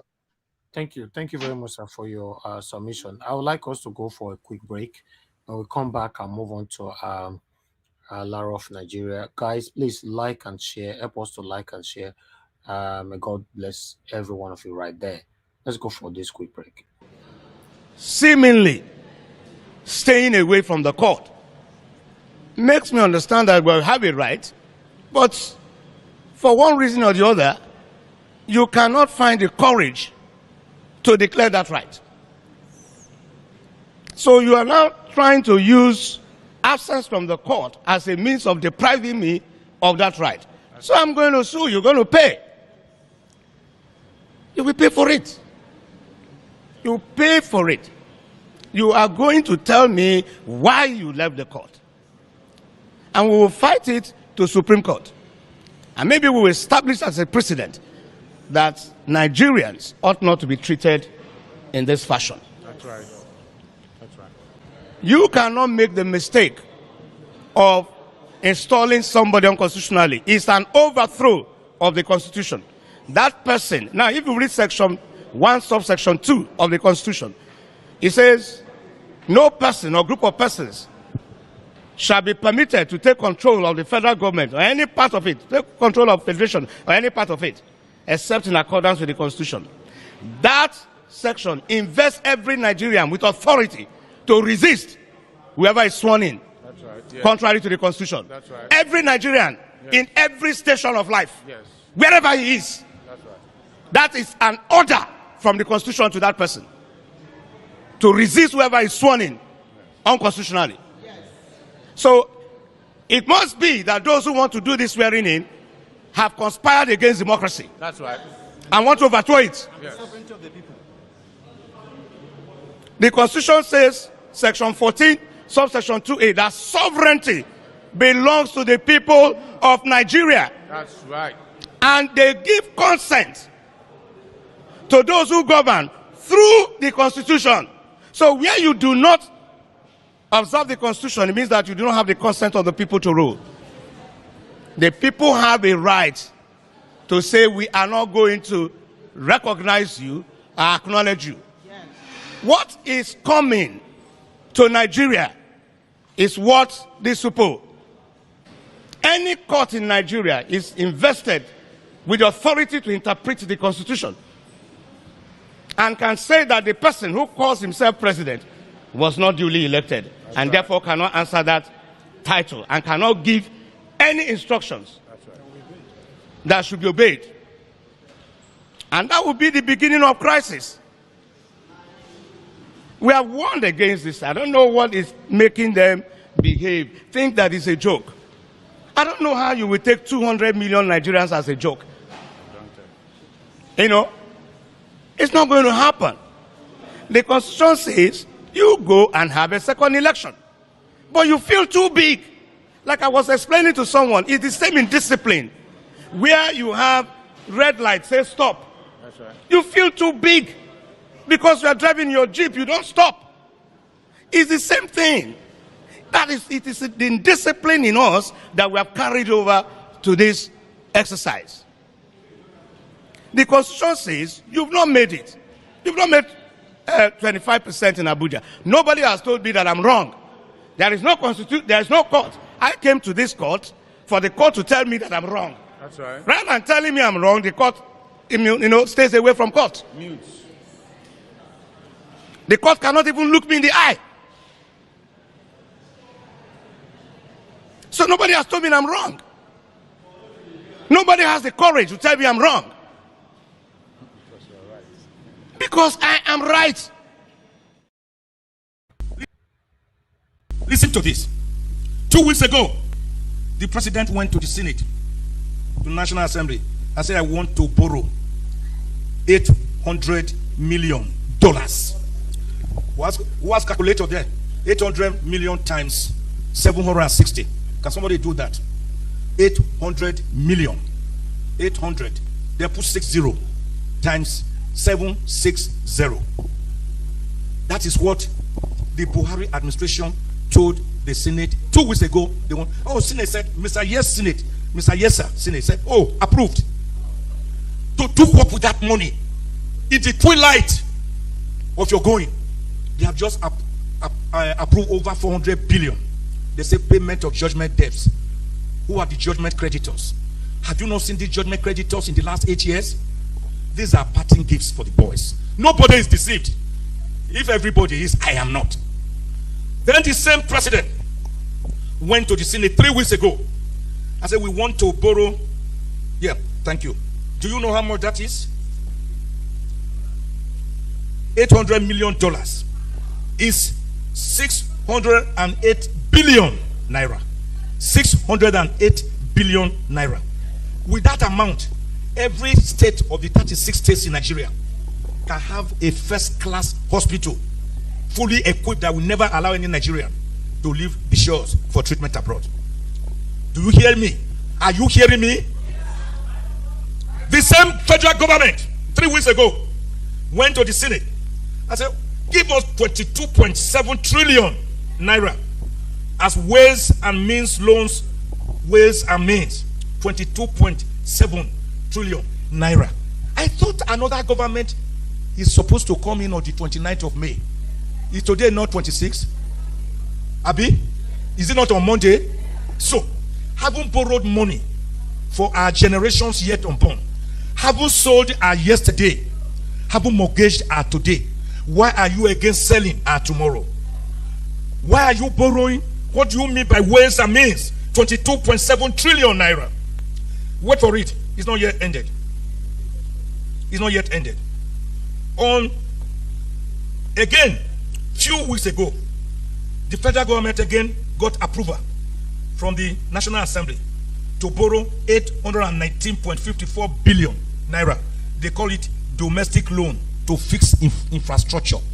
Domestic loan to fix infrastructure. Which infrastructure? When are you going to fix it? I thought you are going in the next few days.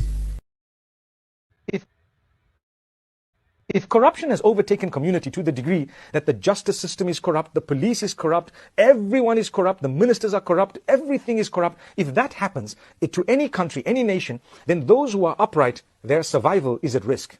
The reason is when they come up to say, guys, don't do this, it's wrong, the police will attack them. The judges will judge against them. The ministers will be against them. The entire nation will be fighting them because they've been making their money in the wrong way. They've been into bribery. You know, you could bribe perhaps in some countries the justice system from the chief justice all the way down. Perhaps in some countries it is, and we've read about it. It's such that they're all corrupt. So the upright are sitting in the prisons. And you know what? Those who are the most corrupt, who are supposed to be in the prisons, are actually the ones who are jailing everyone. It can happen. Mr. Yakubu, Emma should be fraudster. Are you calling him dignity? Mr. Yakubu, Emma should be fraudster. Mr. Yakubu, how much you collect? Professor, your reputation they smell. No be waiting we vote, no be you pose like a town hall. Different from Bala Blue. Say if you know like come, make we go to court. 300 billion with no results. Election for Nigeria, I next select. No be the people decide, now Mahmoud select. Now that they force the people to congratulate. It's so funny, I can't really comprehend.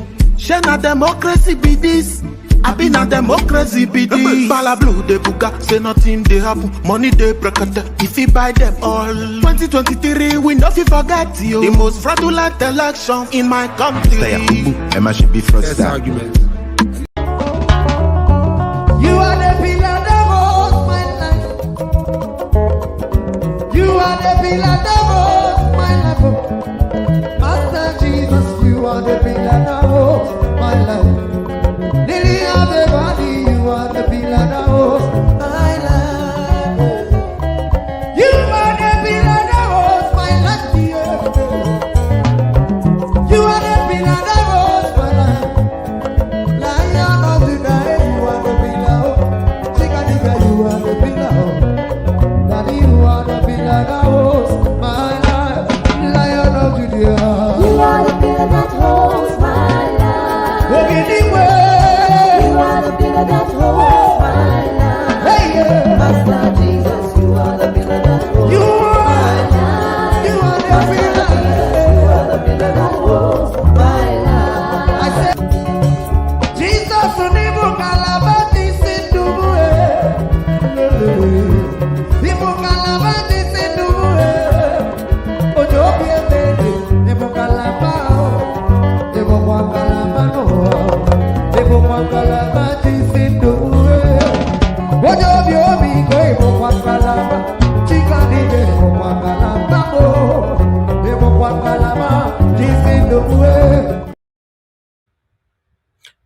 All right. Thank you very much, my people. We're back from the break right now. Thank you. Please continue to press on the like button and help us to share. Alara of Nigeria, thank you very much, sir, for joining us. I'd like you to talk to us in 8 minutes. Thank you, my brother. It's a pleasure to be here. It's amazing how you gave me the chance to come on after playing You Are the Pillar That Rules My Life. I love this song. Every time you play it on your show, I'm always dancing on the background. Oh, wonderful. I love it. Wow. And we had a great night last night. You I are not thank you. alone on that. I Eh? guess everyone of us. You are not alone dancing on I'm that. always dancing on the background. Yeah, I love even it. me, and also I've requested Mr. Elvis. You know, there is a friend of mine that said he wanted the artist of that. You remember, Mr. Elvis? I don't know the artist, but I always turn it on. I always check your shows and I pick Yeah, it because there are certain places where you play so I can listen. yeah, and we need that the name of that artist because there are All many right. people that ask me of For it. sure, for Please, sure. thank you. I think there's original artists that sang the music, but this particular one was um, A recopied copyright. again, Yes.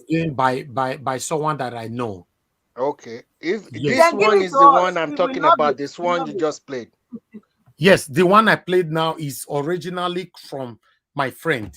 This That's is his the one I voice. want. Then that's the one we want. Thank Yeah. you. Okay, no problem. All right. Go ahead, sir. So, well, I don't. Sorry to deviate from the subject matter, but I just loved it. So, God bless you, sir. Thank you. Hold on, thank sir. you very much, my Bidemi, brother. you're on the backstage. Other people want to come in. Please turn on your mic so that I accept you to the screen. If not, you're going to remain there and it's going to prevent other people from coming to the panel. Bidemi, you're on the backstage. If you can hear me, okay, you just left. Okay, that's fine. So that someone else can come in. Go ahead, sir, Alara. Okay, thank you very much. Guys, if you look at the picture of my avatar, that picture, I don't know if anybody knows of the history of Nuremberg, Germany, Hitler, and what happened with the Jews. Yes, If you I'm do, aware of it. I'm aware of that history. Thank you. you're aware of that. Where I'm Yes. standing on that picture is exactly where he stood. And that's why I took that picture there. And that's why I put the avatar. Normally, I will be live. I always want to be live. I want people to see me. Because when I say things, I want you to see my expression. But I put that picture there for a reason tonight. Because Nigeria is an oppressed nation. There's no other way to go about it. The few are ruling the masses. And they are telling us Hitler was an oracle and he told the Germans what they wanted to believe. And they followed. And this is what is happening. This is what has been happening to Nigeria, not what is happening. And this journey, for me personally, trying to fight back, I started a long while back.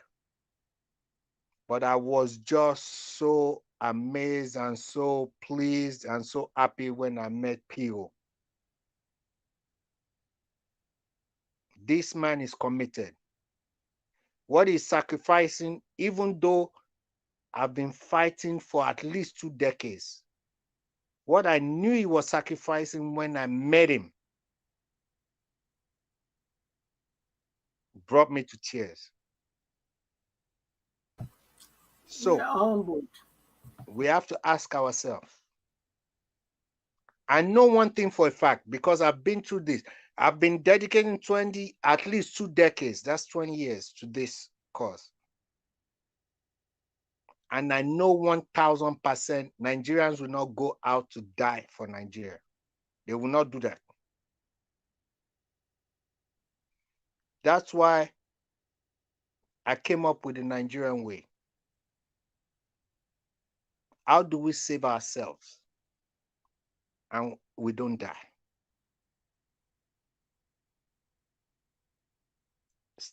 Starting Monday, I will suggest spread the message, spread the hashtag, let Nigerians know. just shut down everything. We don't have anything anyway from the government. The diaspora played a massive role in this election, and the diaspora will play a massive role if the Nigerians, those loved ones, were left behind, if they follow through on what I'm about to say. For them to eat, the government is not doing anything for them. We are the ones doing everything for them anyway. So we will keep doing it as we've been doing it, better than the government. We've stayed committed. Just go outside your door, stand outside, nothing. When we go in mass and we start running and start doing with big board, they will take the army, they will come and they will shoot us. This is what Nigerians are afraid of. Don't do that. Everybody all around Nigeria, on your front door, just step outside your door. Nigerian, the corruption has eaten us so much, there's no way they can undo that all across Nigeria.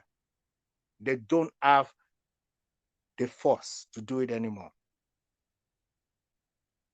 They can attack us when we are together in a spot. When in every state, every region in Nigeria, everybody stands outside their door.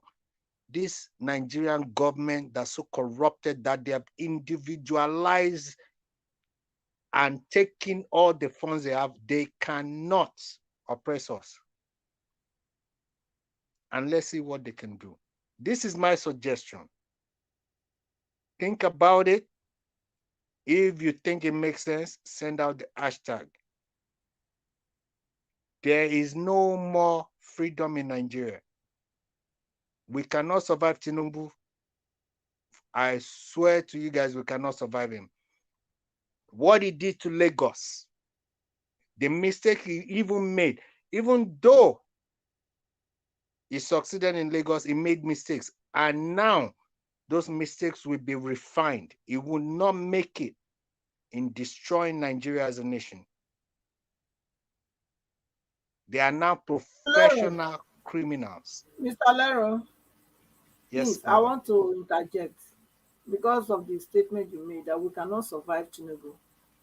We can, if Hitler, where you are standing now, could be survived, we will survive Tinubu in the name of But Jesus. we need a plan. And I just gave you a plan. Remember, I said we cannot. And then I gave you a plan. Right or wrong? Yes, but give us the plan. Don't say we cannot. I gave you the plan. Give us, you listen, please. I gave you my suggestion. If you have another suggestion, I am open. I'm not saying my suggestion is the maximum. No, I'm not arguing with you either. But I'm just saying we should be conscious of what we say because there's power in your tongue. There's power in my tongue. We're dialoguing. Yes, that's why our plans must be directed also with our tongue. I'm dialoguing with us as a forum. Can I save this nation? I'm not arguing with you, Mr. Neither am I. Sorry. The leader of Nigeria. I agree 100% with you. I appreciate your submission and your thoughts and your line of thought. But at the same time, all I'm saying is that, you see, to win a battle, it's not about sending people there. If you are saying, oh, I will send people there, they will kill the people. Yes, that's what will happen. But when you say you will send people there, the people will survive no matter what they come against them, really, your word will carry them. That's what I'm trying to say. Our words matters. So I understand you perfectly. We are all learning. It's a platform to learn. I'm not expert. I'm not perfect, but yes, I'm here to learn. I appreciate you. Thank you. Mr. Lero, can I interject, please? Please do. Oh, I really appreciate you. I understand you try to show concern because you don't want people to be killed. Same thing, me. I don't want people to be killed. When people go out en masse, they start shooting at them, something. So sometimes I like doing things professional. I like things to be done professionally. Organized. Yeah, organized. You understand? So that's the kind of person I am. if we look at documents, there is a constitutional way to make sure if the president that they want to swear in, I always like to refer to paper, book, the ones that the international community will be reading, they'll be seeing it themselves, we will be reading it, we'll be seeing it ourselves. If he is unconstitutionally sworn in, what does the Constitution say? Because that's what I believe that we should lay claim to. So whatever action we want to take has to go in that direction, which means you must meet the international requirement and also meet the local requirement. We know that you're making an amazing point. because Can I we come in know. real quick? Yes, thank you. Okay. Now, when you do a coup as a military person, you say now this country is under military dictatorship, right? When you have a democracy, you have a democratically elected government. This is the two choices we know worldwide, right or wrong? You're right. Okay. What is happening? What will happen on Monday in Nigeria will be the first time in the history of the world, even through the Bible or the Quran. Yes. On Can I tell Monday, you? if I may, let me finish, please, madam, Okay, and thank you you. can come in. Sorry. On Monday will be the first time in the history of the world that the country has actually been stolen. Actually stolen. It's a They will shame. steal it and give it to a person, not by coup and not by election. So if you want to respond, madam, respond to that, please. Yes. No, just finish first, then she will Oh, let me respond to you. finish. So Just round that up in being the next said, 1 minute, sir. that being said, the last 1 minute, my point is this. We need to be reactive. I don't want nobody getting hurt by any means or harmed or killed. Step outside your door. When they come to oppress you, don't interact with them, step back in. They will go. They don't have the resources anymore. When nobody is there, step outside, shut down the institutions. This way we save Nigeria. Thank you very much. God bless. Oga Olaro, thank you very much for your submission. God bless you too. Okay, Madam Patricia, you wanted to say something earlier on? Yes, I wanted to say something earlier on, regarding the way he think we can do it, but notwithstanding that way, I don't think that's the way to go. Yeah, We it's can just an express. opinion. Yes, an Everybody cannot opinion. think the Yes, same way. everybody. Yes, I agree with him. So I'll let his opinion stand at Yeah, this point. yeah. Thank you. So, all right. Thank you very much, every one of you right there. Everybody on the panel have contributed. So we're gonna have a closing remark now, which I will start with Nelly. Nelly, you just coming in now, so I'm gonna give you 5 minutes to talk to us, sir. It's also gonna be your closing remark. Good evening to you, sir. Thank you so much. Oh, okay, Nelly. I didn't know. I thought it's a man there. No. Please, all I want to say is that we're going to get our mandate. Elvis, sorry. Actually, Mother Nelly, yeah? let me also laugh. Yeah. Mr. Elvis, I did the same yesterday,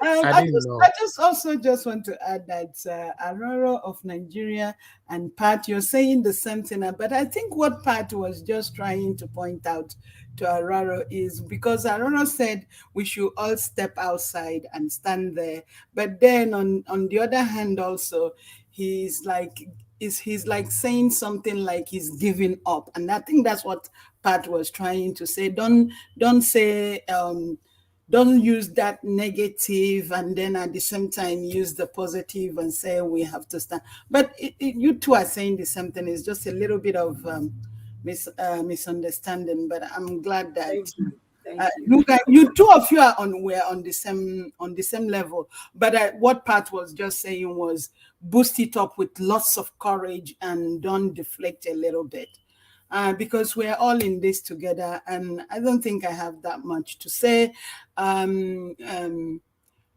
Also, I just want to let Elvis know that every time you put on this music, I'm also dancing.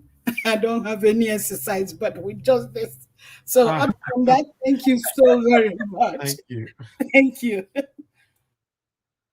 All right. I really appreciate you from coming into the broadcast today, Madam Nelly. I'll keep that in my head now. There's a woman behind Nelly. Okay. All right, guys. Appreciate you all. We've been here now for the past 5 hours, so we're gonna stick with the final submission now, so we can round up. So I'll go back to the topic again, which I'm going to go to Augustine. Augustine, thanks for your patience. I would like you to talk to us a closer remark on the 5 minutes. Thank you, Niger Watch. In my closing remark, I would like to comment briefly on the last video clip you showed about the judge who went to the lawyer who went to court, and the judge wasn't there. What he said is very, very touching.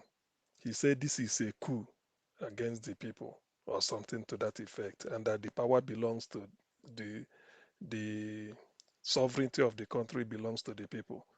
You see, we know that all along this is a script they wrote before and they are acting. But like all human nature, they may not know the consequences of what they are doing. Probably if this type, we've been through this type of pathway before. In 2015, when they were removing Jonathan with all manner of lies using Boko Haram, nobody knew that Nigeria will get to this sorry pass. To the extent that those that removed Jonathan are not even happier than the Jonathan they removed. Now, the same thing is happening again. Nigerian, I think if there's anything I credit Nigerians with, they've learned a lesson. And that lesson is, that's why they converged again towards P2B. They know for the first time a man who came out without giving money, doesn't give shishi, yet people are following him. They saw that honesty because they feel that, look, he is the best he is the best among the bunch. He is the best. We haven't had any man like him before. And from all the indications, all this go and verify, they know that they have faith with him. But because Nigeria is the deep state, what the Americans call the deep state in Nigeria, they feel that they can have it again. The class of 1966, I think the last of them is the one going now. Those people, because when they talk of 66, people will remember Nzogu. What of those that benefited since 1966?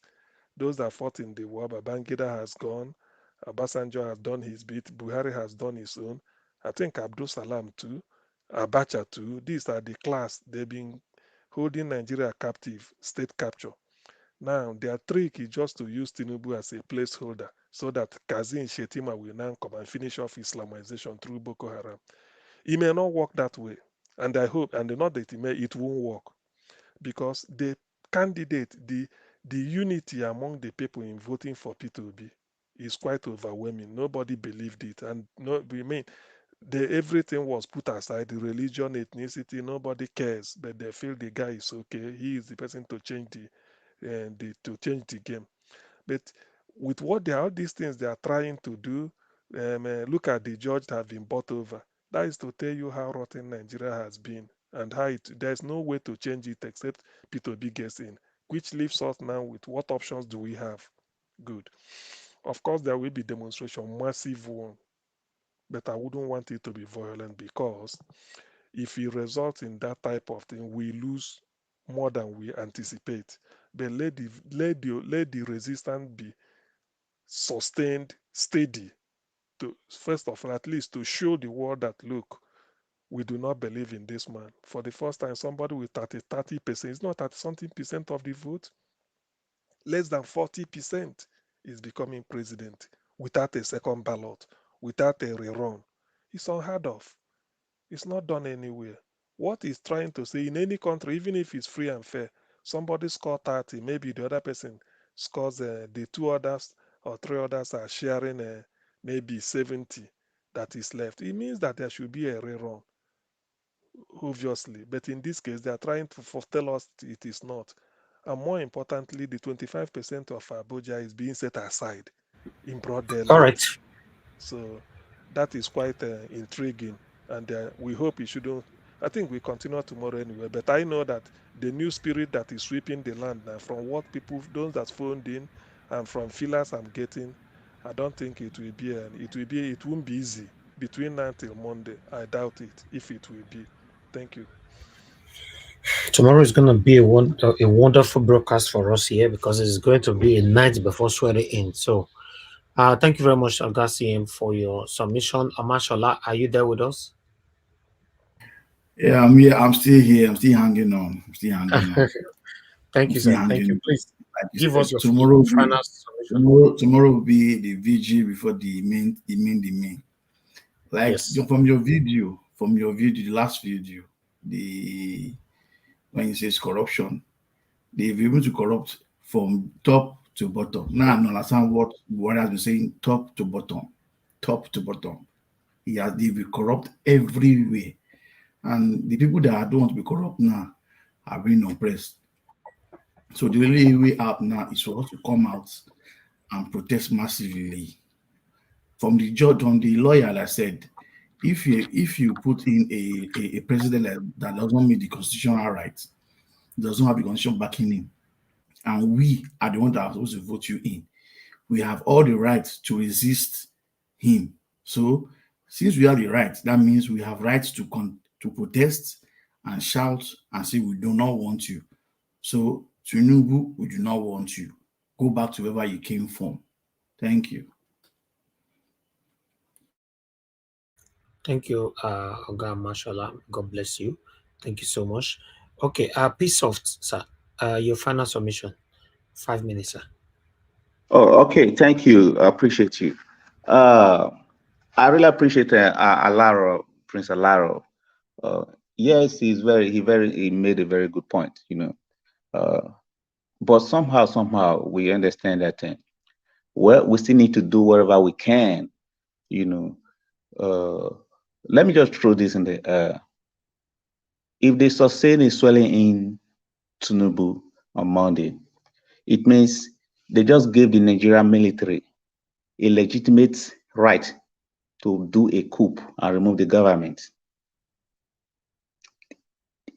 Which means the Nigerian military will now have an excuse if truly they want to do anything. They will have an excuse to carry out a coup successfully, and no international community will be bold enough to condemn them because we are holding papers. We are looking at papers. What does the Constitution say? And the Nigerian people will back them. You see that? So they should not be kind of happy, oh, that we want to swear in, we're in power. Listen, if there are bad guys in the military, it means you have given a legitimate right for things to happen. If you swear in, I don't want to talk more than this. If they swear him in, they've given all Nigerians the legitimate right to do anything to the government and ensure that they restore their country back. Thank you.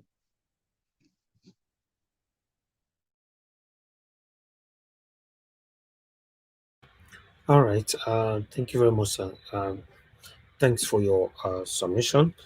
Oga Felix, are you still there with us? There, my brother, Niger Mata. Thank you. 5 minutes, sir. Okay, no problem. I appreciate all the panelists, all the comment section, those that super chatted, Niger Watch today. Thank you for all you have been doing. Thank you for all you will also do. Please keep on encouraging this media by liking and sharing and super chatting. Yeah, we don't have anything to do right now. All we have to do is to come out massively and protest. That is just the only way. The only way out is coming out massively and protest. Have it at the back of your mind, just as I said. Was it not yesterday or the day before yesterday that was the day before yesterday? Your security is guaranteed. Don't have fear. God is with you. You use our principal, Mr. Peter Obi, as an example, as a mentor, upon all the shenanigans they have did. You know the way they operate in Nigeria. God still keep it till today. The God that have kept him till today. All our prayer that have kept him till today. All the security we provided for him everywhere is also assigned to you people who are going out there to protest day and night. We are with you. We are not leaving you people alone on this. We are together. United we stand. Provided we fall. New Nigeria is possible. It is now or never. I yield. A good night, my people. Okay. Thank you very much, Oga Felix. Thanks for your final submission right there. Aderao, sir, please, if you're there, give us your final 5 minutes, sir. Thank you, thank you, thank you. And I appreciate all you guys.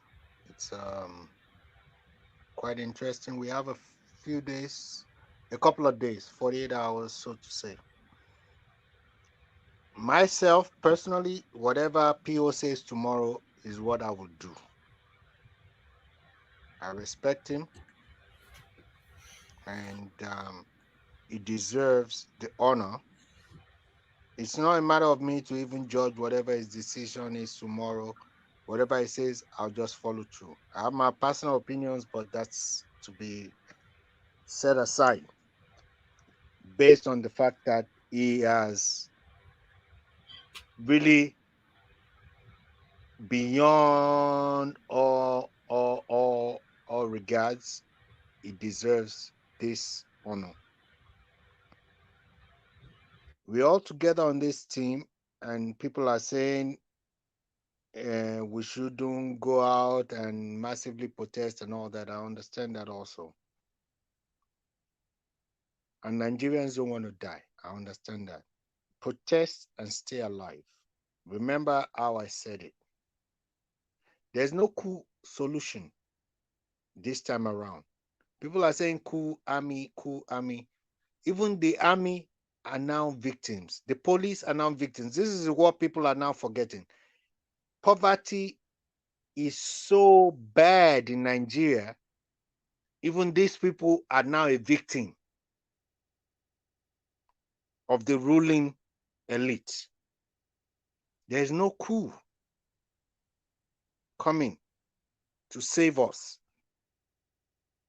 I'm sorry, but if you are expecting military to come out, military is a blessing. They are not coming. They are as much a victim as you and me. If they swear him in, step outside your door, go back in when they try to oppress you. When they're gone, step back outside, shut down the country. There's no country without the people. Thank you, Niger Wash. My brother, what you have done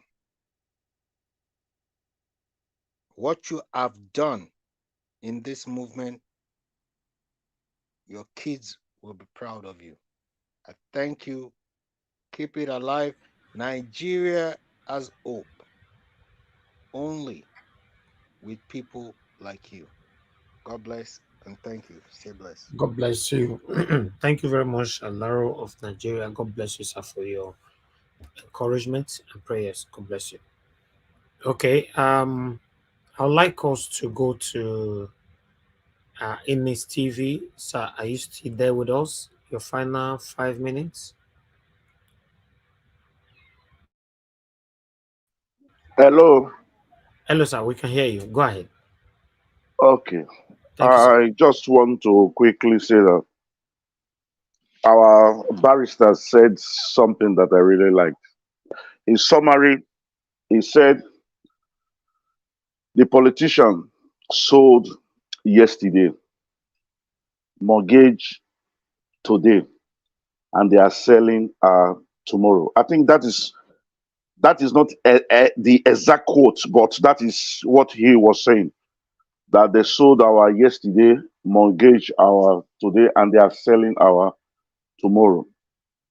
So it's a big problem. And I would say that if gold rust, what will iron do? If gold can rust, then what will iron do? When President Buhari came in, everybody was shouting, he's a general. He's going to solve our problem. The entire Nigeria embraced him. But at the end of the 8 years, we got what we did not bargain for. And now our brother, our uncle, our father is going in. That we all are shouting. So if Buhari fail, what will happen to Bat? I just don't want to imagine it. I believe the protest should be a nationwide peaceful protest from each state's capital. If it's possible to do a replica of the A Million March, at least it will show to Nigerians and those outside Nigeria and the international community that the majority of the people is not with the president selects. And finally, power rests with the people. So if the people does not want the president, then it shouldn't be. So that's my submission, a nationwide peaceful protest. Thank you.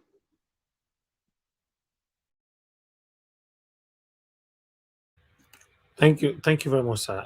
Ines TV, thanks for your patience, for your time with us. God bless you. Okay, I'd like to come to Madam Patricia. Give us your final 5 minutes.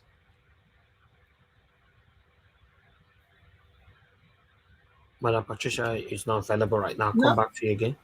Okay, are you there? Okay, let somebody else go before me. Okay, I'll come back to you. Okay, Thank fine. you. I appreciate All right. Okay. Give us a mandate. It's good to have you on the panel. Good evening to you, sir. Please talk to us in 5 minutes. Well, good evening to you, or good morning, maybe your time. And to many Nigerians, good morning. Na evening we did for you. Okay, you guys are saying evening. Okay, good evening to you,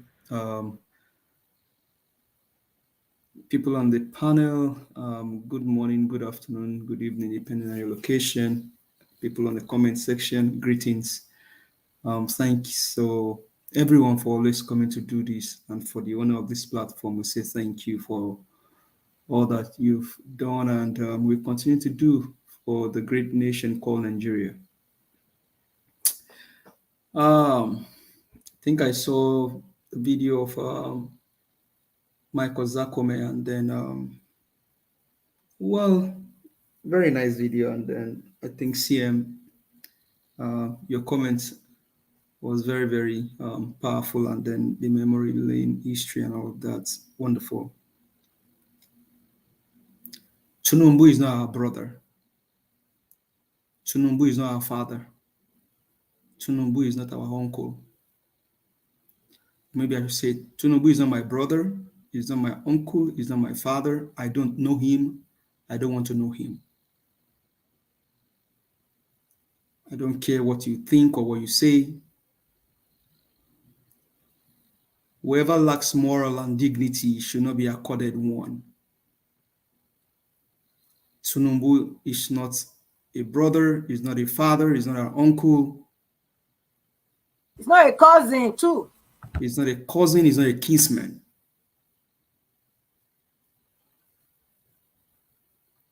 Because if he's one, the 88 people that was deleted during this election will not happen. Buhari is not a father, Buhari is not an uncle, Buhari is not a brother, Buhari is not a cousin. Buhari is a satanic APC man, like Mr. Elvis will always say. Tinubu is a satanic and devilish APC chieftain. Because if they care about humanity, the 88 people that died during this election would not have probably lost their lives. Even as Buhari is stepping down, is winding down and then going to wherever he wants to go to, just some few days ago, over 100 people were deleted in Plateau. People are still being deleted. The question is, do we want it now or we don't want it at all?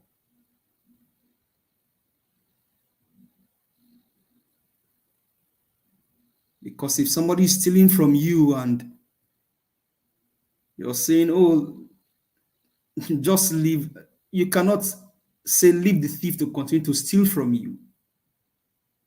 This one is glaring in the eyes of the world that is a broad day robbery. And Dati Baba Ahmed has said it well. There's nothing I think anybody can say again to what Dati Baba Ahmed said. If you saw in this guy called Tinubu, you have more or less destroyed the country. That is what you've just done. So in the map of the world, Nigeria does not exist should these guys be sworn in on Monday. That is what Baba Ahmed was saying. If you swear in this guy, Nigeria does not exist because it's not governed by any constitution.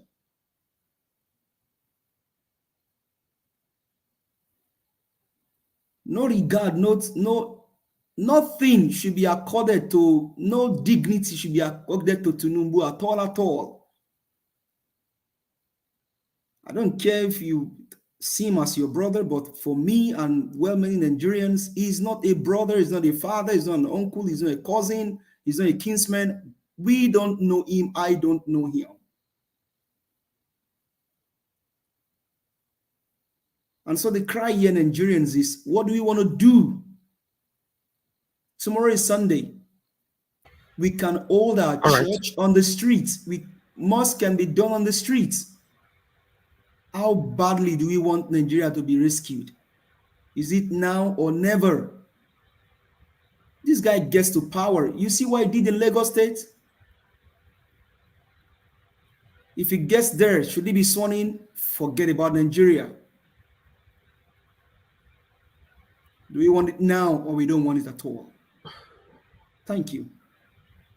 Thank you. Thank you very much. Yes, 48 hours from now, the reality will be known. So Nigerians, wake up. I'm doing my part, do your part. That's it. Thank you very much, my people. I appreciate every one of you today. We still have 2 to go on the panel. So I would like to go to Madam Nelly. I got it right this time. So give us final submission. Then from Nelly, all I'm doing, I'm just praying that it will not happen. That there has to be a change. That's all I will say. I'm still very hopeful. Yeah, same here. I'm still very, very hopeful. Me too, man. I'm still very hopeful. So I will continue because I believe that even at the last minute, something can change. Okay. Yes. I love your hopefulness, but sadly, we must take Nigeria back. We the people must. We are definitely going to take it back. We have no choice. Yes, we will.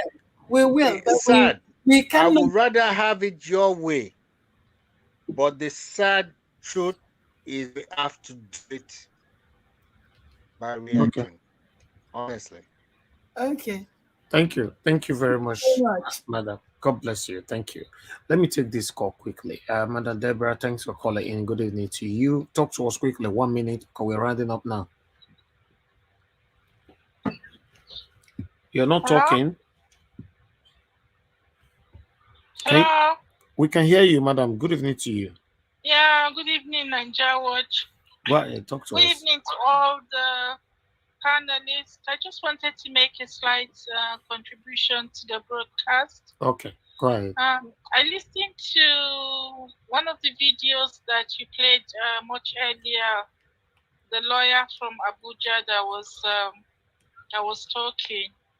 The truth is that a lot of people have to speak out. If the government itself is going against the constitution, then there's no way that that should be allowed to stand, because the constitution is the supreme law of the land.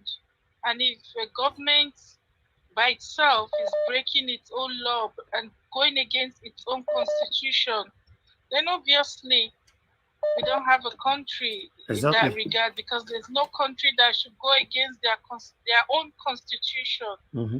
If the constitution is the supreme law of the land, and the same government is going against its own constitution, I don't see how that should be allowed to stand.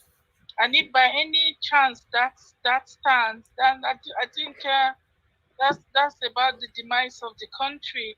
Thank you. And I just hope that a lot of people will rise up and reduce. Yeah, but we only have 48 this hours kind of now. criminality. Yes. Because that's the problem in Nigeria. Wrong things are allowed to continue to continue to emerge. Thank you. So until we all said no to it, okay, that's thank when you. things will begin to change. Anyway, thank you so much. Thank you for madam. all that you're doing. God bless join, you. Tomorrow's broadcast. God bless you. Thank you so much, sir. Thank you. Have Thank a good you. night. Good night. Bye. Yeah, bye. Bye. All right, let me take just one last call and I'm done with callers. Hello, I love God in my strength. Thanks for calling in. Talk to us, madam. I know you want to go quick, please. Quick one then. I just want two things. One, have any one of you noticed the body language of Muhammadu Buhari? You will see. I want you to look at him. If you see him again, there's something about him. It's not another thing. No, there's something. It's not himself. That's one. Two, one of the brothers was talking about they should do something so that the international community will see them. International community is coming to your country, to our country, to support them. International community is not going to do anything for us. International community, we know the countries, all of them. They are even among. They want to put somebody there, like they will be able to control. Thank you. International community will not do anything for us, except we stand up against them. Thank you. Thank you, madam. Thank you very much. All right. Okay. God's Power. Thank you very much, God's Power, for calling in. Good evening to you, sir. Talk to us. 30 seconds. I'm rounding up, please. Mr. Edwin. Yes. Go ahead, sir. Good evening. Good evening, sir. Go Well, ahead. I want to say well done, everybody. The lover of the truth, the video family. I'm calling from Kuwait.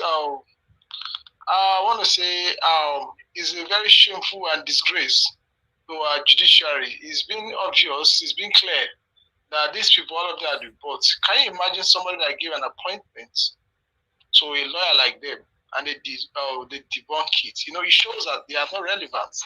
I mean, our judiciary, shame on people. But I know whether they like it or not, Nigeria is not going to take this man, this evil and satanic man, to be their president. And like the judge said, the judiciary is trying to put a time bomb, which themselves, when it happens, they will not be safe of it. Thank you. Thank you, sir. Thank you. All right. I appreciate you all, guys. Please, can we hit on the like button? Press the thumbs up button right there, also known as like. Help us to do that, please. Let's take it out of the current position. We have Irene's Finest in the building. And then Irene, thank you very much for joining us. Good evening to you. Please talk to us in 5 minutes. Good evening, Mr. Evis. Good evening, everyone. All the panelists, comment session, and of course, our invisible viewers. I first of all want to appreciate everyone for always sticking with us in our platform here. It's been a while not being in the panel, and I'm glad to be with you guys today. I eventually got exhausted talking about Nigeria and this issue without really seeing a break light of going forward or coming backward. But as we all have been saying, we want to keep our finger crossed that Judiciary will do the needful, though I don't have single trust in them. I must say my mind. That being said, why I actually want to drop a message this evening is because we have no time, actually.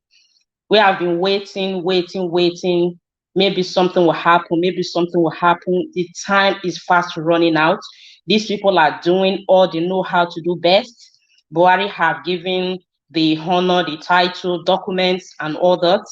Event held today in Nigeria, Abuja to be precise. The so-called president-select was not available in such an important event to somebody that planned to be the father of the nation in the next 8 years.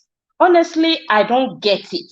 Because everything that is being said there today, if there is somebody that issue is important to, extremely important to, should be to him and his vice, and he was nowhere to be found. And I don't know the kind of red light or red flag that Nigerians are waiting to see. I know they have tried in this process. They have really did their best. Based on a country that has been held for captive for so long. They have been weaponized with poverty, with a lot of things.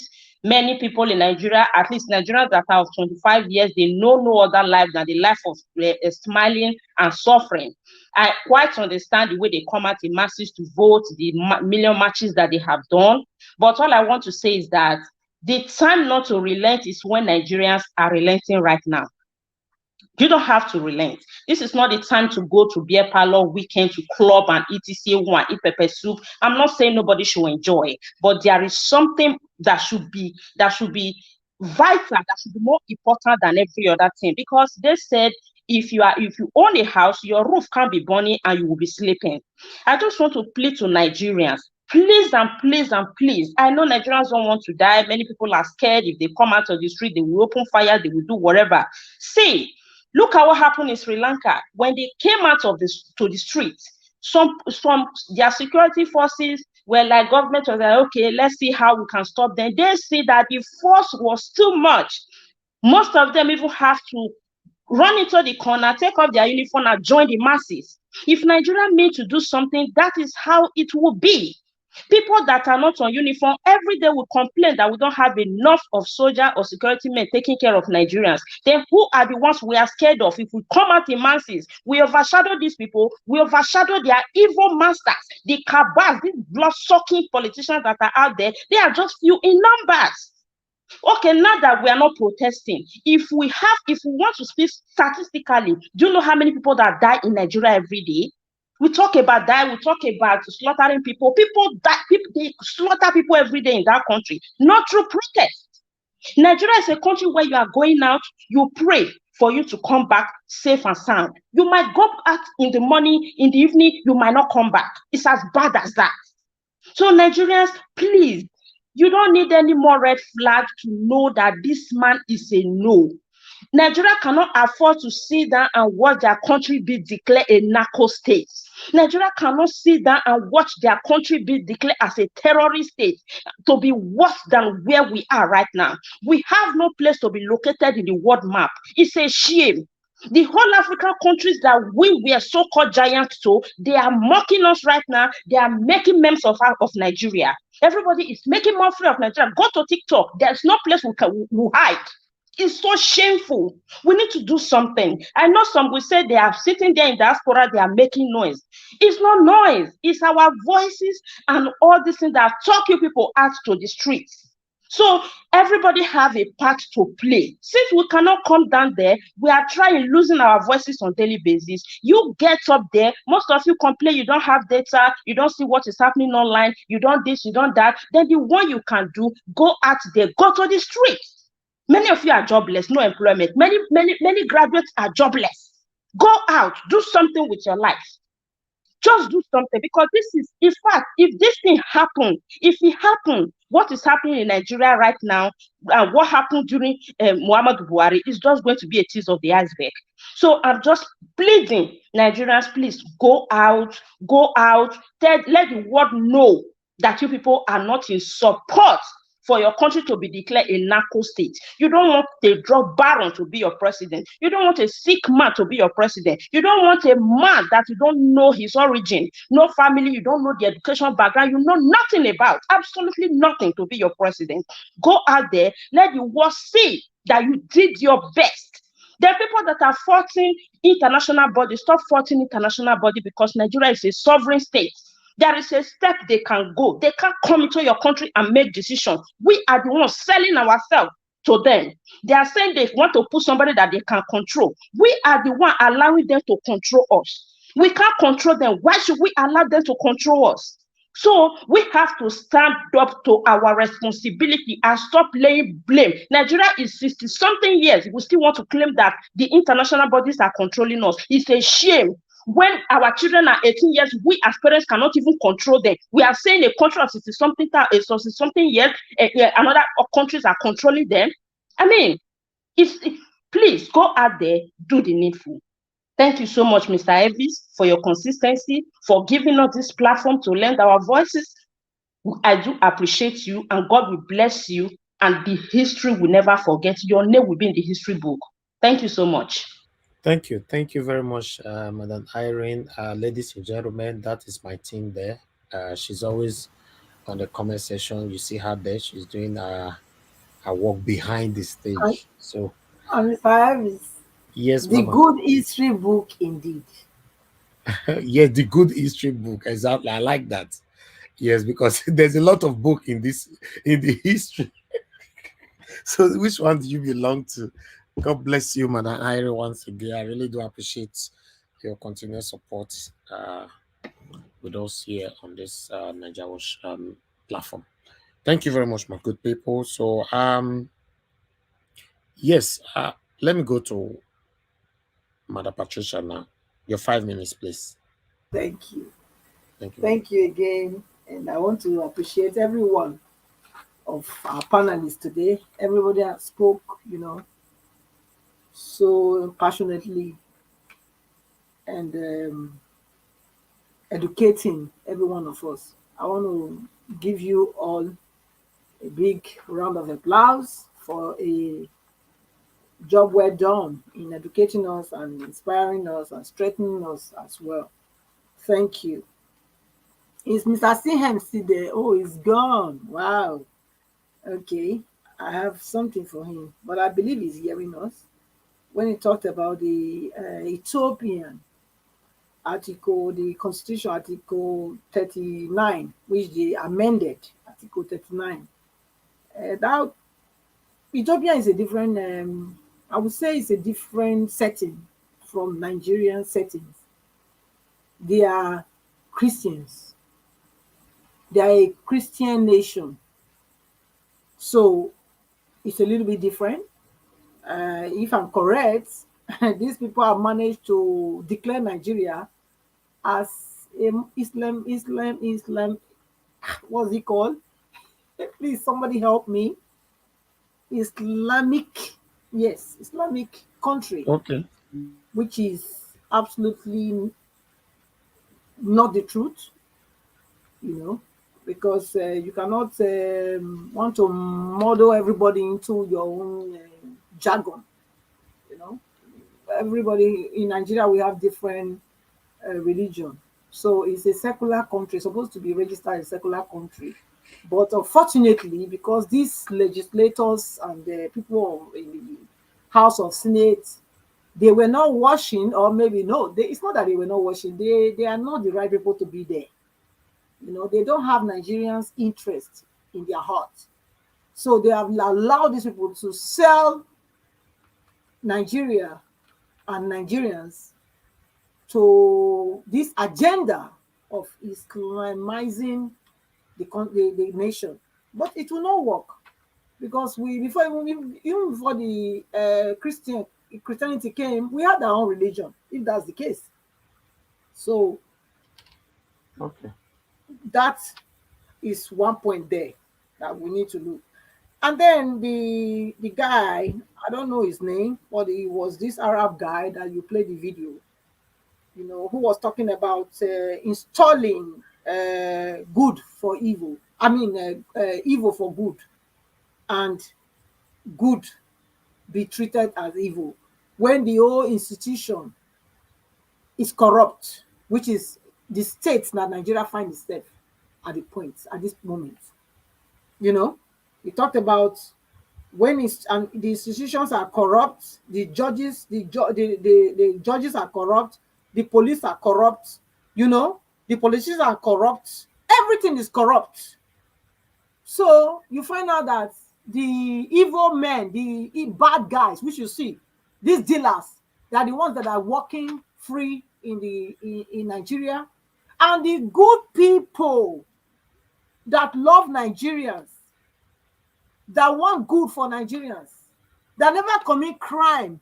The only crime they committed is because they are fighting to make sure other Nigerians can enjoy their God-given rights and privileges.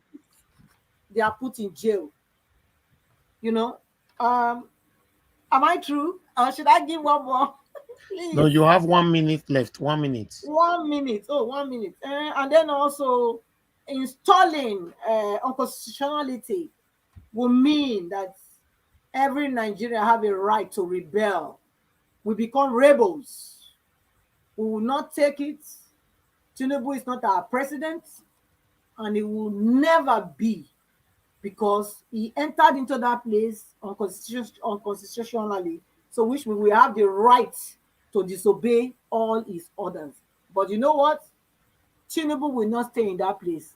That is what where I stand on. So thank you. I want to appreciate you again. I love you. Thank you very much, Mama. I appreciate you. All right, guys, can we have some likes? We currently have 780 likes right there, and we still have 622 watching us. On Nigeria Watch, I think we have 500 people watching us there. If you can please press on the like button if you have not yet done so, help us to do that. Let's take that to at least if we can have a minimum of 800 today, that would be nice. So all we actually want now is 20 people to like. Press on the like button, my people. Press it. Currently, it's just there at 780. I really do appreciate every one of you who don't press that like since now. God bless you now. Continue to press on this. Currently on 782. Thank you very much. Thank you. Okay, One Love. Thank you very much for joining us, sir. I'll give you 5 minutes to talk to us as we're rounding up now. Mr. Niger Wash, thank you. I don't worry, I won't take too much of the 5 minutes. I was just checking on YouTube. I saw that you were still live, so I said I should just stop by to say hi. You they call you not buy wine come. My brother, I really wish I could send you a bottle of champagne yesterday, but they disappointed us. I know. Yeah, but don't worry. God is on your side. You are doing well, and I definitely know God is going to bless you for everything that you're doing for us, us in diasporas, and even for those who are at home. I know a lot of people have said much about encouraging those who are at home. It's really sad. I wish we see a whole lot of effort from their side. That would really ginger us. But nevertheless, we are not going to lose hope. We are going to keep pushing. Before I say one or two things, I just want to say thank you, Madam Patricia. I did watch a little bit of Aisha's appearance on your platform yesterday. I said, Madam Patricia, thank you for your courage and your humility on this platform. You actually did a great job yesterday. Thank you. Thank you. I appreciate it. Thank you. Yeah. Just before I leave, right now, I felt like we've actually missed the point and the opportunity for us to take these people by the bosom. But I know we can still do it if we are united. Just one of our major issues is that unity. I listened to Ozekomen when he actually nailed what is actually our problem. Because you cannot build a house without having a good foundation. Nigeria Constitution, for me, is past expiration date. That Constitution needs to be torn down, and everybody needs to come together. We don't have to have 250 million people come together in one hall, like they did in the United States. You know, we can send a delegate, we can send a representative. You know, a place like Edo and Delta, we can all come together and vote on one person that is going to go to Abuja and represent us. You know, the East can come together and vote on one person that is going to represent them. Now, that person would have the interest of the whole people at heart. And then by the time they get to that hall, they will come together and jot down all the ideas and all the problems that people are facing. You know, the cumulative effort and ideas that people actually want written on their constitution and how they actually want to be governed. By the time we do that, then we will have a foundation of how our house is going to be built. You know, but right now, some group of military guys came together, you know, 1970 something, then all the way to the 1999 constitution. They came together and put up a constitution that they imposed on the people. And the people have no, I can guarantee you before I left Nigeria, I have no idea of what the Nigerian constitution, I know who even wrote the constitution until I got here, you know, I went to school, I started reading a lot and trying to know more about my country. I began to figure out that the constitution was not written by the people. It was written by a group of military guys, you know, that just wanted to rule over us. And that's what we still have to today. But it's sad, you know, Ozekama nailed everything and he actually, you know, just spoke the right thing that is going on in Nigeria. Because we have a lot of tribes and languages. All of these people have to be represented, you know. So for me, I think we just have to come together as a people and decide how we are going to be governed. And I know it's not going to happen. You know, that constitution might not change until we have the right person. Don't expect someone like Tinubu Exactly. who got to the power by rigging election to go and change the constitution so that we can have a clean and fair election. It's not going to happen. You know, the other day he said he's going to fight corruption. I was just asking myself, how? You got to power through corruption, you are going to fight corruption? It's not going to happen. You know, unless we have a clean person that gets there, like someone like Peter Obi. That's the only reason. That's the only way we are going to move Nigeria forward. But other than that, I want to thank you, Mr. Naija Wash, for everything that you do. I think God will continue to bless you and to everybody in the panel. And I hope, I believe we are going back to court on Monday. No, Tuesday. Oh, after Tuesday. they Okay. don't swear, after they don't swear this man in, God forbid. Yeah. They deliberately did it now. Oh, they did. I saw the judges are running away from court. Imagine, you know, because they know what is going on. They probably threatened them or, you know, gave them some money and say, my friend, don't go to that court. You know, I'll give you so $1 million. Now, you know, these are one of the problems. These are the real enemy of the people. The people who are always fighting against us. You know, instead of standing for the truth, they would rather go with the politicians and take money from them. So, but I believe we are still going to end up victorious. Thank you so much. Thank you very much, One Love. May God bless you for your continued support to this platform. I appreciate every one of you that joined us today. We have come to the end of this broadcast. Before that, the poll. We have a poll that I put on earlier on from the beginning of this broadcast. I'd like to bring the poll here to let everybody know how the vote went. In total, we have 1,219 votes. And the question was, at this time, do you still believe we can reclaim back our mandate? That was the question. Yes, I believe that 61% still have strong hope that we'll get our mandate back. Why no, I lost hope, 25%. Not sure, I'm confused, 14%. I want to say thank you very much, Nigerians. I really do appreciate every one of you for this hope. This hope means a lot to me. To be honest, this actually boosts many of us again to know that 61% still have hope that whether the devil likes it or not, we are going to get back our mandate. I like this. I got this mind. This is why they look at, because none of the fees see the results for that side, but me and they see the results. Is not in fact, I'm very, very pleased with this. Thank you. Yes, that is the poll for today. We're going to put out a poll as well tomorrow. Depend how the question will go, or we might put the same question again. I appreciate you all, my people, for your time with us. Like I said before, every one of you that joined the panel today, may God bless you all, every one of you. All those of you that super chatted us, may God bless you all. Those of you that shared and like our videos, our video, may God bless every one of you. We currently have 798. We just need 2 more likes to make it 800. Please, if you can do the needful, if you know you have not hit on the like button, do that for us. You know, I want to appreciate those of you that liked, that shared, those of you that called into the show today. Thank you very much. I appreciate you all, our commenters. May God bless every one of you. Our spectators, I appreciate every one of you. May God bless you all. Even though you are supporting us or you are not supporting us, God will still bless you. Don't worry. We are one, as long as you're a Nigerian, you choose to associate yourself with the wrong person, but I know somehow, someday, you will know that we're fighting for a better Nigeria. Nothing else. I don't have anything to gain here than to have a better country. That's just the truth. I'm not even permanently there. So you know what that means? Nobody paid us to do this. Nobody paid anybody that's coming to this panel. None of them is paid to do this. So please, let's stand for what is right. I appreciate you all. Thank you. On the comment section, let me scan through to like 5 or 10 names right there. Mother of all, Mommy Diaspora, we appreciate you always, Mommy. Thanks for all you do for us. I have Madam Irene, thank you very much. May God bless you. Martina Ambassi TV, thank you. Madam Patricia, thank you very much. Chris Dublin, thank you very much, sir. I appreciate you. Abu Azi, thank you very much, sir. I appreciate you. Madam Bella Naomi, thank you very much.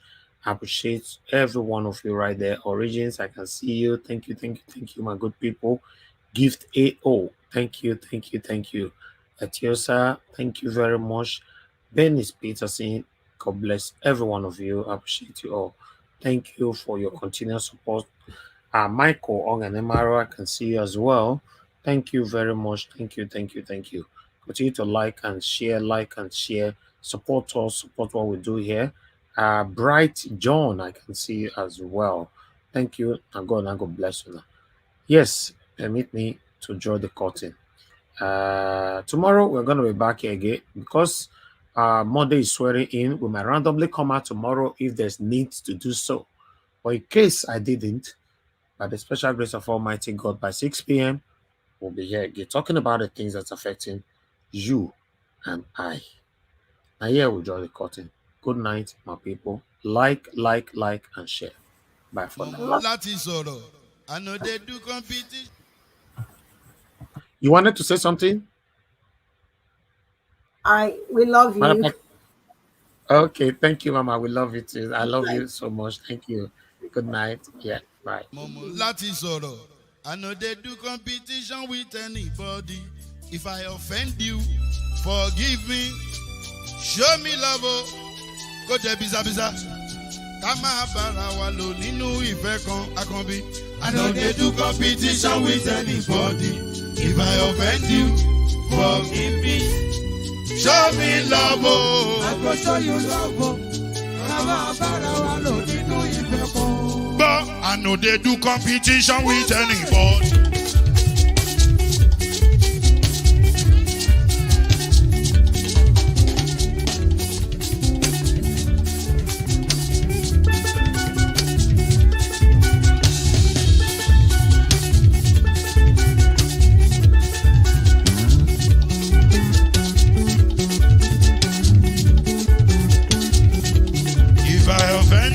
Forgive me, show me love, I go show you love. Kama bara wa lo nínú ìfẹ́ kan. I know they do competition with anybody. If I offend you, forgive me. Show me love, I go show you love. Kama bara wa lo nínú ìfẹ́ kan.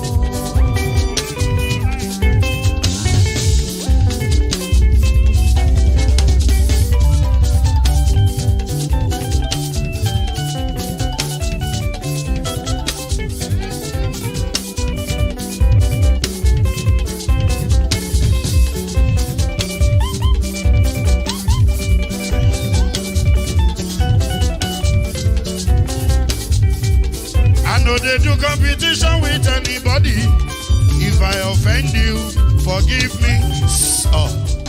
Tó bá ti sanwó fún Ṣẹ́gun Nàbí o, ẹ fẹ́ jókù. Alákọ̀bí Ṣẹ́gun Nàbí. Alákọ̀bí Sábà Mẹ́la. Anybody? Any bo.